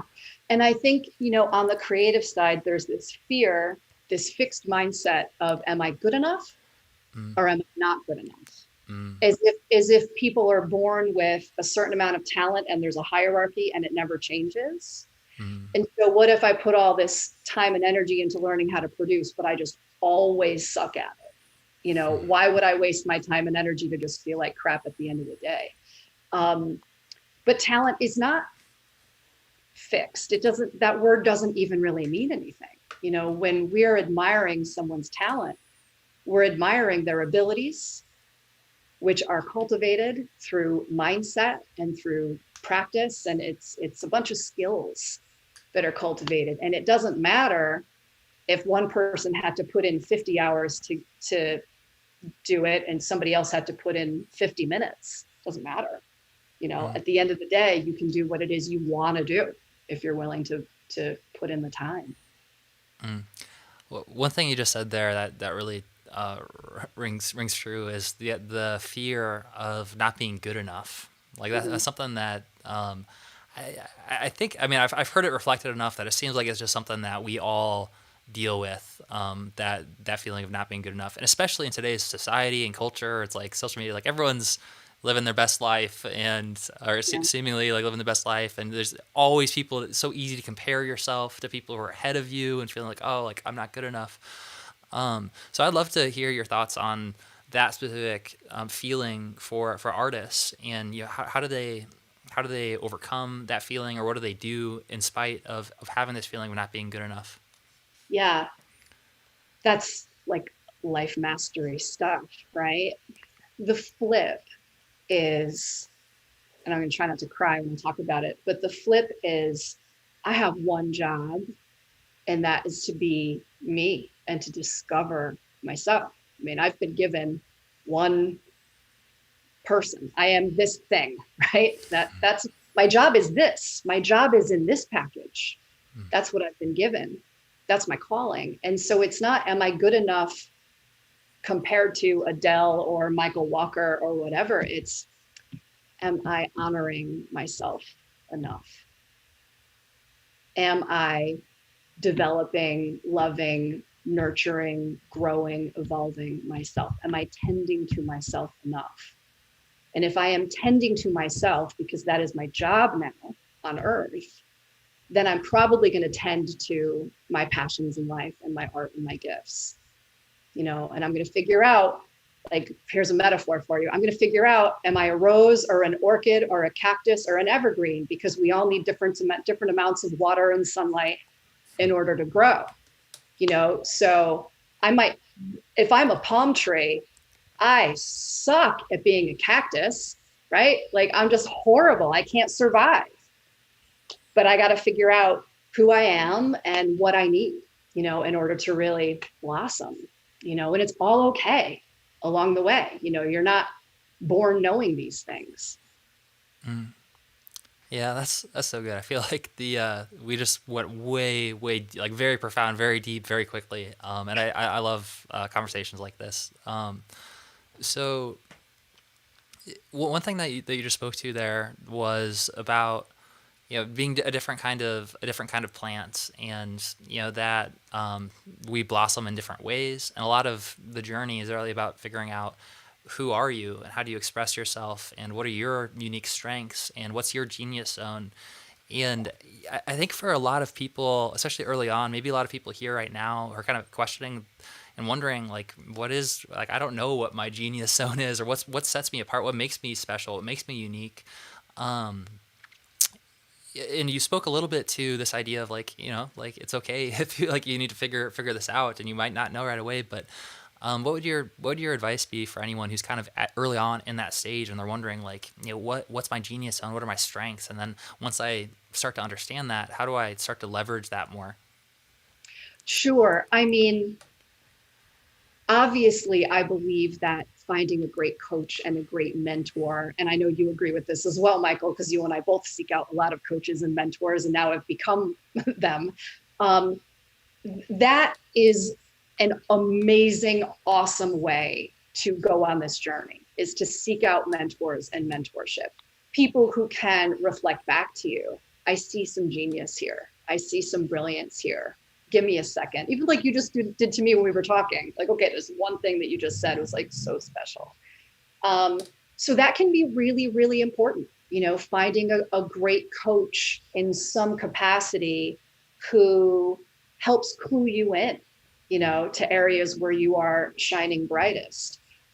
There is a book by Martha Beck called Finding Your Own North Star that I teach out of when I teach my entrepreneurial mastermind. There are a lot of questionnaires and little activities that she has you do, and then you kind of keep this awareness going about how certain things make you feel, that I think could be really helpful as well.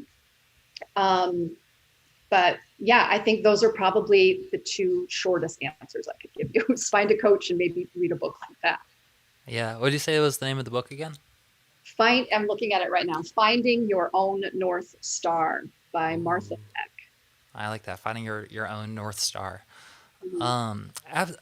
There's so much we could go into around, like, the value of coaching or guidance or mentorship. And I mean, that's essentially the core of why we're all here right now, is so that we can have mentorship and guidance from people who are who have experience, who can see.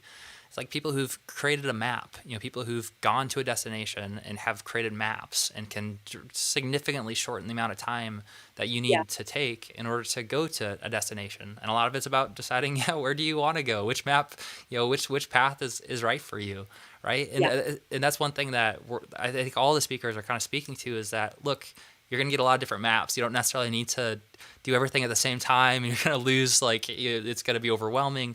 But but finding that right map, um, in terms of, like, coaching and mentorship, it seems like there's just sort of a universal part of, I don't know if it's just like being human, or what it is, but in every Hollywood movie, there's always, like, a mentor, right? There's always the Dumbledore or the Yoda, or yeah, any, like, there's always that character, and it's part of the hero's journey, is that character comes along. There's that mentor, and it certainly has been true in my own life that I've seen. And I think there's a reason that it resonates with us, because that's just part of the human experience.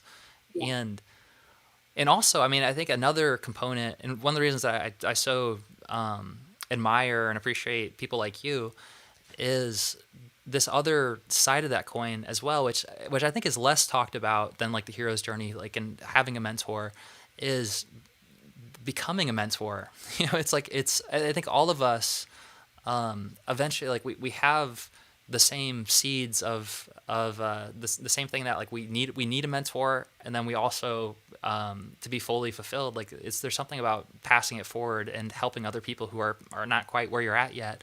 Something that's really, really powerful about that. So I would love to hear your thoughts just in terms of like mentorship and coaching and guidance, and maybe what are your tips in terms of finding the right coach or the right mentor for you?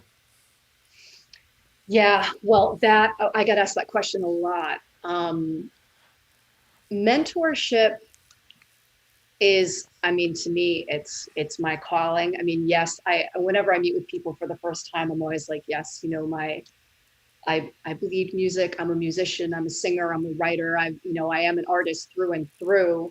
But for sure, my calling in life is coaching and mentoring, because I love artists equally to the way that I love art. And so being able to be surrounded by artists and be a part of other artists' journey is my greatest joy.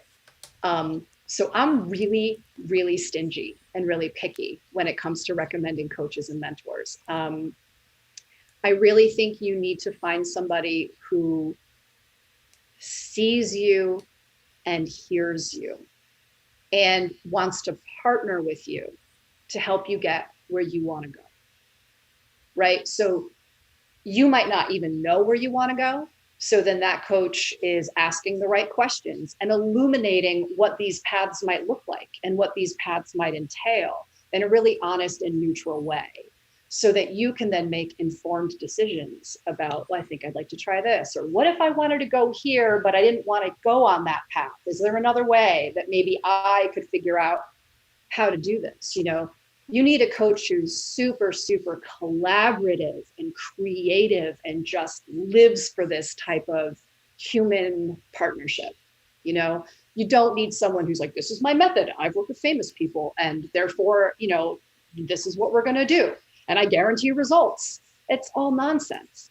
You need someone who's like a life coach and a friend who also has the expertise in the industry you want to be in. Like, make no mistake about it, that's a key part of it, right? Because they have to be able to illuminate the truth for you about how all of this works. Absolutely. Yeah, I guess if you had someone who didn't have experience yet, then it would sort of be like, maybe going on a road trip and neither of you has the map. So like you kind of gonna be like figuring out together. It might be fun to have like a buddy to go on the road trip with, but it's not the same thing. You're a great driver. You're so good at this. You can do it. But not necessarily going, well, that bridge is closed. That bridge closed 20 years ago. Right. And I guess, you know what, like there is a time and a place, and I think this would be a great thing to ask you about. But I guess there is a value to just like having someone in your corner who's like cheering you on, who says like, you got this, you can do this, and like it holds you accountable. So like, hey, like you said you're going to do this, did you do this? Oh, you didn't do it, why didn't you do it? What do you want? So they're probably so I guess that's a good tie-in as well around when we're talking about coaching and guidance. Maybe talking about accountability and how people here right now, like what are your thoughts around accountability and like setting up accountability, like both in terms of maybe having some external accountability, also internal accountability. Is that something that's even important in your eyes, like finding accountability, and what are your thoughts around that? I think it depends on, surprise, surprise, I'm an individualized roadmapper, right? So I don't have any absolutes at all. It depends on your age, because the human brain is at different stages of development and can understand cause and effect and accountability very differently at 16 or 21 than they do at 30 or 40 or 50.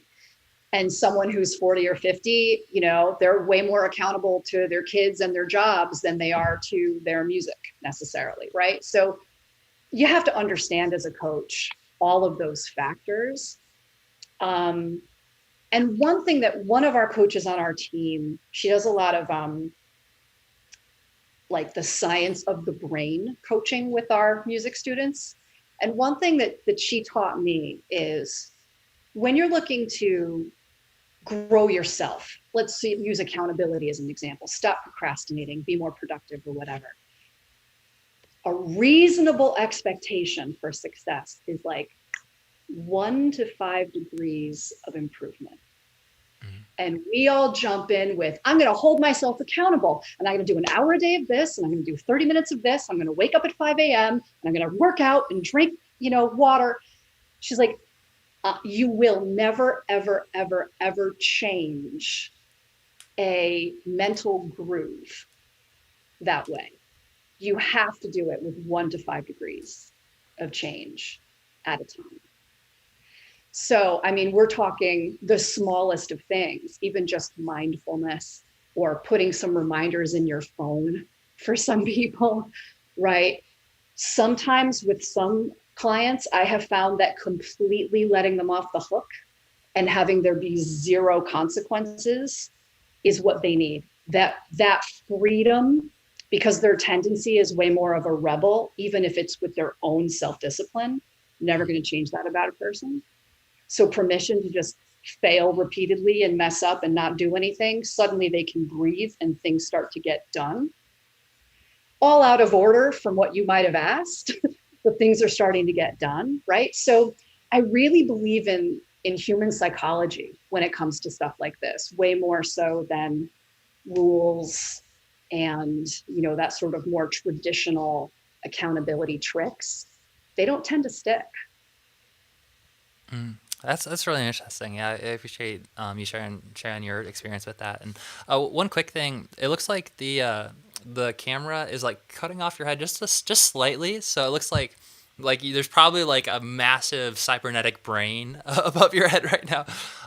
So that's just a small thing, but that's a really good point. Yeah, in terms of we live in a world where there's not like a one size fits all approach to anything. Like the map is not the territory, and like no matter what, like nothing is going to be the right answer for everyone. So it sounds like what you're saying is that it really depends a lot on the needs of the person. And for some people, if you're like a rebel, then maybe accountability isn't something that you want to like. It would almost kind of like push back. Yeah, I think for me personally. Go ahead. Well, I was just going to say, I think accountability is just has a real negative connotation for some people.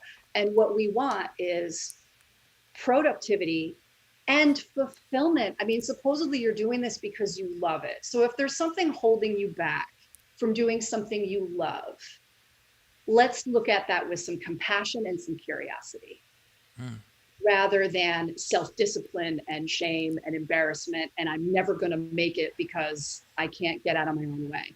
Let's really unpack that with a lot of compassion, a lot of curiosity, because I know you love this.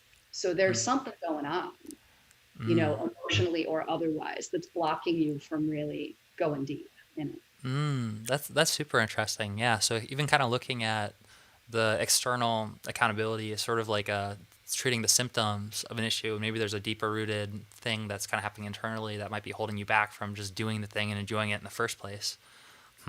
That's a really good point.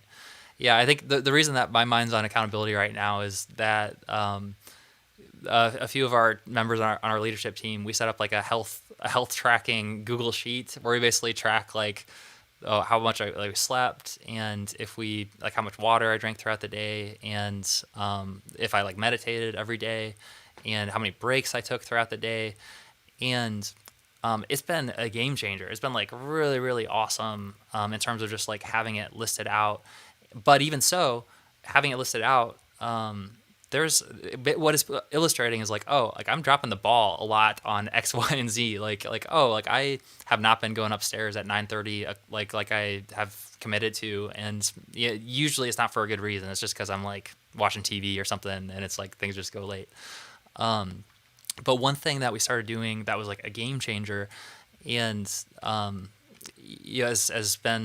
has really helped to kind of, for me, like right now, I think I'm an example of someone who accountability is good for right now, around taking breaks throughout the day, because I have a tendency to just like work and not stand up and take breaks and walk and grab water and all the things that refresh, like rejuvenate me.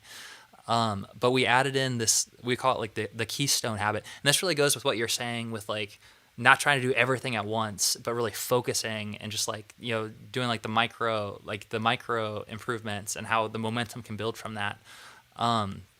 When we decided on like our keystone habit, we were like once a month, we'll just have one habit that we really care about, that we really want to like dial in. And for this month, for me, it's like going for breaks every day, going for 3 breaks. And even today, on the crazy day where we're doing all these interviews and speakers, I'm out the door in between sessions. I'm going for a quick walk. And I'm making sure that I'm taking care of myself. And if I don't do it, then we have like a fund, like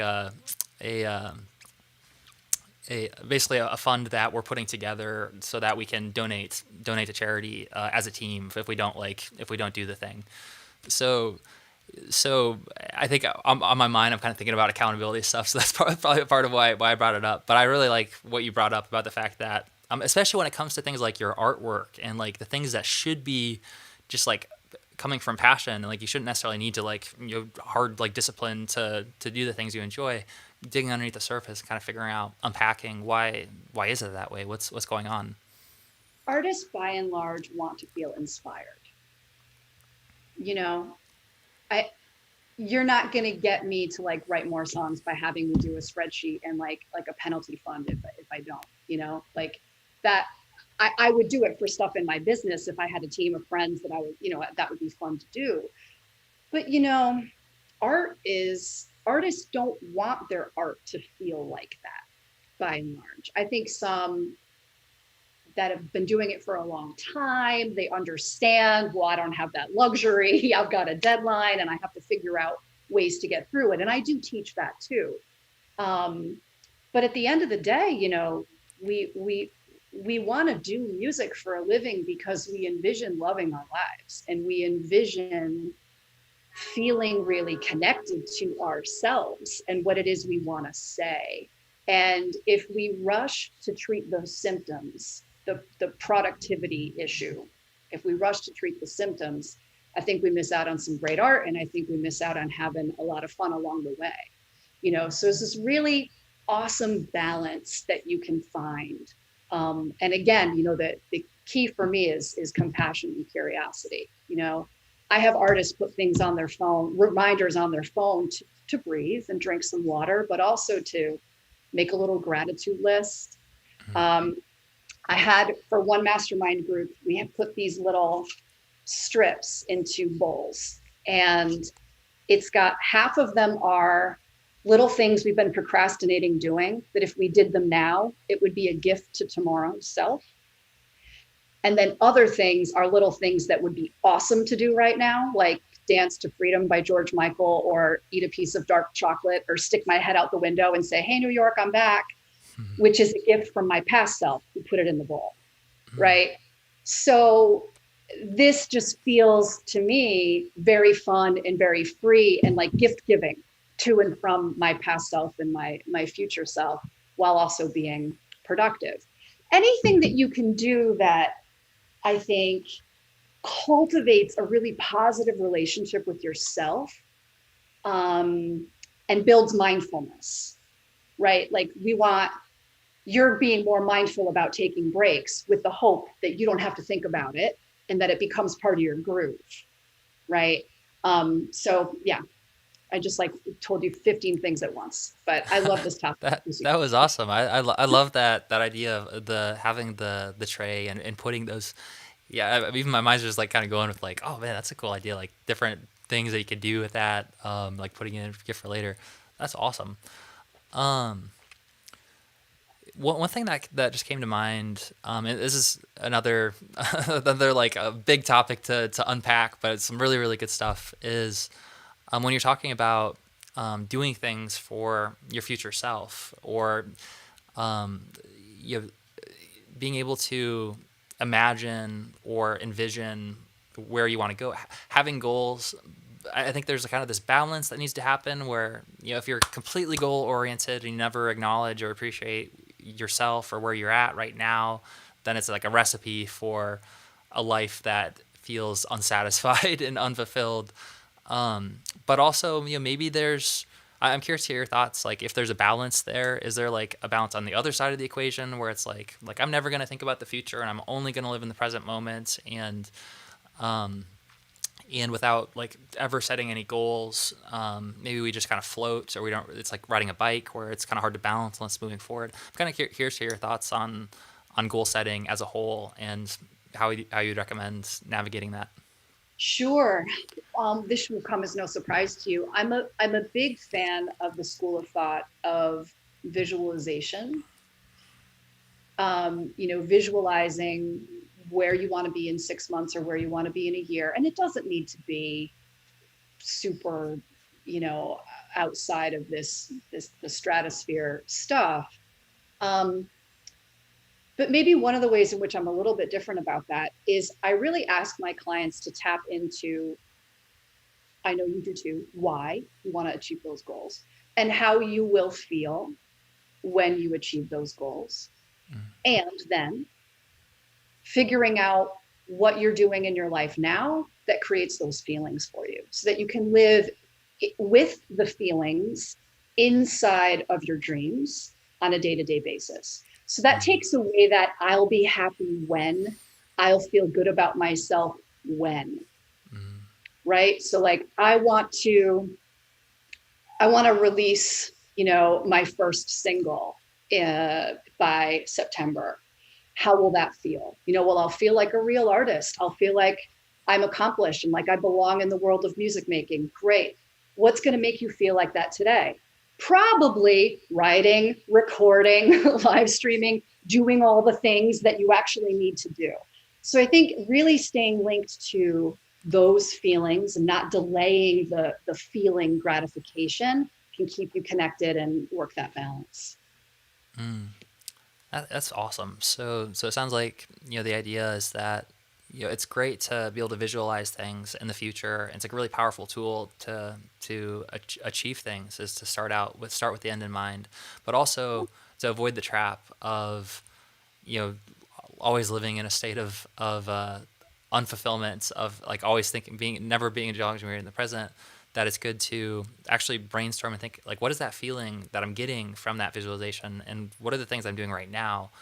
Yeah, that's super awesome. It reminds me of one of my favorite habits or things to do when it comes to like visualization and gratitude. I think there's so much goodness that comes from the practice of gratitude.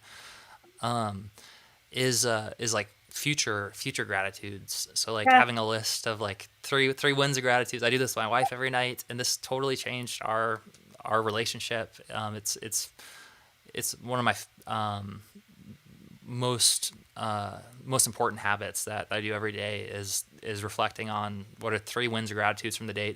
Talking through it with my wife, we share each of them, and then we share what are 3 future wins or future gratitudes, and try to really take the same energy from the gratitudes that already happened and sort of apply that to the future ones as if they've already happened. So like we're sharing it as if it's already happened, and like the gratitude, it's like, I don't know what it is. Like I risk sounding like super woo-woo, like talking about it, but there really is something like that feels like energetically, magnetically, it kind of pulls you towards that vision, especially when there is that feeling of like what it feels like right now, as if it's already happened, and having gratitude too. Like something about that appreciation seems like a magnetic pull.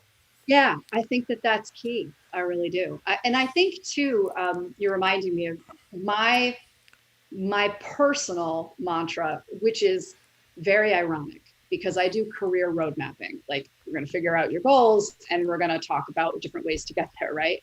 But my mantra that has saved me and propelled me forward is, how is not your job.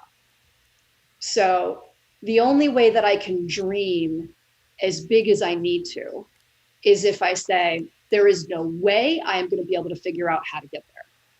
I'm just going to be brave enough to want it, have no idea how on earth I'm going to achieve it right this very second. That's going to make me feel sick to my stomach because the longing is so real. And that recognition, that surrender to the fact that I have zero control over making it happen, but I still am not going to not deny the longing. It's brutal for about like an hour, not forever, but that's a long hour when I have those moments where I'm brought to my knees by a dream that I just can't figure out. But that's where the magic happens. When I can finally say, you know what, Melissa, how is not your job, at least not today. Your job is to want it and to understand why you want it, and then let it go. And then the brain is a magical problem solver, right? It'll start to see things and opportunities that it didn't see yesterday because you've dropped so deeply into that longing. So for me, that's where the magic happens. It actually happens with a little pit of despair rather than future gratitude. Because it's scary as all get out to admit you want something and feel like you have no say in whether or not it happens. That's so good. I got goosebumps as you're sharing that. Yeah, just like creating the longing, the desire. I mean, that really resonates with. I just finished rereading the book Think and Grow Rich, which I'm sure that you've read or heard of. But it's like one of the classic books that's all about this idea of visualization and like our thoughts and the kind of magnetic pull that they can have. And huge, that was like really the biggest takeaway, is just like that desire and longing creates movement, and it creates the magnetic energy pulling towards that. It's interesting too. I mean, I think with business and marketing and as musicians, how this applies to your music, there's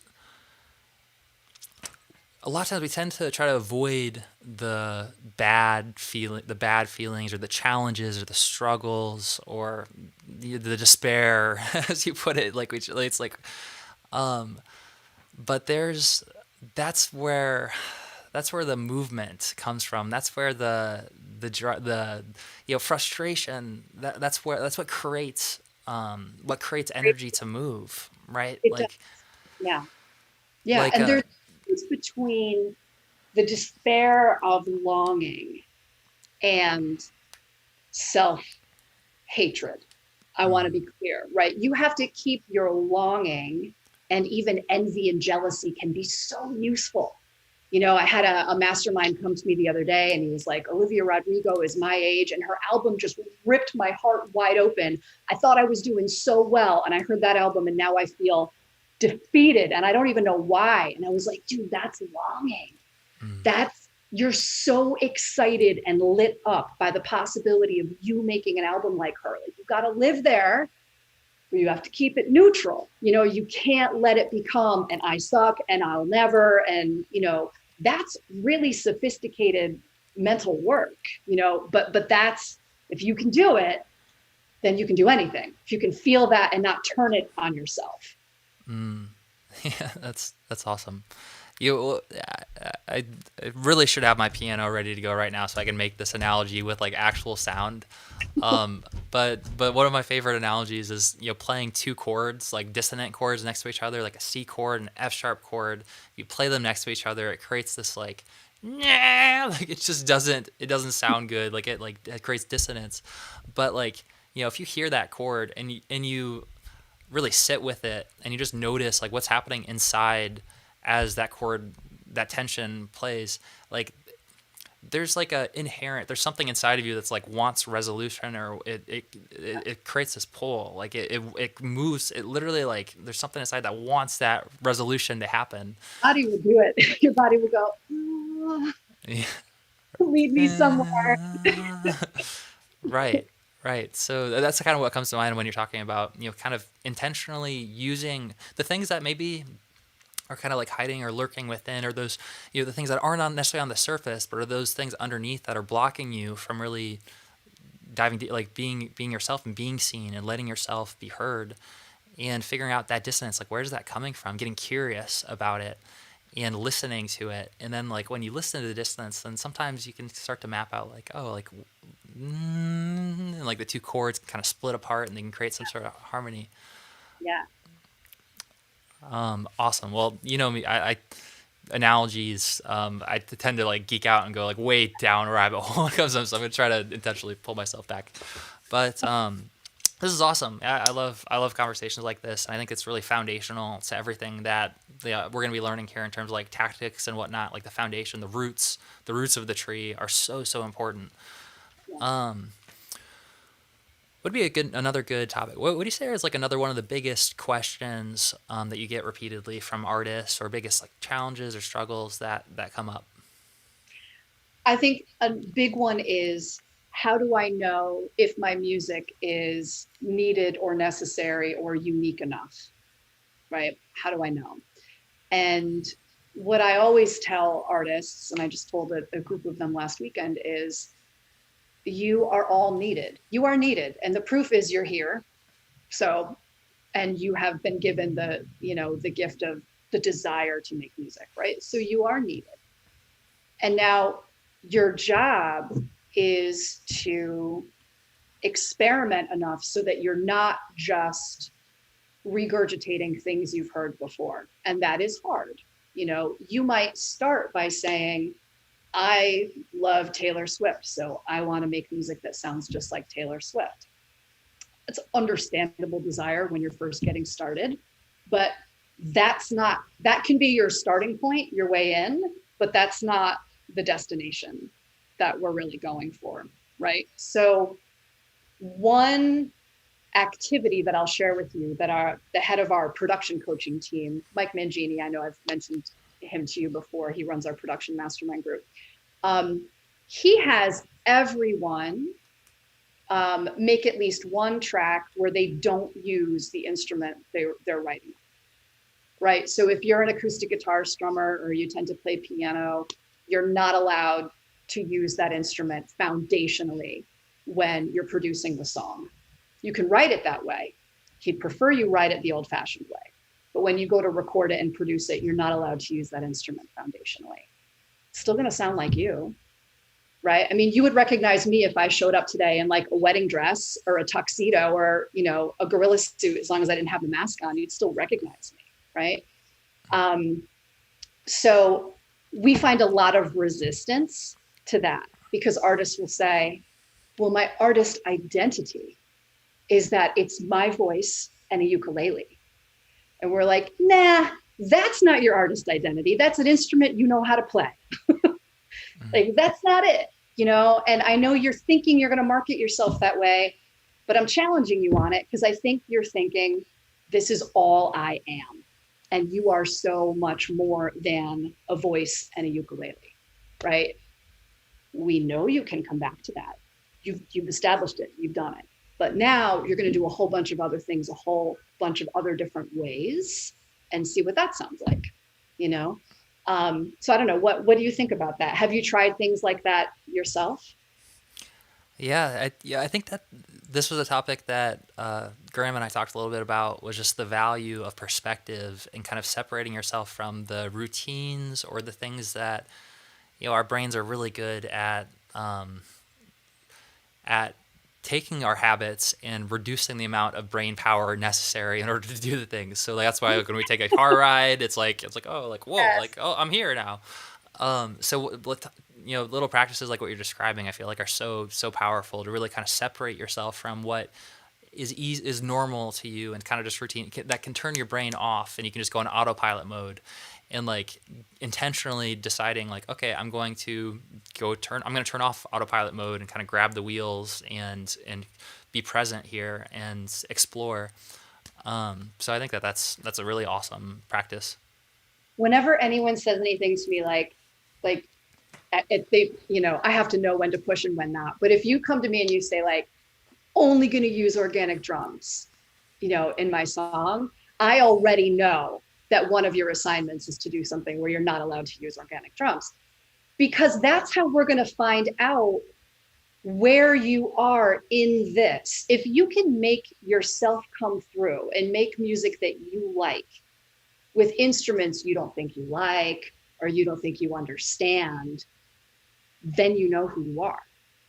And I know, and I can hear it too, but if you're just staying safely tucked and hiding behind specific instrumentation rules or whatever, thinking that's your artist identity. It's not. It just isn't. Those are decisions you've turned into limitations, choices you've turned into rules. And that's not really creativity. I love that. Yeah, that's so good. So one thing that you brought up, oh man, I totally just lost it. There was something good I want to dig deeper into, but that's okay. And that's also how you know that we're actually live here right now, because normally we'd like edit this part out where I embarrass myself, but that's cool. This is probably a good time to actually transition to some of the Q&A, because we had a bunch of awesome questions coming in, and so we can start looking at some of the questions. It looks like we have quite a few like longer ones as well. So I think that this is resonating with people. So how about we go to Carrie Miller, who says, I've been tracking and mixing 11 songs with Mike Malinin, ex-drummer from the Goo Goo Dolls, for a pop rock project. I'm worried about looking for representation for publishing where we can keep our distribution rights for streaming services. Where should I start, and what would you do in our shoes? Okay, so worried about looking for representation for publishing where we can keep our distribution rights for streaming services. Well, I mean, I'm probably not your publishing distribution rights coach in all of this. If you and I were to talk, Carrie, I would be more like, what are you all about? What's the purpose of this project? Where do you actually want to go in your career? You want to leverage this to what end? I'm going to ask you a ton of questions, not meant to take you off track, but just so I understand holistically the big picture, because it sounds like there might be some broader questions inside of the specific one. So this is where, I mean, and Carrie's welcome to reach out to me and we can, talk road mapping, or, you can email or whatever. But I would want you to fill me in more, and I'd want to have kind of a bigger picture conversation first before drilling into some tactics. Yeah, that was kind of a bit of a curveball that I threw. It was kind of a difficult question. Let's see. Okay, Fluency Gray asked, what do you say to artists who feel like they spent so long cultivating skill and potential, but they're going through a phase where they're just feeling simply discouraged? Well, first of all, I'd say if you lived through 2020, welcome to the club. I mean, everyone is feeling discouraged right now. I mean, one really amazing thing to do would be, if you utilize social media at all, talk about that. Show up and talk about that.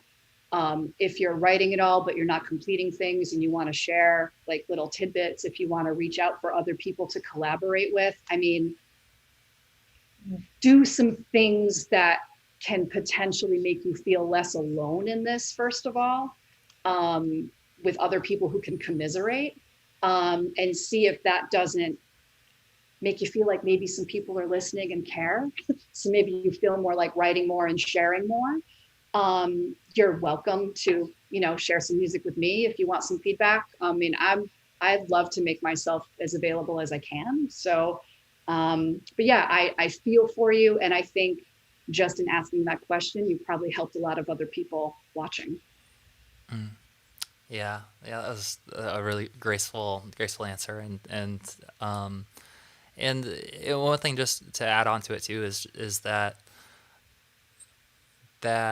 all of us, like Melissa just said, like all of us feel that way. That's totally normal. But then like, it seems like for some reason, I don't know why our brains work this way. Maybe it's some sort of evolutionary call to help us survive more or whatnot. But they basically found that like our thoughts like generally tend to go towards critical or negative or being hard on ourselves, in sometimes like excessively hard on ourselves.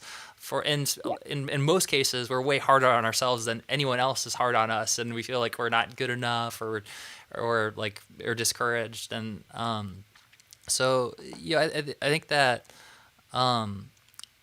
making a special point for anyone here as well to just like keep track of all of the things that happen that are validating the fact that you're on the right path and the things that are encouraging you, and actually just like have some sort of like folder or document where you're just taking screenshots of Or journal. yes, that's perfect. Or journal and just like keep track of all the things that are indicating you're on the right path. Because naturally, your brain is usually going to point to the one troll that you had on your comments who said you suck. And Yep. if you have a stock of all of the lovely and wonderful things that people have said and all the things that have happened that have kind of verified you're on the right path, then I think that that's also a good way to overcome discouragement too. Yeah, absolutely. All right, so we got a bunch more questions coming in. We got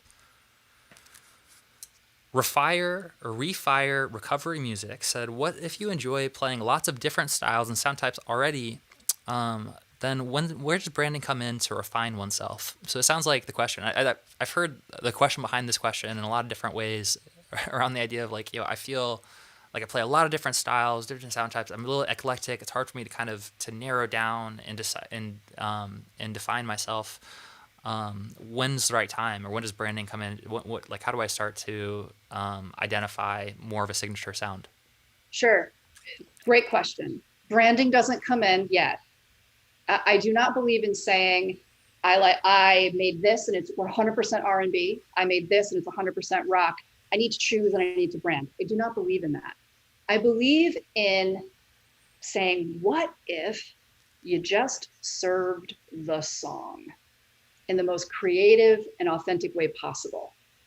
If you did that and you didn't try and make it an R&B song or a jazz or a rock song, if you just served the song, we would likely find some consistent things that you're doing along the way. And that's probably where your signature sound lies. The idea of genre, in my opinion, is deader than dead.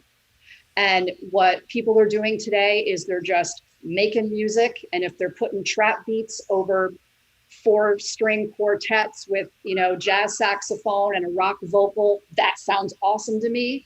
And the world needs more of that. So probably just experimenting and making sure you're not purposely adhering to boxes would help you.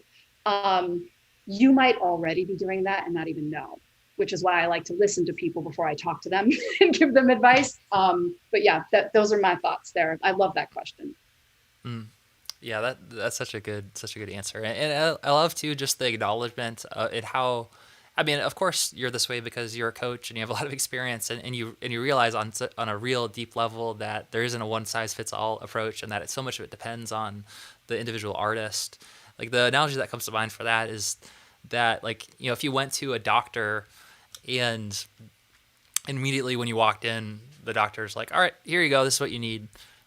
And like they didn't like listen to like I didn't even tell you like what's hurting, like I don't even know like what's going on, like how do you know that this is the thing I'm going to prescribe? Then you probably wouldn't trust that doctor very much. So I think that with everything that we're saying, it's great to take like a grain of salt with it, and also understanding. And when you're talking with people like Melissa, then you're going to hear this a lot, is sort of like, well, it depends on your situation, but based on what you've shared, X, Y, and Z. Yeah, I mean, sometimes people ask questions like that and I listen to their music and I go, what are you even talking about? You are so unique and so you have a signature sound. You're worried about nothing. And other times I'm like, perfect question. I totally understand what you're talking about. Right. 100%. Awesome. So next question here.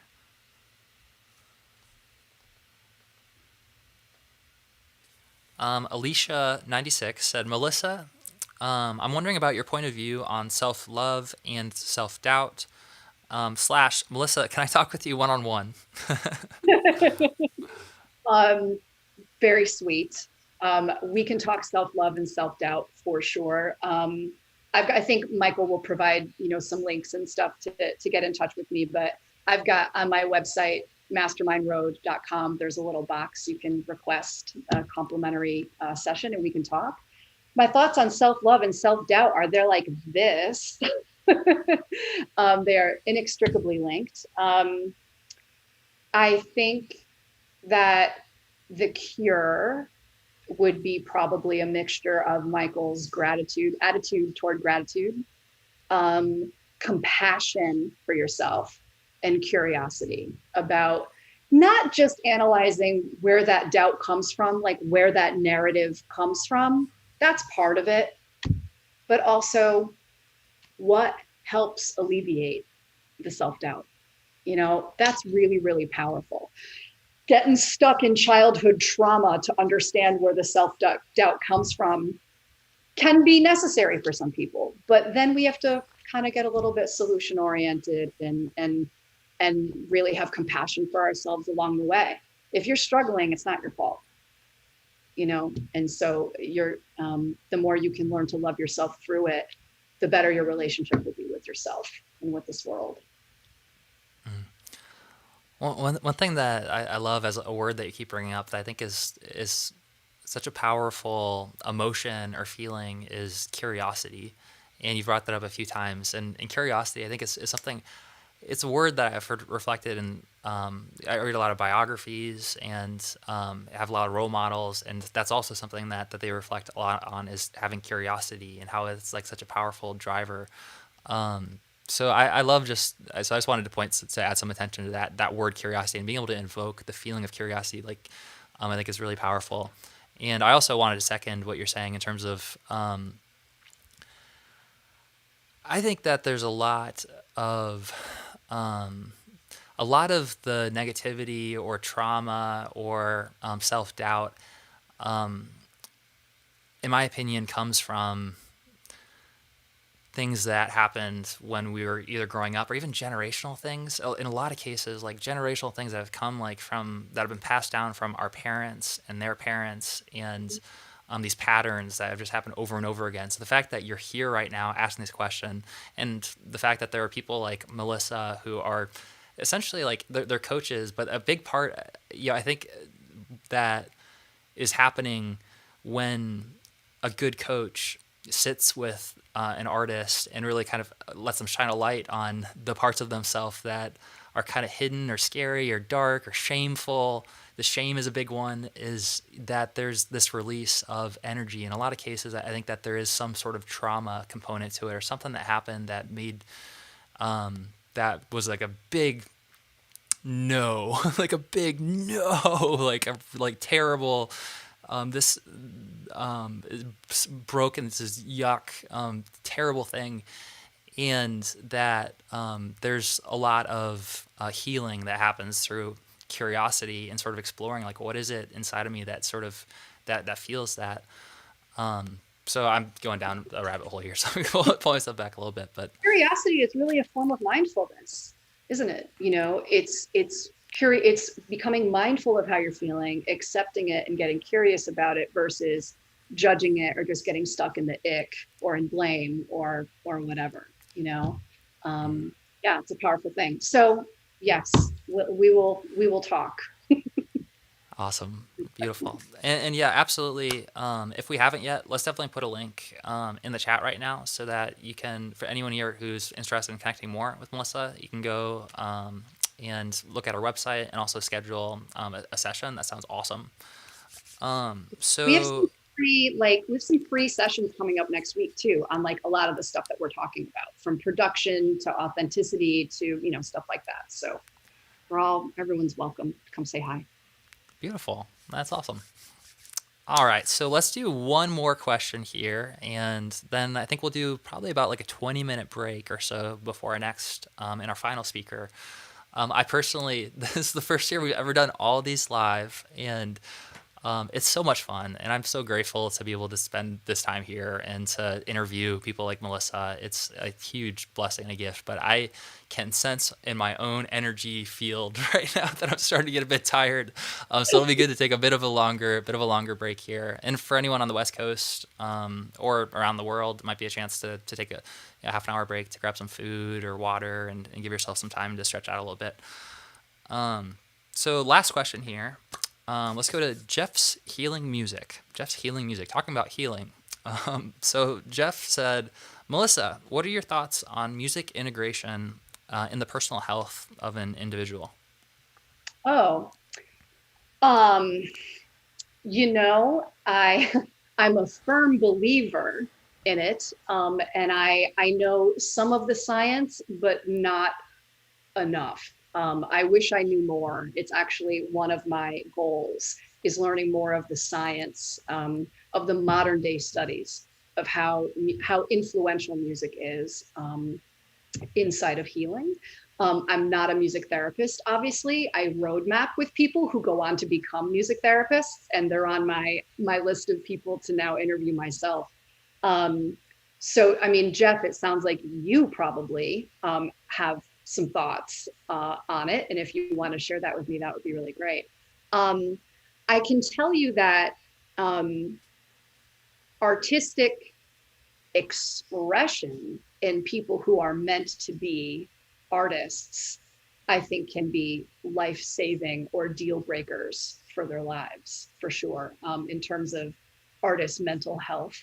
And I think that's why there was so much struggle during the pandemic. People whose mental health literally depends upon connecting in that way. Um, but I have seen wonderful, wonderful studies being published over the last several years about integrating music into the actual medical world. And I think that's what you're asking about. And unfortunately, I don't consider myself an expert in that, but of course I'm a firm believer. That's super interesting. Yeah, it sounds like, I mean, Jeff's healing music. Sounds like you definitely have some more insights around that, and it sounds like that you also work with music therapists, and that you might be the kind of conversation that you could have with them personally. So let's do one last question, actually, because there's a pretty good one here that I think would be a good one to wrap up on. And this is from Nice Local. His name is Nice Local. Question about how does artist identity boil down into the outward appearance of social media profiles and other places where you are reviewed by fans? Oh, what a perfect question.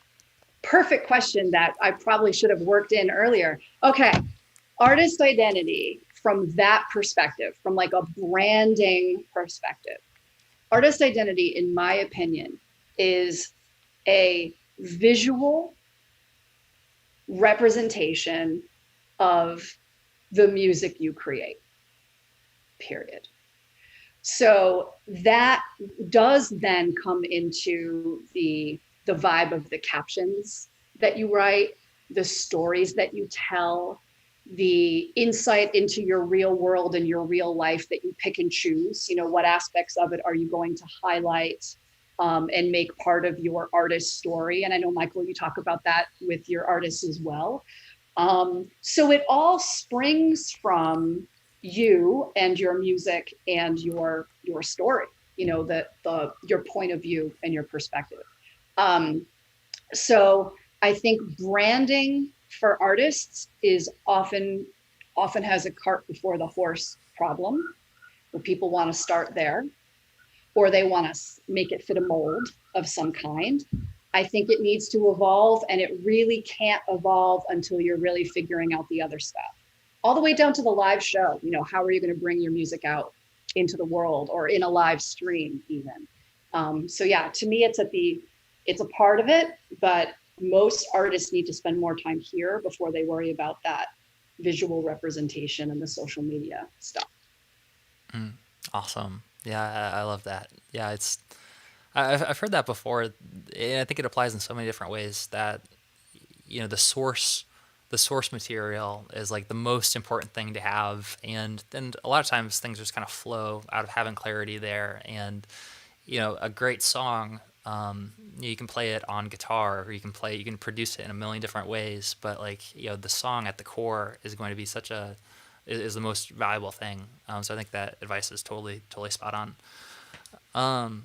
Cool. All right. Well, Melissa, thank you so much for hopping on here live and answering the questions and sharing your perspective on all this stuff. It's a huge topic and so fundamental and important. So I really appreciate you being here and sharing the experience and the lessons that you've learned over the last decades of doing this. Thank you so much. You know, I love you and your team, and I'm excited to see what everybody else, like other people I know and people I admire are part of this weekend. So You've put together an amazing event. So thank you for having me be a part of it. And I'm excited to watch the rest of it. Thanks. I really appreciate that. All right. Awesome. So let's go ahead and let's take a break. It's going to be a 19-minute break. And when we come back, we're going to wrap up the day with, let me go ahead and do one of these guys. Okay. There we go. We're going to wrap up the day with Ariel Hyatt. And Ariel is one of my favorite human beings. She's the owner of Cyber PR. And she has a new book that she just released. She's a best-selling author, and she helps specifically artists focus on getting publicity and getting on the biggest publications with their music when they have a new release. And she's a gem of a human being. We've had multiple conversations together and interviews back and forth, and I think it's gonna be super valuable. It's gonna be one of the best ways we can wrap up the first day of the event. So let's go ahead and let's take a about 20-minute break. We'll come back here and we'll wrap up with Ariel Hyatt.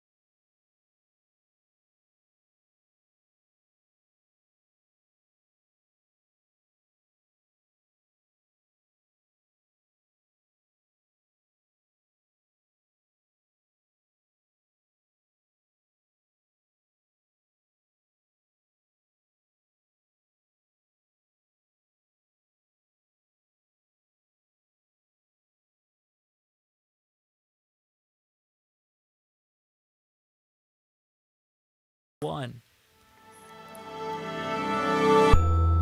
3, 2, 1. All right, and we're here. We're officially live with the one and only Ariel Hyatt. We had a little fancy intro for you, Ariel. It was like, whoa, Ariel Hyatt, ultimate guide. So thank you so much for taking time to be here today. How are you doing? I'm so good because ta-da! Yeah, look at that. That is her brand new book. She was just showing me off. And so give me the news. You just told me by what I just wanted. Well, the news is the UPS woman arrived with 4 giant boxes of my author copies. So it's I really relate to how my artists feel. For those of you that print merch or print CDs, for those of you that still do that, it just feels so like I did this. It is an incredible accomplishment. I think writing any books is a book in general is an accomplishment, but writing multiple books, which are bestsellers, is a much higher accomplishment. Speaking of which, so I'm guessing, what did you get, like 35 or 30 or top 25, or like what was like the ranking of the new book that just came out? Number 1. It was number one. I think we were still on my screen, so we couldn't see you holding up your finger, but she was holding up her finger. It's number 1. So bestseller right now is on Amazon. It's bestseller. Number 1 in the music business category. So yes, it feels. For those of you that don't listen when people say build your email list, I am here to tell you that is how this happened. I have a nice email list, and a lot of people that have known me signed up for the book, pre-order on Amazon, and we are number 1, which feels really, really good. Well, congratulations. That is awesome. And, having gotten to know you, like I know how good the book is. And so it's not just about like, number 1, but it's also just about the impact and like how much that book is good. Like the ripple effects that are going to come from what you just released out into the world. It's absolutely incredible. So congratulations. And thank you. And shout out to you right here. That's you. You are quoted. Here's what you said. In a sea of increasingly saturated information, sometimes it can be difficult to know who to trust. Ariel has a voice that cuts through the noise by sharing gems of wisdom and real-world experience earned from a lifetime of service. If you're a musician, get this book. It will save years. Thank you for your beautiful quote. Thank you. It's truth. Yeah, it took. I was like, because I wanted to just like, I wanted to encapsulate the awesome sauce without using the word awesome sauce on the review. So it's an honor to be on the book. And again, I know that it's going to make a huge impact for so many artists. And also, I mean, shameless plug, go get the book if you haven't yet. If you're watching this right now, if you're a musician and you're here right now, then I think that the book is going to be super valuable for you. Having read it myself, I think that it's a must read for any artists who are interested in really diving into the world of PR and publicity, and really just having I think one thing I really appreciate about you, Ariel, is how the foundation, like, you've been doing this for it's like a lifetime of experience and so much real world knowledge from the artists that you're working with personally. And what I said was true. Like, I think that learning from decades of experience is going to save people probably years of time. So it's awesome to be here. And so let's go ahead and let's dive into the interview and the conversation, so we can share some of those gems of wisdom that we've been talking about. And also, again, definitely get the book if you haven't yet, because it's awesome. So Ariel, for anyone who's here right now, who maybe they've heard of you once or twice, or maybe this is their first time connecting with you, could you just share your story quickly to introduce yourself? Absolutely. My name is Ariel Hyatt. My company is called Cyber PR. For 25 years, I have served the independent musician community. I started as a traditional PR firm back in 1996. And today, through all the iterations of the business, we have pivoted more times than I'd like to talk about. However, right now, what we are today is we are half artist development company. So we write long-term marketing plans and we help our artists really vision what does the next look like for you, no matter what that is. The other thing we do is half PR. So we are a publicity firm. We get our artists PR, blogs, podcasts, online, minimal playlists, some not. We're not a playlisting company, but that is in our wheelhouse. And then we also do social media management and social media posting. The thing that I've always stood by for the last 25 years, as you might have figured out, is I love helping the community. So we have a blog. There's 400 plus articles there about all things marketing related for musicians. Plus, this is my 5th or maybe 6th book that I've just published. That is my passion, is writing to help artists. I also have a podcast. You can take courses, which many of them are free on my website, cyberpairmusic.com. But that, in a nutshell, is me. Awesome. Yeah, this is the perfect. I'm so excited to be able to wrap up the day with an interview with you. So let's dive in. So, having 25 years plus of experience working with artists and kind of seeing how things have changed over time, and also some of the foundation, the things, stuff is always changing, but then there's also the principles, the things that they don't really change. I'm curious about what are some of the biggest patterns of challenges or mistakes that you see artists making when it comes to PR and publicity and sharing their story? So unlike God-given musical talent, the good news about publicity and any kind of PR, and we'll talk about the differences. I know we're going to talk about the differences today, is it's learnable. It's learnable. And once you kind of get what it's all about,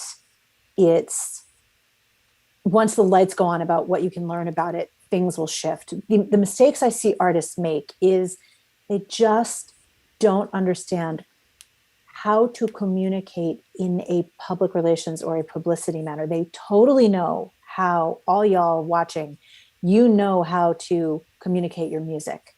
That's not the problem. The problem, and most of you, I think, I know, because I work with tons of artists, you're really good also at communicating your brand. What do you look like? What's your color scheme? Are you funny? Are you witty? Are you dry? Are you political? Are you satirical? Are you negative? Like, everybody has a sort of a music brand. I think those are the two areas where artists do really well. Where they fall down is understanding, how do I translate the music and the brand into a strategy for communication that is effective with the media or with anyone that you're trying to get to in the industry. Because PR is just one kind of communication. And I think the other thing is artists, sometimes when they're trying to get publicity, they give up too easily. So not understanding the enormous amount of work that it actually does take to get PR is the second part of the two biggest mistakes I see. Awesome. Yeah, I've heard that analogy before in terms of communicating with different groups of people in terms of like supervisors, or communicating when it comes to PR. Sometimes it's just a different language. So it's like you might be really good at speaking English or speaking one language, but taking that and being able to actually communicate that is a skill. And it's like learning a language. You can learn another language. So for anyone who's watching this right now, who's maybe not fully clear on what exactly do you mean when you're talking about PR and publicity, and also like what are the benefits of PR and publicity, how would you share like an overview of those things? So I do think PR and publicity get collapsed, and people think that PR is publicity and vice versa, but that is not the case. The book that I've just written is called The Ultimate Guide to Music Publicity, meaning getting mentions, getting written about, getting articles, getting interviews, getting placements on podcasts or on playlists. That is what I think of as publicity. That is sort of a artist to media of some sort. Although the thing that has changed radically so much since I started the business is media changed from traditional, which was newspapers, television, radio, and magazines, to all the other forms that we now see. PR is your public relations. What does that mean? Everyone out there is the public. Relations is how you are relating to them. So the PR bucket is different. It encapsulates, like you said, when you're talking to music supervisors, or if you are trying to put together a plan for connecting with fans or your social media, that is all in the PR category. So the public and how you're relating, and the public is not necessarily the media. So unfortunately, you need sort of a separate strategy for each unit of people that you're communicating with. And throughout this amazing 2 days that you're presenting, pretty much everyone is suggesting a different community of people that you are talking to in whatever their area of expertise is, right? So Rick Barker talking about the social media community, Chris SD talking about music supervisors, et cetera, et cetera. So it's very interesting. You do need to think about PR, but if you start collapsing it and not understanding the nuance between when I talk to you, it's B2B. When I talk to a fan, it's B2C. It's a different kind of communication. Awesome. Okay, so it sounds like what you're saying is that PR, publicity are often combined, but really like they are separate things. They're both about communicating, but they're different groups of people, which is hugely different. So PR is more about public relations, kind of like a B2C, business to consumer, which is a lot different than publicity, which is a lot about communicating with the media. And so, what would you say are some of the things that differentiate, like what are the differences between how you might want to communicate in a PR sense from like how you might want to communicate in a media sense?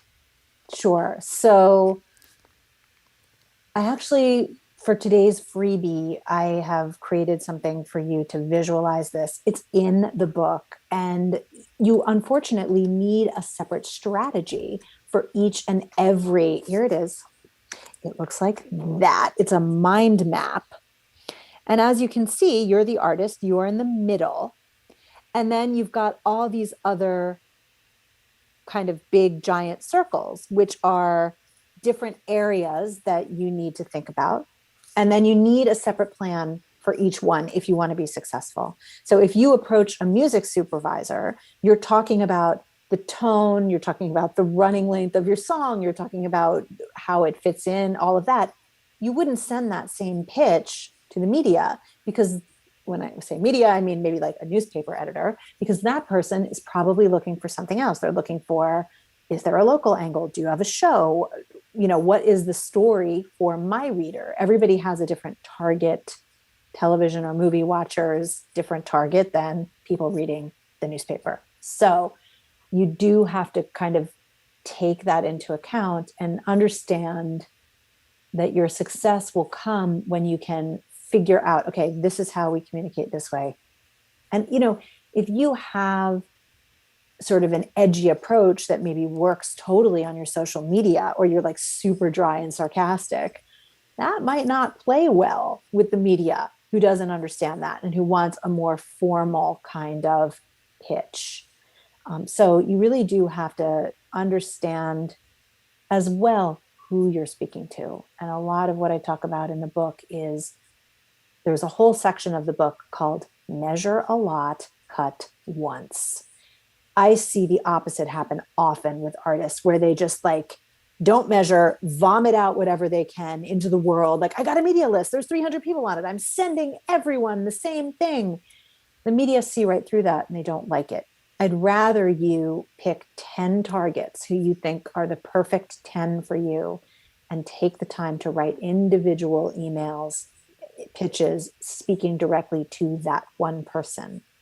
And that would be a much more effective way than blanketing the world with a sort of semi-targeted thing. That's so good. And you made me so happy when you showed that mind map. I'm a sucker for mind maps. I use them for like everything. I have like a mind map for our conversation, for the event and stuff. So I think that mind maps really reflect a lot of the ways that like our mind works. And so for sure, if someone on our team could post a link to the chat right now, so that people can go get the mind map and learn more, Yep. that'd be awesome.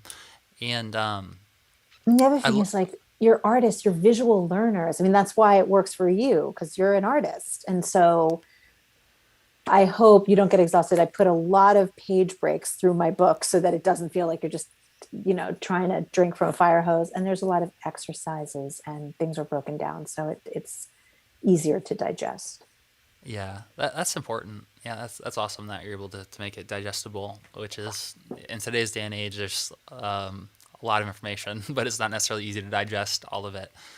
Oh, Cool. I loved the quote measure before you measure a cut, lot, measure a lot. and so measure a lot before you cut, and so uh, I would love to dive a little bit deeper into specifically that process of first kind of deciding like how do you find out who are those 10 people who are most likely to be a good fit to reach out to, and once you just kind of having like an overview, I think, of the process of if someone's sitting down, I got a new song. Actually, speaking as someone who has some new music that he's going to be releasing pretty soon, I'm very curious to kind of hear how you would sit down and kind of process at a higher level. What are the stages that they should go through leading up to the release to make sure that they're doing the best job that they can with communicating and finding the right publicity for them? Sure. So the first thing you want to do is think about where you're at. You are at a level where you have millions of streams and a lot of followers. You have national tours under your belt. So for you to make a target list that has sort of some major publications would not be a stretch because you can lead your pitch with, we have over X amount of million streams. We've toured an X amount of hundreds of times around the country, et cetera. Those are accolades that larger media outlets will pick up on. That's okay. That's not to discourage you, but it is to say that when you do decide to make this target list, ask yourself and be honest with yourself. Is it your first record where you're trying to do some PR, your first single? Have you had some PR? What level are you at? So if you're at the level, let's just say, I would say about the average artist that comes to us has fewer than 10,000 followers across social channels. So maybe you have a nice 5,000 here, 3,000 there, 4,000 there, it's 10,000. That's a decent number, but that's probably not Rolling Stone numbers. It's probably not Pitchfork numbers. It's probably not some of those larger outlets that are looking for larger followings. So that's the first question. How big are you? Second question, where are you from? If you're from not New York City, Chicago, San Francisco, or LA, or Nashville, you might look for your local media outlets where it would be much easier. I just moved up to a small town in Western Massachusetts and I opened up my daily paper a couple months ago, and an artist who I know who lives in the next town over had a enormous double page spread all about his new album coming out, what he's up to, how he's handled this pandemic, his photos of his recording studio. I mean, it was like amazing. But we live in a small community where there's not a whole lot of artists. So maybe that's your target, a local paper in your community. Of course, if you live in a larger city, you could try that, but hard to get the New York Times to pay attention when you're competing with a city of 9 million people. So that's another angle, local. Third angle, genre. What genre of music are you playing? That may not align with what genre of music some of these more trendy, buzzy blogs are covering. That has nothing to do with your talent, how good you are, how well executed the music is. But Marla Lewis, who is a beloved human in both of our worlds, she makes jazz standards. She's not going to go on Stereo Gum, Drowned in Sound, Pitchfork. Those are inappropriate. She's making kind of a modern day female Michael Bublé vibe kind of music, right? So what genre? And then what publications are in that genre? And then the next question below that is, once you identify those publications, who are they covering? So if I pull a whole lot of publications for Marla Lewis and I realize this magazine and this newspaper really only covering Michael Bublé and, huge household name artists, sure, I could take a stab at it, but the probability, if they're really only covering Tony Bennett, the probability of them covering Marla Lewis, small. So then ask yourself and look at, does this publication cover emerging, my genre, and start clicking around and looking. If you don't understand who you're talking to, you will never get the result. So those are what you should look for and how you should begin to hone your target list. There are some amazing tools like Submit Hub and Music Submit. Those are two wonderful platforms for less than, I think it's about $50. Really, you can submit your music to a couple of hundred outlets, and it's like $1 for each submission, but you'll get results because they'll have to give you feedback. And so I would say, when you're just starting out, or even after you're established, we've worked with many established artists. We put them through Submit Hub, and they have to give an answer for that dollar that you spend. So that's another great way when you're selecting targets. Just gonna make a quick note to remind myself about Submit Hub for the songs that are coming out. Yeah. See, that's what's great. I love having conversations like this because it's a way for me to stay fresh as well, and like the things that I know that I should be doing, but also but are things that it's interesting, like how repetition and mastery, like it's something. It's not just like a one and done kind of thing. It's not like you take a bath and then it's just like, all right, well, like I'm done taking baths forever. It's like something that comes with repetition. That's true. That's true. Okay, so someone is sitting here right now. They've sat down and they've mapped out and they made a list. And let's say that this was a person who is pretty early on in their career, but let's say that they have around 10,000 followers on their social media platforms, and now they're looking at, okay, I've got this new release coming out, and I want to get a few publications. So it sounds like one of the biggest opportunities would be, and one of the mistakes is like going for like the ultimate big dog right off the bat, when it's like they're not really covering smaller artists. But maybe a good starting point would be looking around locally and seeing some local publications, seeing news. So let's say that someone makes a list and they have 10 different places that they think would be a good fit to reach out to. How about from there? So how do they reach out, and what are your biggest mistakes when it comes to like reaching out, and what's like a higher level view at that process? Okay, so first of all, I don't want for those of you thinking like and feeling hopeless. If you have that goal, that Pitchfork is your jam and that's where you want to be, or any of those larger blogs, absolutely send it there. 100% take a stab at it. Go for it.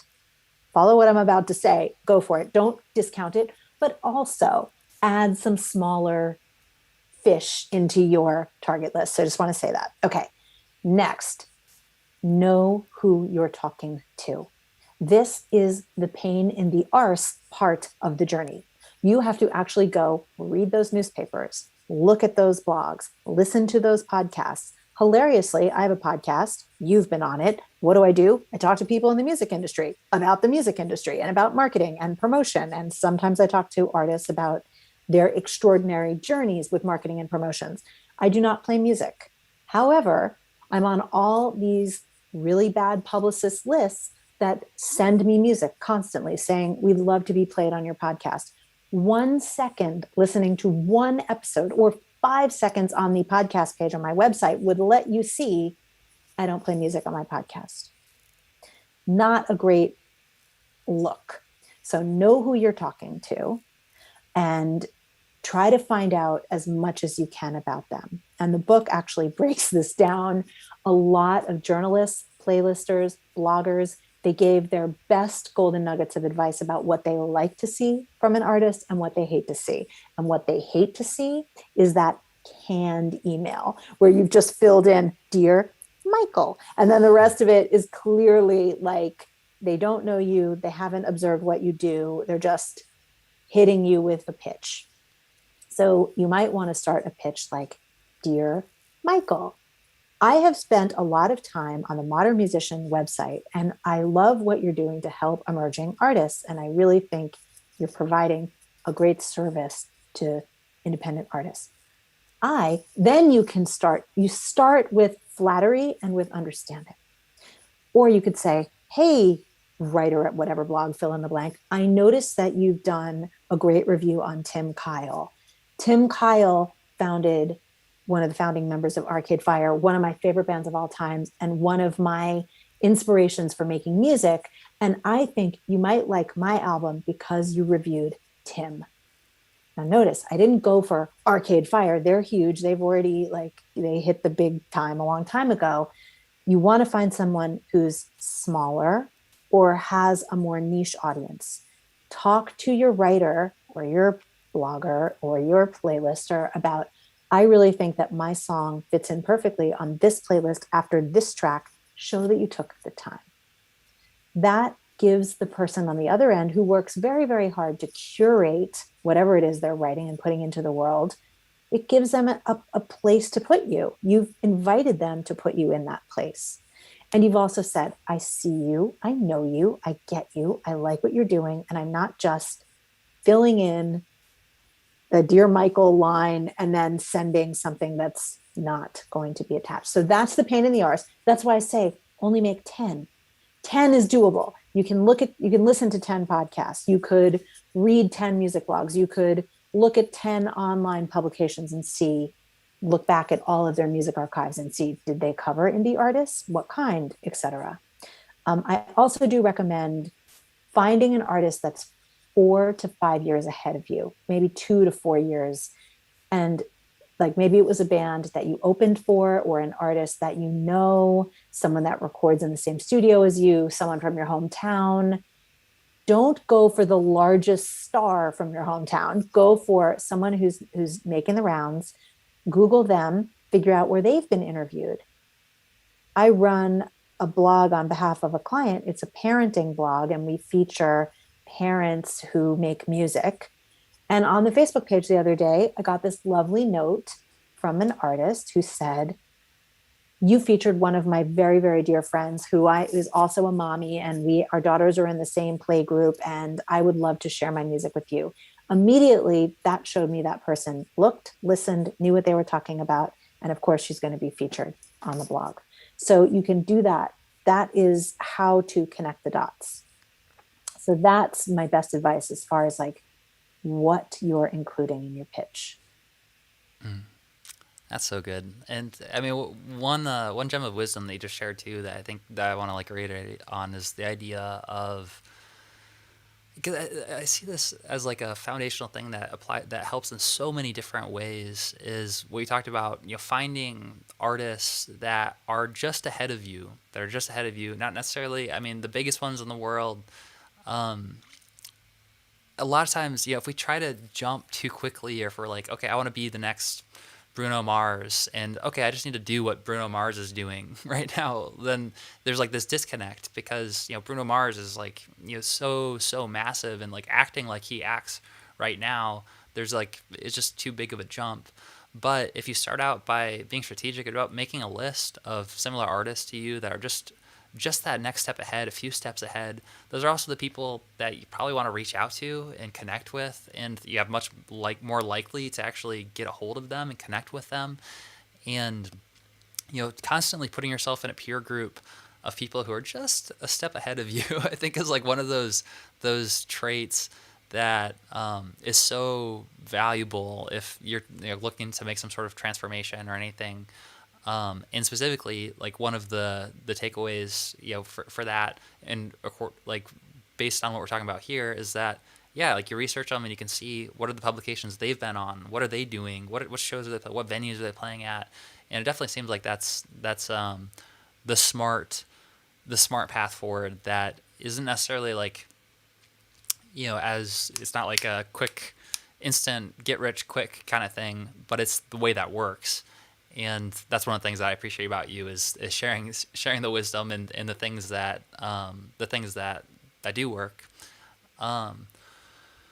So I just went on a little bit of a ramble there, but so I'm wondering, let's say that someone completely wraps up their release, and they got a few awesome pieces of publication, maybe from a local newspaper, maybe from like a few blogs or magazine, and now they've got some really cool write-ups. What would your recommendations be for people to really leverage those and get the That's most my value? favorite. So this is the thing I also see all the time is artists, even artists that hire publicists. There's a whole section of the book about how to do that. If this is not your thing, you don't want to go through all this trouble of dealing with all this stuff, you can hire someone. But the publicist or you'll work really, really hard to get these placements.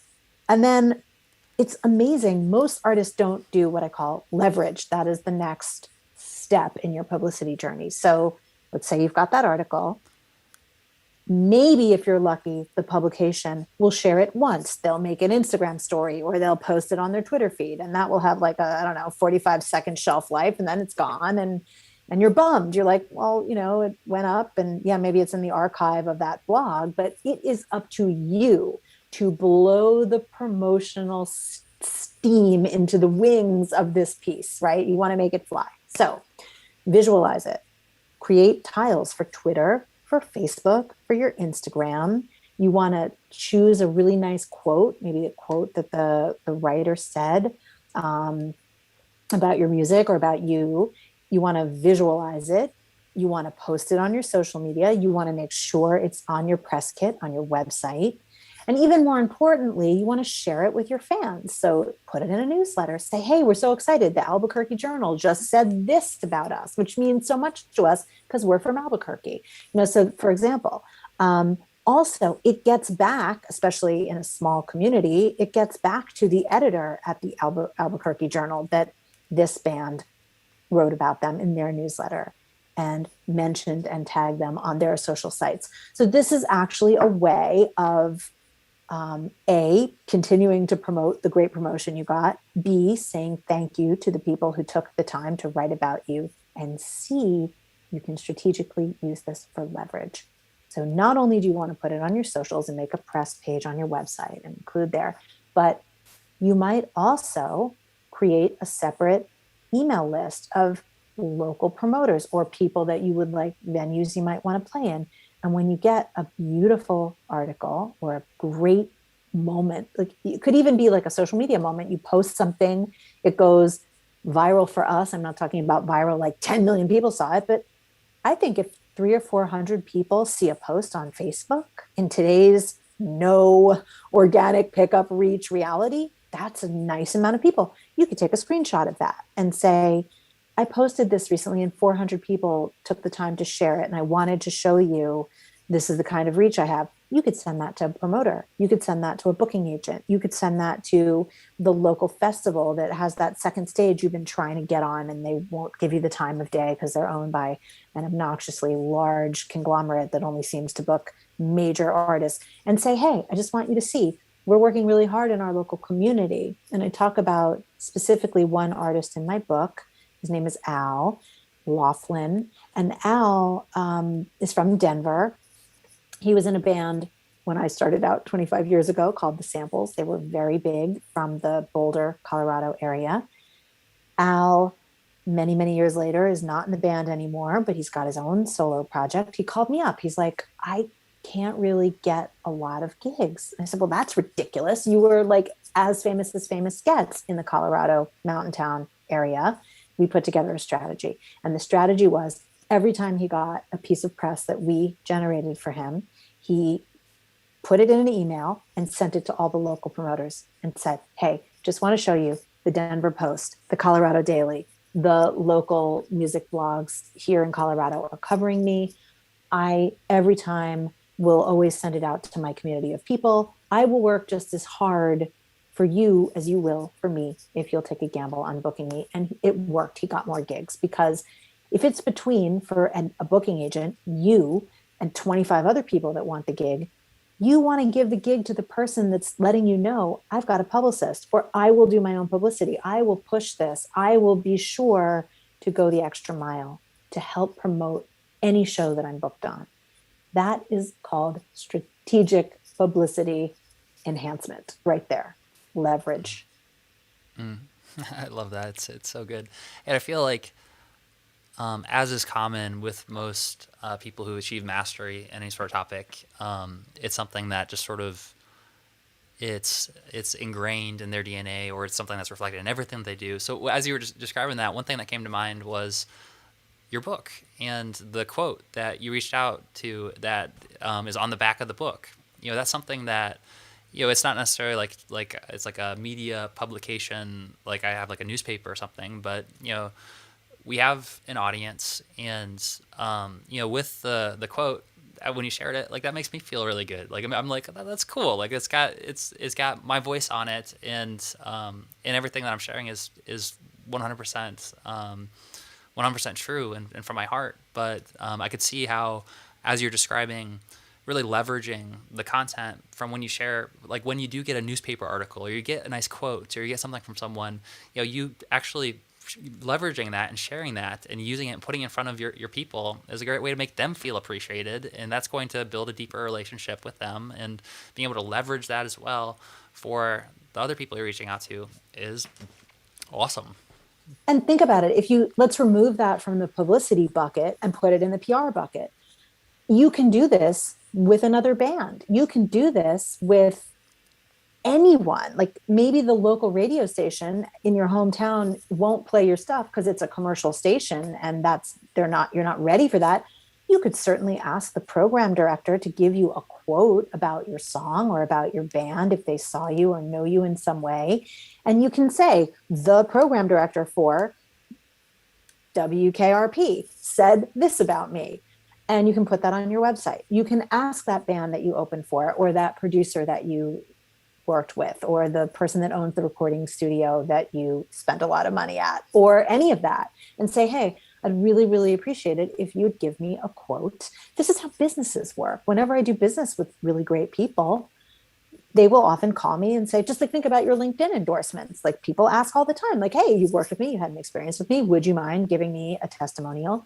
You can ask for that. That is another form of PR.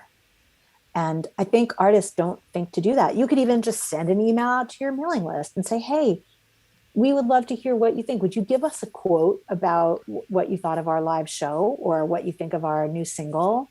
And then you can use those in your social media and shine a light right back onto your fans. It's a wonderful thing to do. And that fits in the PR bucket, and it's leverage.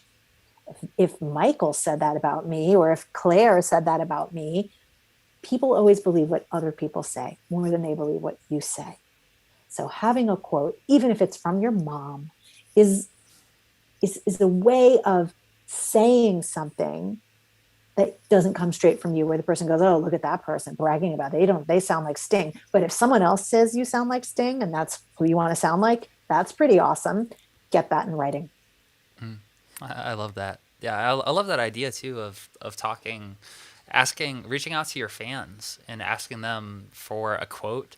Yeah, it seems like a really awesome on multiple levels, because one, you're connecting with your audience, and you're, for people who haven't necessarily really listened to the song or thought about the song enough to, give a detailed quote on it. They might be listening to the song for the first time even, and like actually listen to it and then thinking about it and thinking, like what are my thoughts on this? There's so much engagement and just interaction there that happens from just asking for the quote, and then being able to leverage that and be able to shine a light on them.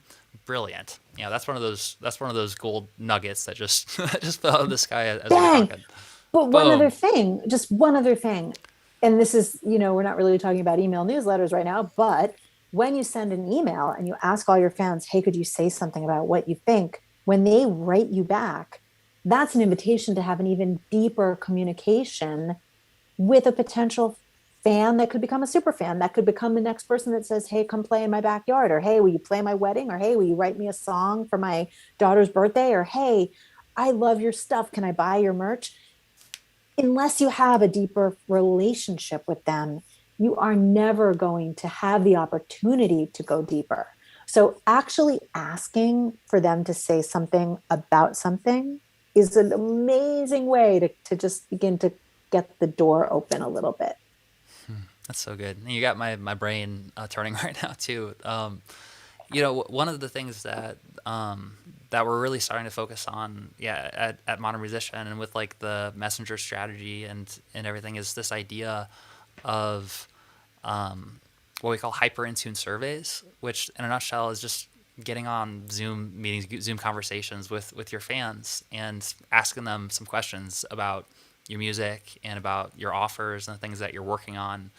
And if they're interested in any of the things in particular, then you can give them some sort of special deal or something on the conversation. And the point of it isn't necessarily to, to like, it's not like a conversation where the point of it is to like sell them something, but a lot of times it kind of turns into that organically. Like, and we've had several artists who've made sales for $3,000 plus to fans through this process of just like getting on Zoom conversations. Yeah. Right. It's a beautiful thing. I mean, you're asking someone, he's like, come be in my inner circle.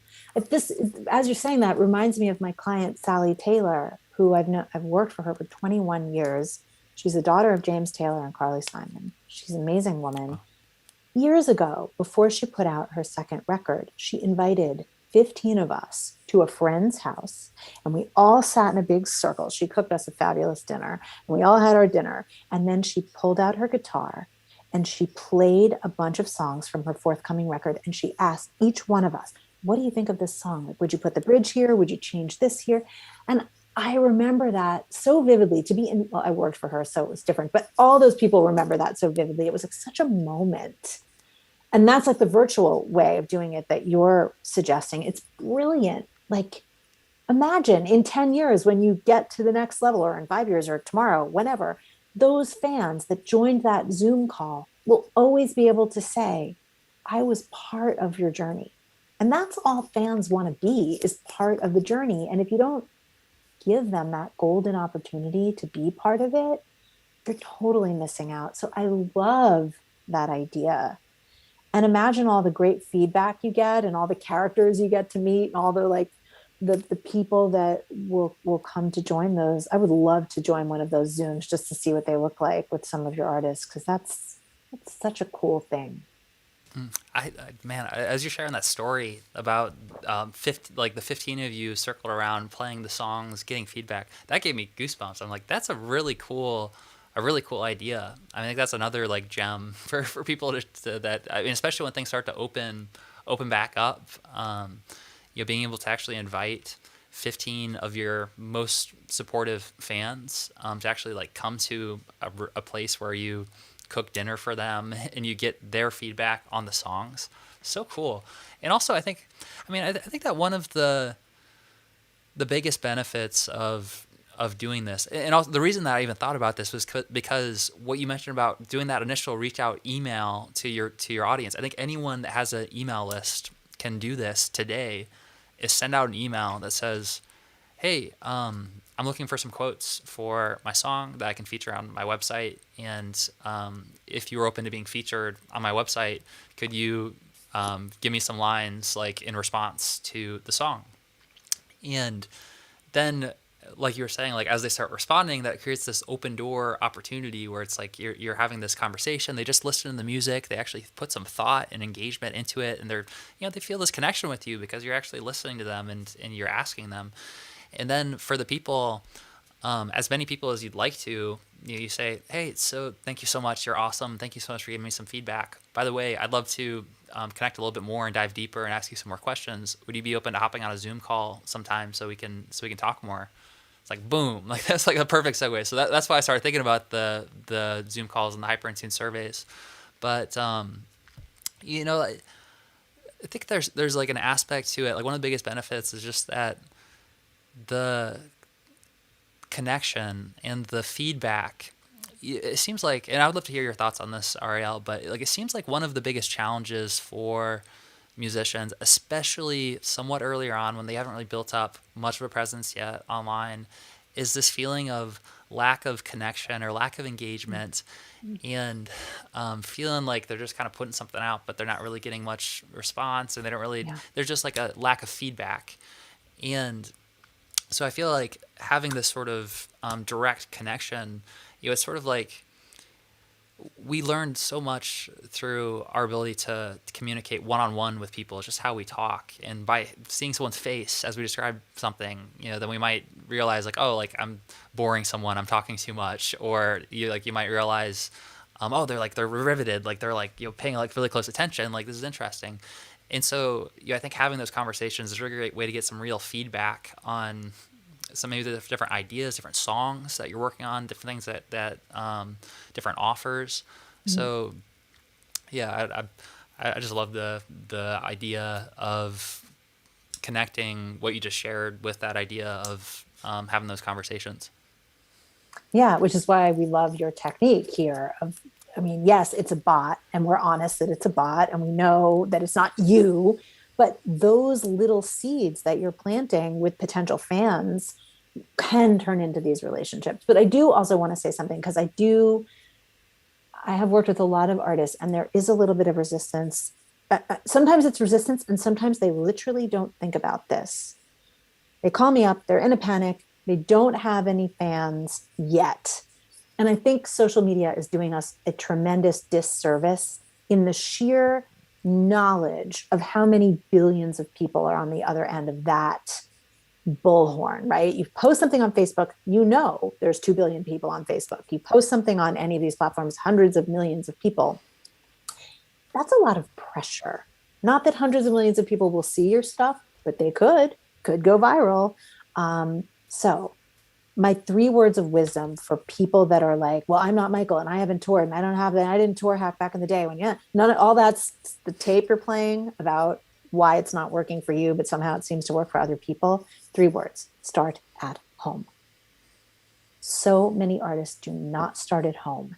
They go looking out into the world to see, I want to get that person and that random person, and everyone that loves Sade will love me, or whatever crazy thing you're making up. What about your cousin? What about your best friend from high school? What about your mom? Literally, my mom is on my email list. Today, she's hysterical. I talked to her today. She's 86. Someone checks email for her. She's not into that. But she said, you have a book coming out. I said, yes, I do.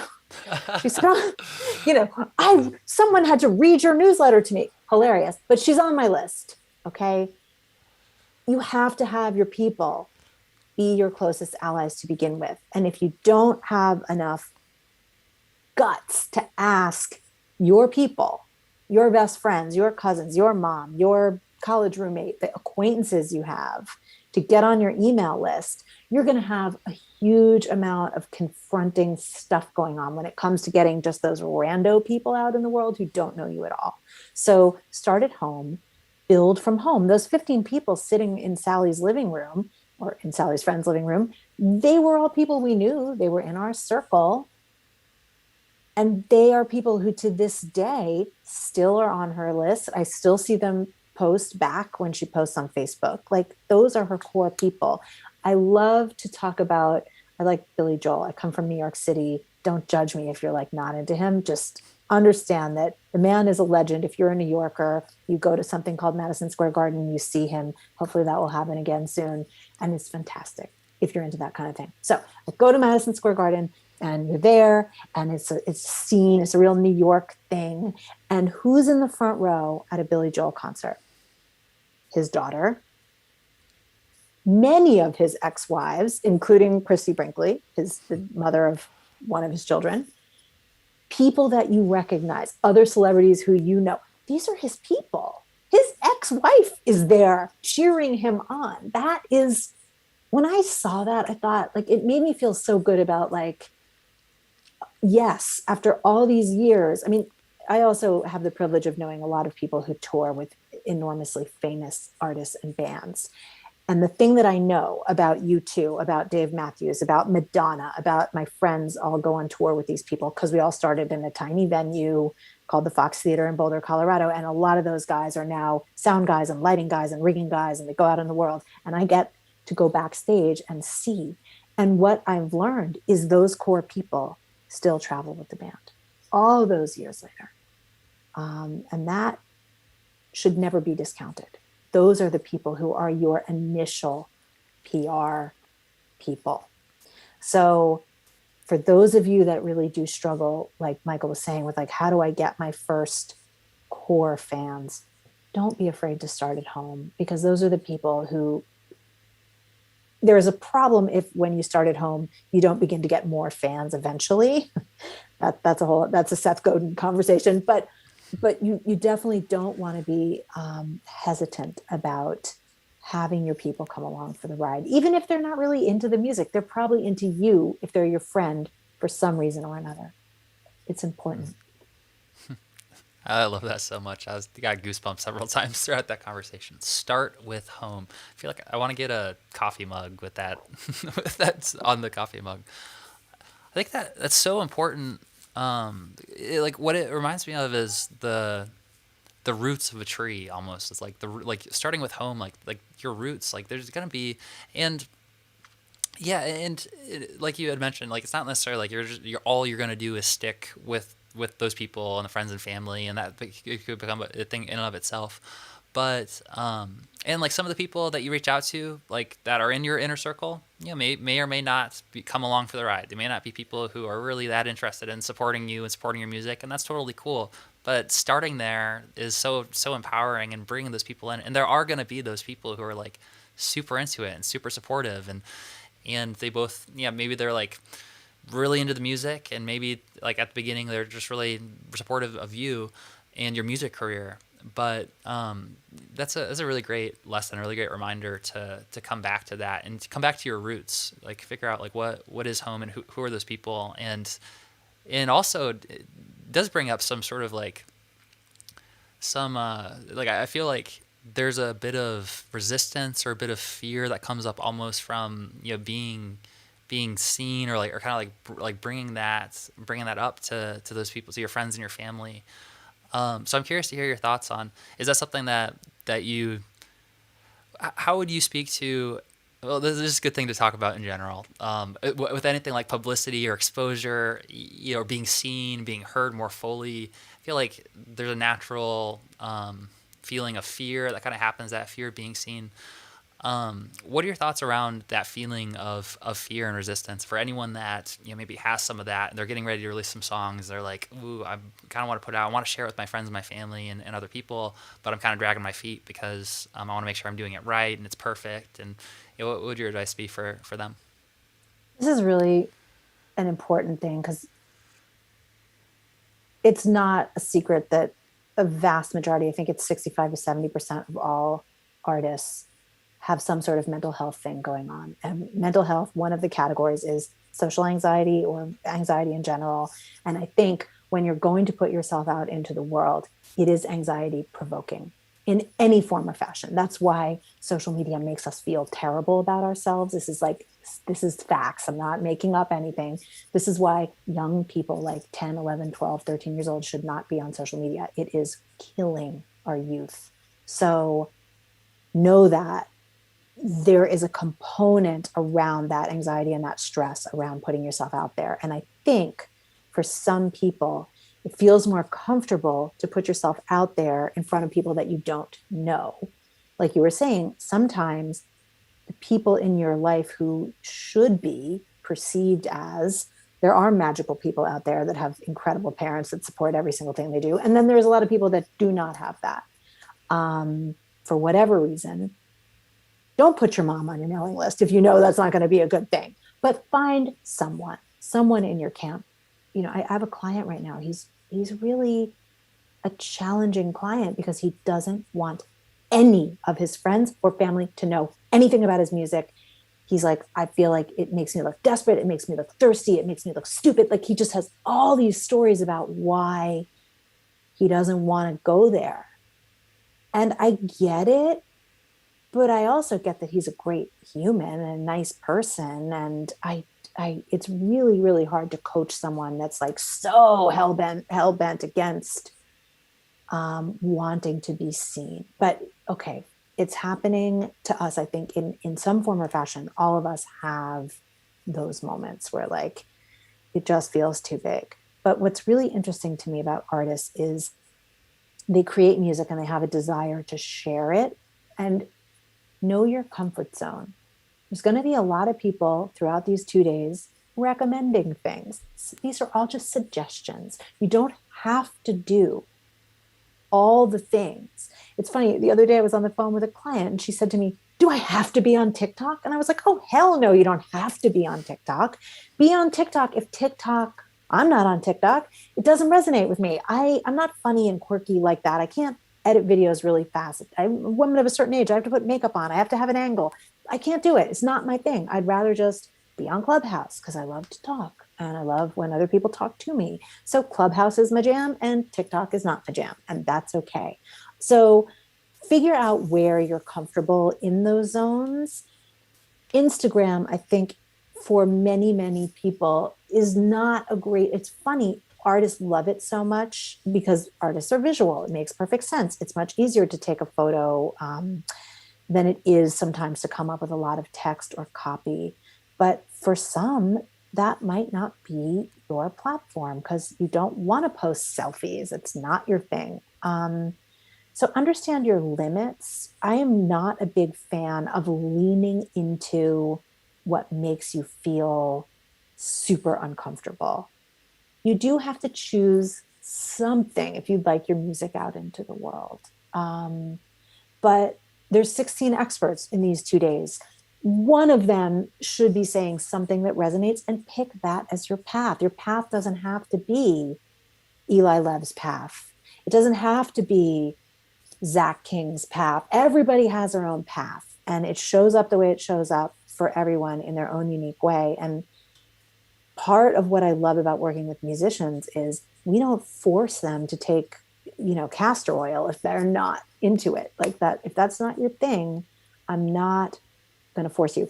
I probably will force you to try to use your email list. But everything else, if you don't like it, you don't have to do it. So I would say when all those feelings are coming up of like, this is just such a no for me, you don't have to do it. Hundreds of millions of people on every platform. If Facebook is not your thing for whatever reason, there's other things to choose. So that's my advice as far as that. And yes, there's going to be uncomfortable moments and haters got to hate. And there'll always be someone that's not in love and thrilled with what you do, but that's okay. Because for every person that's not in love, there'll be someone who is. And it's about finding those people and nurturing those relationships and connections. And don't worry about those other ones. Although I will say one more thing, a negative comment, a negative interaction online, this is science. It resonates 35 times more deeply and more painfully than a positive one. So just take a moment to take that in. 35 times. So some moron writes something off color on your Facebook feed, or they don't like something, or they hit this happened to me the other day. I sent out my email about my book that I am so excited, so proud of, and I'm showing it off. And he wrote back, I already bought it. Why did I get this email again? He's like furious with me. Thank you for buying it. I'm really sorry. I had trouble filtering my email list because I don't quite know how to use ConvertKit. Please forgive me this one time. Like, don't send me hate mail. And then he wrote back. He's like, oh, I didn't know you'd actually answer. And I was like, dude. So I think that's the other piece to that is like, if someone says something off color or horrible, it's an opportunity. Of course, if they say something like disgusting or racist, you just block them. But if they say something that's like questionable, you might just respond, because I think we've all forgotten that there's a human on the other end of those communications. He really thought he was just going to respond and be pissy in that email. He probably had a really hard day, and he probably felt underappreciated because he already bought my book and sent me an email saying he did, and he was annoyed. I get it. You can just say, my bad, I'm sorry you didn't like it. Don't start a war with them.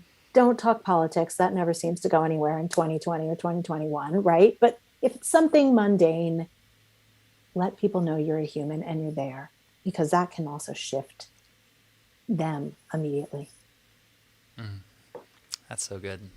Yeah, there's certainly a superpower in the ability to acknowledge or appreciate or shine a light on people. I mean, especially when it's someone.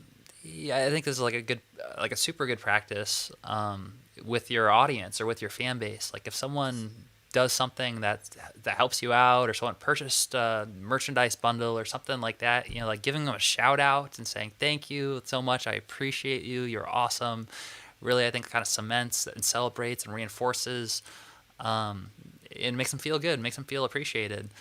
And then also on the flip side, you know, troll, hater, it's someone who's questionable. I agree. I think I tend to lean in the direction if someone is a bunch of negativity and hatred and toxic, I'm kind of like, all right, well, see you later. You know, like I don't need that in my life. Like Not going to be your client anyway.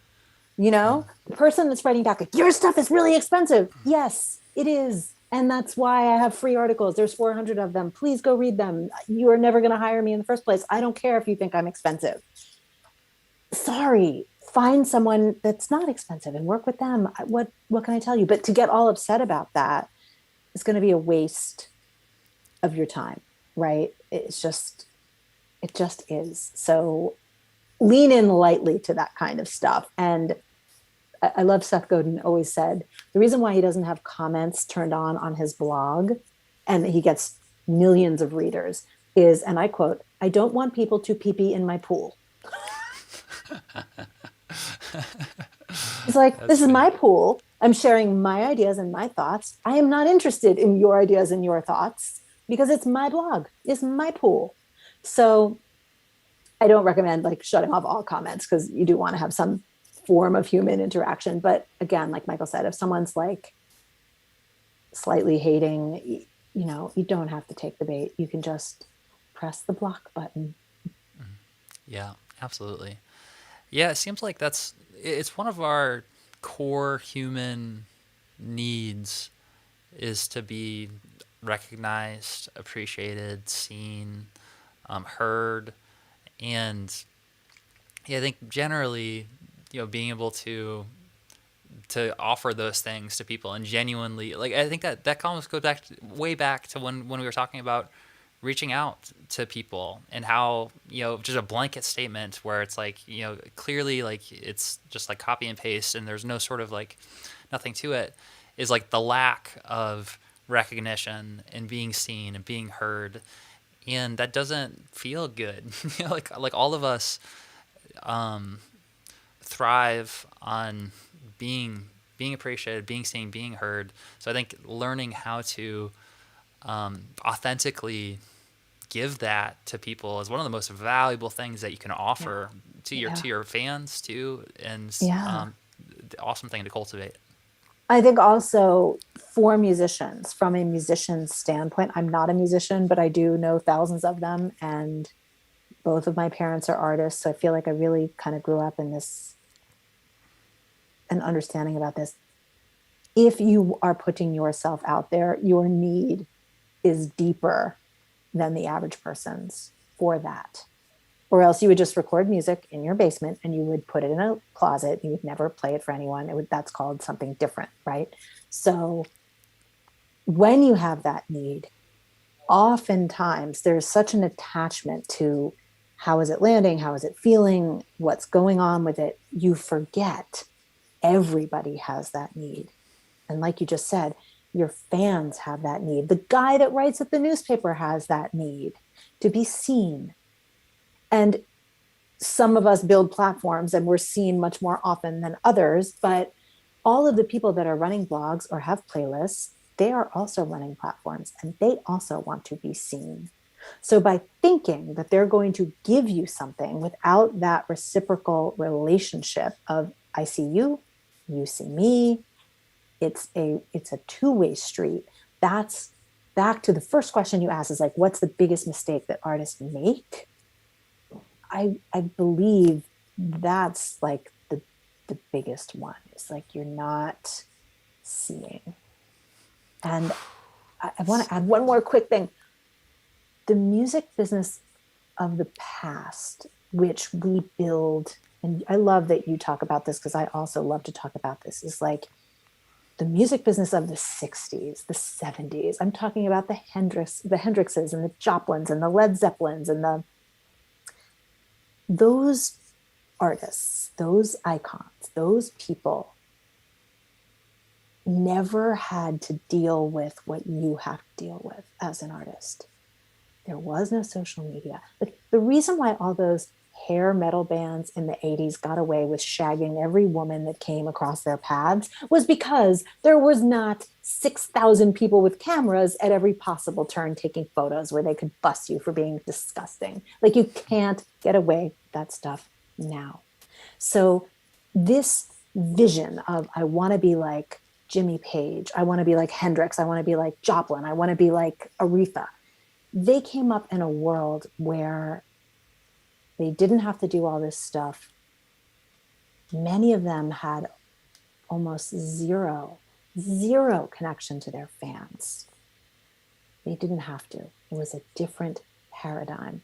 So I know we're coming to the end of this, but I just want to presence that for those of you that like have hero worship, and we should. I think we should all have like those artists who are our pinnacle artists, our ultimate artists. But if you're thinking about like an Eric Clapton's relationship, like personally to the thousands of people that followed him, it doesn't exist for him. It's a different paradigm. So I think getting that we're in a new world now, look at how Justin Bieber does it. Look at how Taylor Swift does it. Look at how these younger artists that really understand directly communicating with people on social media. Those are the ones to look at. You might still love Jimmy Page. That's cool. But looking at them as your model on how they did it is going to get you into a lot of trouble from a PR and publicity standpoint. Yeah, that's so good. I think I'm going to intentionally make sure that this is the only time I use this analogy throughout the event, because this is one of my favorite analogies, and it will tend to, I could probably bring it up in like every conversation, but the analogy that comes to mind when you describe that idea of not necessarily doing what worked 60 years ago because that was a different time, is that the analogy that, we're all basically like surfers, and there's these different waves of things that happen. And if we happen to catch the momentum of a wave that's kind of like currently cresting, they can give us a big boost and we can shoot forward and we get like a bunch of momentum from it. But it seems like a lot of times what's happening is people are looking at a wave that's already passed, in like 30 years ago, 60 years ago, and trying to catch up with this wave and exhausting all this energy and trying to catch up with the wave that's already passed, or even one that just, I don't know, a year ago. Things change pretty quickly now. There's So a lot of true. different So waves, and there's so much power that can come from being willing to. There's a bit of like, I think you have to acknowledge uncertainty, because like with a wave that hasn't come yet, it hasn't come yet, so it's not as crystal clear. It's not, in hindsight, everything is 2020, but like the trends that are coming right now, the cresting waves, are the things that you can kind of feel. You can kind of feel like, oh, like there's this about to happen, and you kind of can look back. You'd be like, based on all these things that happen, it seems like there's this wave coming. And being able to like swim along with that and catch that, and you get this huge boost of momentum. And I think it's like a really powerful skill set, is learning how to ride those waves based on right now what are the cresting waves, while also acknowledging that all waves are made up of the same matter. Like they're all water, and there's principles, and there's things that don't ever change, right? There's timeless things that always work. But at the same time, there's always new ways to, new tactics, new strategies, things, and that learning to see those and to swim along with them, even though that they haven't necessarily happened yet, can be a really powerful model to use. Yeah, I think you just nailed like why I've managed to stay in business for 25 years, regardless of what the waves present. And that is what we teach, no matter what form it comes in, is how to be excellent at communicating. That is a skill that it doesn't matter where you are. And there's 11 artists in my book, Eli Lev being one of them, for those of you who know him in the modern musician community. There's huge breakout pages, several pages long for some of the artists, that talk about the journey that they went on, and they exemplify excellent and mastery of their specific area of communication. For some, it's about getting publicity. For some, it's about getting house concerts. For some, it's about getting your tribe, like Eli, his is all about his tribe that comes along for the ride and supports him over and over and over in whatever he does. And he has no problem asking them because they're so thrilled to be along for the ride. He just did a $15,000 Kickstarter successfully. I know. Just like a few weeks ago. That was awesome. I know. I contributed. Amazing, right? And so you think about all of the successful people that you see now in music in some form or fashion, they have an area of mastery in communication. And there's many types. And that's what that mind map is about. Please come and download it. I would love to give it to you. It's part of the book. That's the mastery that we're talking about. And that is what will allow you to ride all of those waves. Yes, you might have to learn, no, here comes the playlisting wave. Here comes the damn TikTok wave. There's going to be the waves that are annoying that will force you into being adaptable. But if you already know, like, excellent communication, and there's, of course, other things to know, those waves as they come at you, you're going to ride them out so much better. That's powerful. Yeah, I love that conversation. All right, so you know what? If you have, it depends on your time, Ariel. But I've been enjoying this conversation so much that I've done a poor job of. We actually have some time questions. Mastery. Oh, good. I'd love to answer. Awesome. So we've got about 5 questions here. So let's start with Pondering Legend. Pondering Legend asks, is it a bad thing to pay for placements? Is it legit? Question mark. Oh gosh, this is tough. Okay. There is yes, it's pretty much a bad thing. There is a difference between paying Submit Hub to submit, because what you're paying for is like the poor blogger has 700,000 emails and you're paying him literally 50 cents to listen to your music and not the other 10,000 people. Okay, there's a difference between that and the gray area playlist that writes you and says, for $400, I'll put you at the top of our playlist and you'll get top billing and we'll keep you there for a month. That's not a good thing to pay for. Recently, hilariously, 3 of my female artist clients and 3 people on my team, all women, we all got the same email that said, the New York News wants to feature you as one of the 10 most interesting women to watch. And one of my artists fell for it and said, I think I should do this. And I unfortunately had to send her my email and say, we're all getting this. Don't pay for that. So my answer is most of the time, no. However, if it's a music blog that has a tip jar and they're saying like, listen, I have a day job and music is my passion and I don't have ads on my website and I have no way of monetizing what I'm doing, I would appreciate a tip, or it costs a couple bucks to get a review, as long as the music blog is not plastered with like, buy a review, and it looks really cheesy and awful. It's not the worst thing to do. So I would say with discretion, but you can't buy your way onto playlists. That's a big no-no.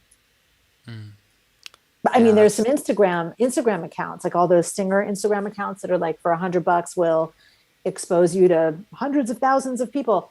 Be careful with those too, because those people might all be bots. You want to just make sure there's like real community there if you're going to invest in tastemakers. Absolutely. Yeah, it's a really interesting question. Like for me, when I hear that, my mind goes to buy on shows and buy on tours. And yeah, I think the same answer that you just shared applies to those too. Like I think that in a lot of cases, it's not necessarily worth it, or it can be kind of like, it can be just a weird like kind of rip-off experience to buy on or pay for like a show. But also in some rare cases, like buy on tours, it really kind of depends on the offer and the opportunity. But if you're a good fit and you've honed your craft, like you've honed your live show, and then you get this opportunity to buy on to as an opening slot on a tour for a much bigger band, and and they draw, like, it's going to be the venues, there's going to be 1,500 to 2,000 people, cap rooms there, then depending on the offer of what the buy-on is, it actually might be just a good investment. You know, it might be a good investment, and it might be, as long as it's a good fit for like the music and whatnot. But I think that's usually kind of the exception rather than the rule when it comes to buy-on shows. So you just want to be really, really careful with it. I agree.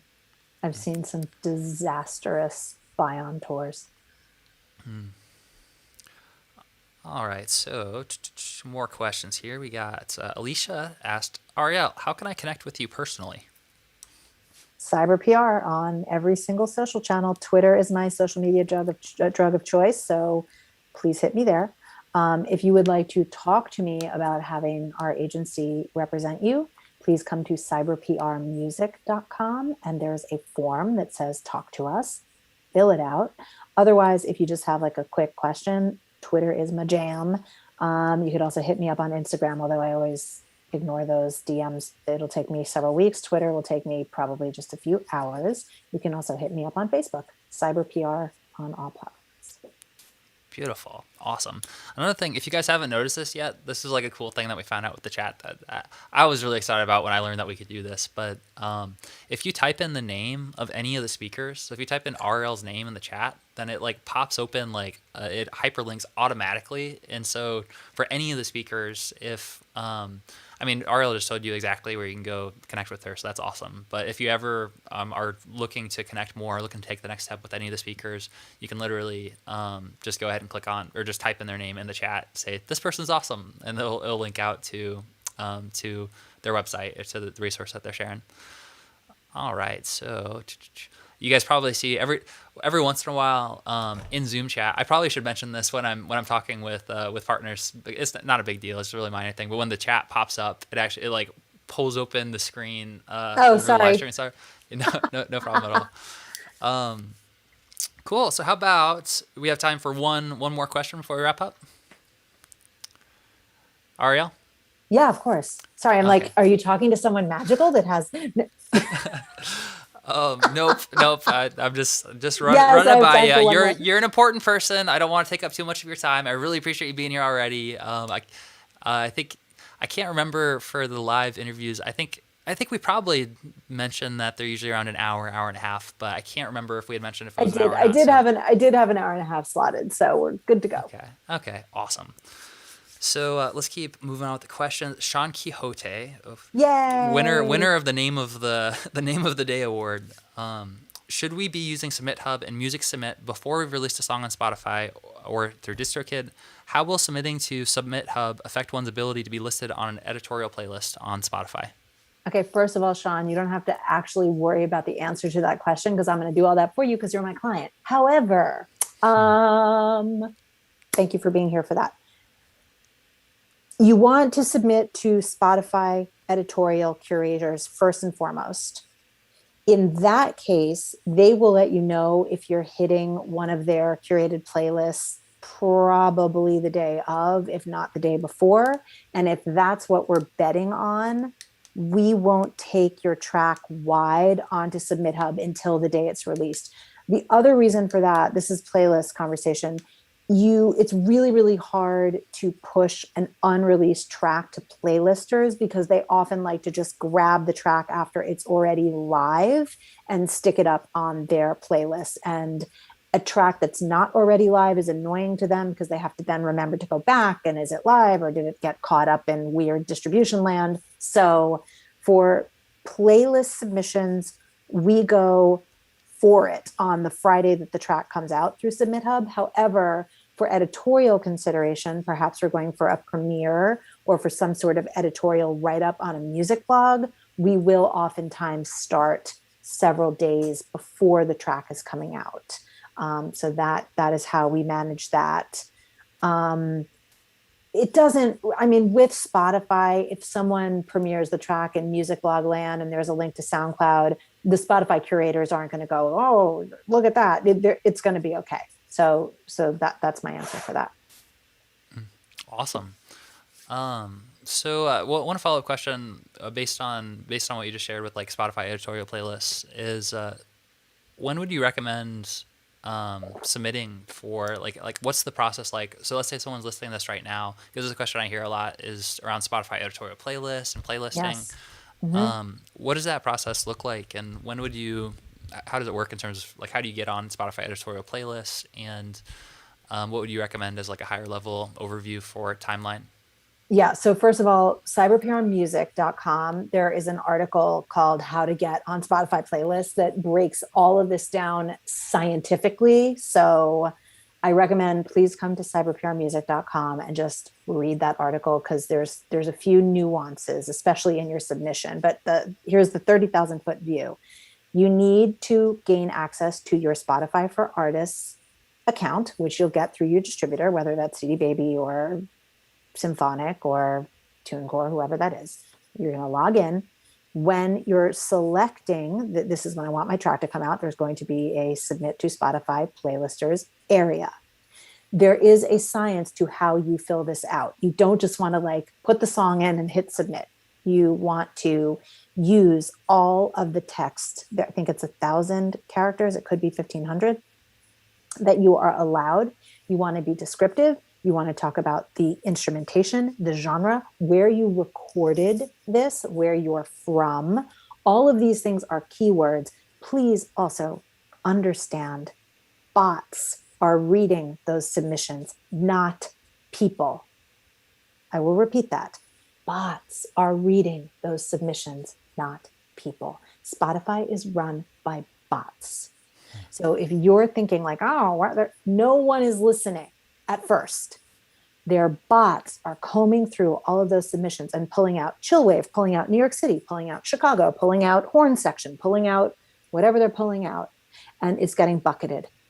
This one is smooth jazz. This one is new age. This one is rap. This one is explicit. This one is not, right? And then after the buckets, there is a chance for an actual human to be listening.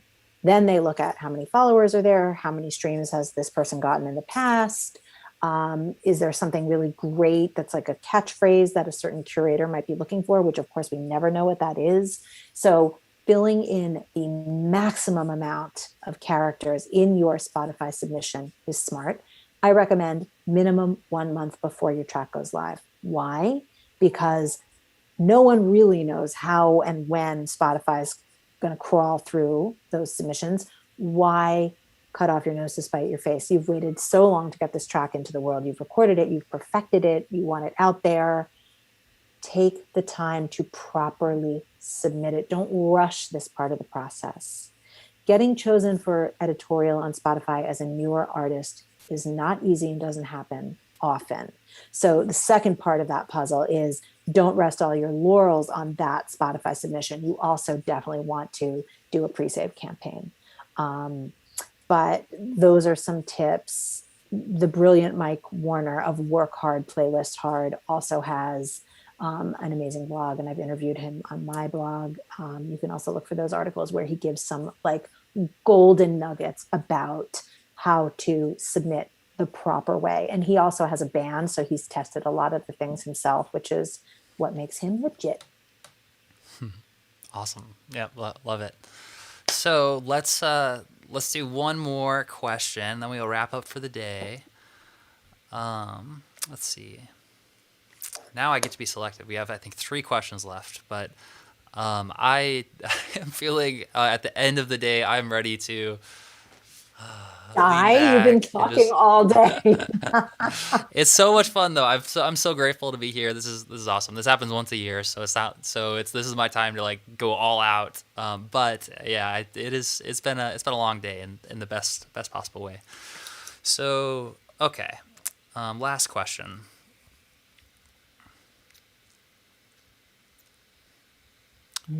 Okay. So, Paulo Lara asked, from a PR perspective, how do you approach an artist that's been trying to reconnect with the music industry after a long hiatus? I released an album in 2011, but after that, due to family circumstances, I haven't been able to be in the industry. Good. You miss so much crap. That's a good thing. Okay, so you're coming back with new music, I imagine. That's what we're talking about. First of all, get your chops up. Like, things have changed so dramatically. a lot of the people that you might have known, that might have written about you in the past, if we're talking about a publicity approach, they might be way out of business. It really bums me out when I have return clients from, we're actually working with Mary Jennings right now. She's an unbelievable artist. The last time we worked with her was in 2010. She's done other things since then, but we don't have all of the, we don't know where all the bodies are buried because she's worked with many agencies in the interim. So go back and see who's still kicking around. 100% do the approach that we talked about during this interview. If you can have more than 10 people, if you've been covered by more than 10 people in the past, hunt them down, find them on Facebook, find them on Twitter. Lots of journalists are on Twitter, by the way, for those of you who are Twitter haters. Do not hate on Twitter if you want to have the media love you. Just saying. Okay. Many media, not on Instagram. These people don't look good. I promise you. Go to Twitter. That's where they are because they like to retweet their articles. Okay. Find them, approach them, say, hey, in 2010, 2011, whenever it was, we had a relationship. You were very generous to cover my music. I have noticed you are still covering music. I would like to send you my new thing. That would be a great approach for you as an artist coming back. I also would say, hire an excellent bio writer. There's strangely a lot of shame in family circumstances like that people have, or like whatever happens, and like there's no excuse for dropping out. Yes, there is. There's a lot of amazing excuses, a lot. And I work with a lot of artists who they're moms and they had to take 10 years off because they were being moms, or they got sick of the industry. Right now we're working with an amazing artist named Francesca Beggy. That is her story. She was huge in the 90s. She dropped out. She got burned out. She got her stuff was on the Bodyguard soundtrack. She was huge songwriting phenom. And she was just like, nope, now she's back. And we're trying to uncover where all the bodies are buried for her. And it's doable. Use that technique, comb through, get names, but hire a bio writer to connect those threads. You just mentioned family circumstances. If you're willing to share a little bit about that, maybe that becomes part of your story. If you're not willing to share about that, that's okay too. You can just say, I had family circumstances. Now I'm back. And you can say, I am learning the new industry. You can get a quote about what it feels like to come back and how the world has changed dramatically. This could actually be an angle for you. If you had success 10 years ago or more, there are all kinds of podcasts, Break the Business, websites, Music Think Tank, places that would love to hear your story, where you could actually tell your story about, I was out, now I'm back in, here's what I'm learning, here's how I've iterated. This could be an angle for you. This could be a press angle and a really good one. So that's my advice.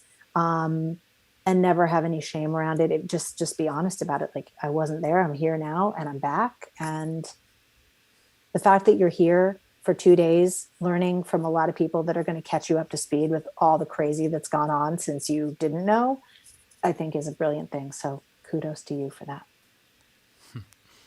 I love it. Yeah, such good advice. Awesome. All right. Well, Ariel, thank you so much again for coming on the conference. I couldn't have asked for a better person to wrap up day one. It's always a pleasure to talk with you. Congratulations on releasing a new book. It's an honor to have been able to quote it on the book. And number one, that's incredible. And for anyone who's listening to this, I know we've talked about it quite a bit throughout the interview, but if you haven't yet, make sure to definitely go check out the book. And also like a bazillion resources and awesome sauce that came. I think I've used the word awesome sauce during this conference more than I've ever used. That's like Jeff Walker rubbing off on me, I think. There you go. But absolutely go learn more. Tons of a bazillion resources, really great stuff. Ariel's a gem of a human being, and she's been not only have you been doing this 25 years, but what you just said about being able to adapt and to be able to grow through that's something that's super rare. I think that that's almost like you don't see that very often, and I think the only way that you're able to do that is by being really centered in both the fundamentals and being a master at that. Like you said, is about communication, but then also a willingness to have perspective and to be able to let go and to be able to adapt. I think it takes a lot of character. So I appreciate what you're doing, and thank you so much for being on the conference this year. Thank you so much for having me. It's my favorite time of year. Please also come download that communications map and get on my email list. I promise I won't annoy you. I love to communicate with people that way as well. Thank you for having me, Michael. Yeah, you got it. Thanks for being a part of it. All right, so let's go ahead and let's wrap up the event for day one. So I'm going to do one of these guys. All right, so let's do some quick housekeeping. So this is great. So like I mentioned at the beginning of the day, with an event like this, so much information, so many different speakers, really so much of it's about figuring out what resonates with you and what are all the gems, what are the wisdom circling. So my recommendation to wrap up the day would be to go through your notes for the day, circle maybe your top 3 to 5 takeaways. Also, I would love to hear them. If you want to share your takeaways, maybe you can email michael@modernmusician.me.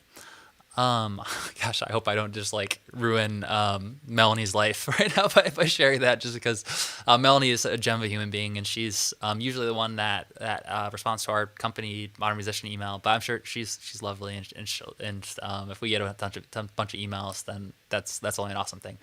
I would love to hear your top takeaways and your experience so far. If you had to summarize them down, maybe you could also share them with the community in the community chat. We could even share maybe a few of our favorite ones tomorrow when we come back on here live, a few of the top takeaways.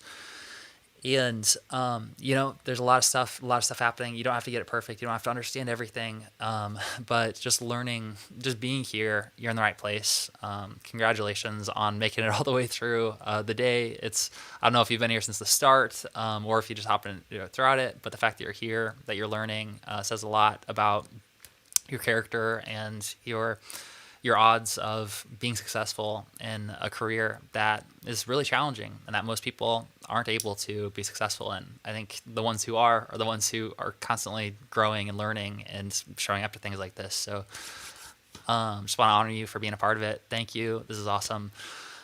So how this is going to work is the day is going to be over. Our team is going to go through the replays of the speaker sessions and going to trim them and edit them so that starting tomorrow, you'll be able to watch individually the sessions that maybe you missed but you'd like to catch up on. And those will be available for 48 hours. So starting at, I think, midnight tonight, they'll be available for 48 hours. So you can watch on demand the replays. And then they will expire and they'll only be available with a VIP upgrade. During the event, the VIP upgrade is $97 for all of the replays, as well as we'll talk more about this on when I do a keynote presentation, but there's also going to be a bonus. It's the first time I'm ever doing it. It's called the One Fan Challenge, and we're going to help you launch a messenger funnel so you can have conversations with new fans, wake up every single day with new messages in your inbox from new fans who are listening to the music. And we're going to do that in a week. We're going to launch it. And it's going to be spectacular. And that's a bonus that's only available for people who get the VIP upgrade. It's the first time we've ever done this. We're doing it like the day after the conference. So there's that. There's also some other really, really cool bonuses that you'll get for VIP. Bottom line is it's super valuable. It's super worth it. If you want VIP, awesome. Also, if money's tight right now and you can't do VIP, no problem at all. That's why we're doing this for free, so that you can attend this and you can get information. But I would love to serve you more, and I think that the VIP upgrade would be super awesome. If it's something that you'd be interested in, you can get it for $100 off, which is pretty cool until the conference ends. So it's been awesome. It's been an honor this is our 4th year doing this. It's so much fun. Also, I'm exhausted. I'm going to sleep really good tonight. I'm going to go out, eat some dinner with my wife and 2 kids. But make sure to be ready for tomorrow at 10 a.m. when we're going live again with our next speakers. Thanks for being a part of it. And how many days? Oh, yeah. So let me just do a quick check-in with you guys. So Timid says, how many days is the virtual conference? So it goes from, I think there's 4 days of speakers. So this is day 1. So it's Thursday, Friday, Saturday, Sunday. Thanks, Melanie. I appreciate that. Grateful Creature, thank you, Michael and Ariel and everybody. It's so helpful. I'm so glad to hear that. That's awesome. Refire, Recovery Music, love your easygoing attitude, mixed with great questions, Michael. Thank you. I really appreciate that. Alicia learned that no spider can have my fashion. Okay, there might have been an inside joke there that I missed from not seeing the chat. Grateful being. Okay, we're talking about our takeaways. I learned that purpose through pain and brokenness is okay and can be transformative. Whoo! Grateful being. Holy cow! Thank you for sharing that. I mean, that's that's like a quite the takeaway. I'd learned that purpose through pain and brokenness is okay and can be transformative. Holy cow! I mean, that's sort of like yeah, that's some deep level stuff. I think transformational for all of us, being able to lean into the pain, the brokenness, the discomfort, and being able to process that and to move forward is amazing. Michael, this was just out of the world. This is one of a kind, and also much fake things on the net. Jimmy, thank you, Jimmy. I really appreciate that, man. That means a lot.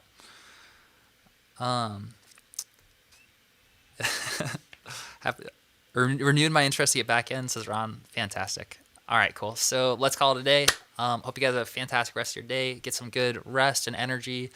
Maybe go for a nice long walk today and sort of just like digest some of the information that you learned. And things are about to start getting really good. There's a lot of kind of setting the stage, foundational mindset things that we're talking about today.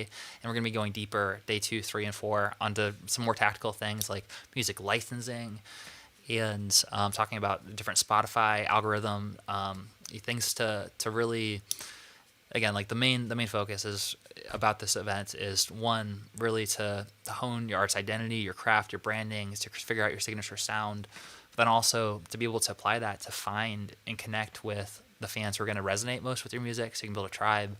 And then how to make a sustainable living with your music. So how do you turn that into an actual income that you can use to sustain yourself so you can keep creating more music? So that's what you're going to get. So hope you enjoyed today. You guys are awesome. And we'll see you again tomorrow at 10 a.m. Eastern.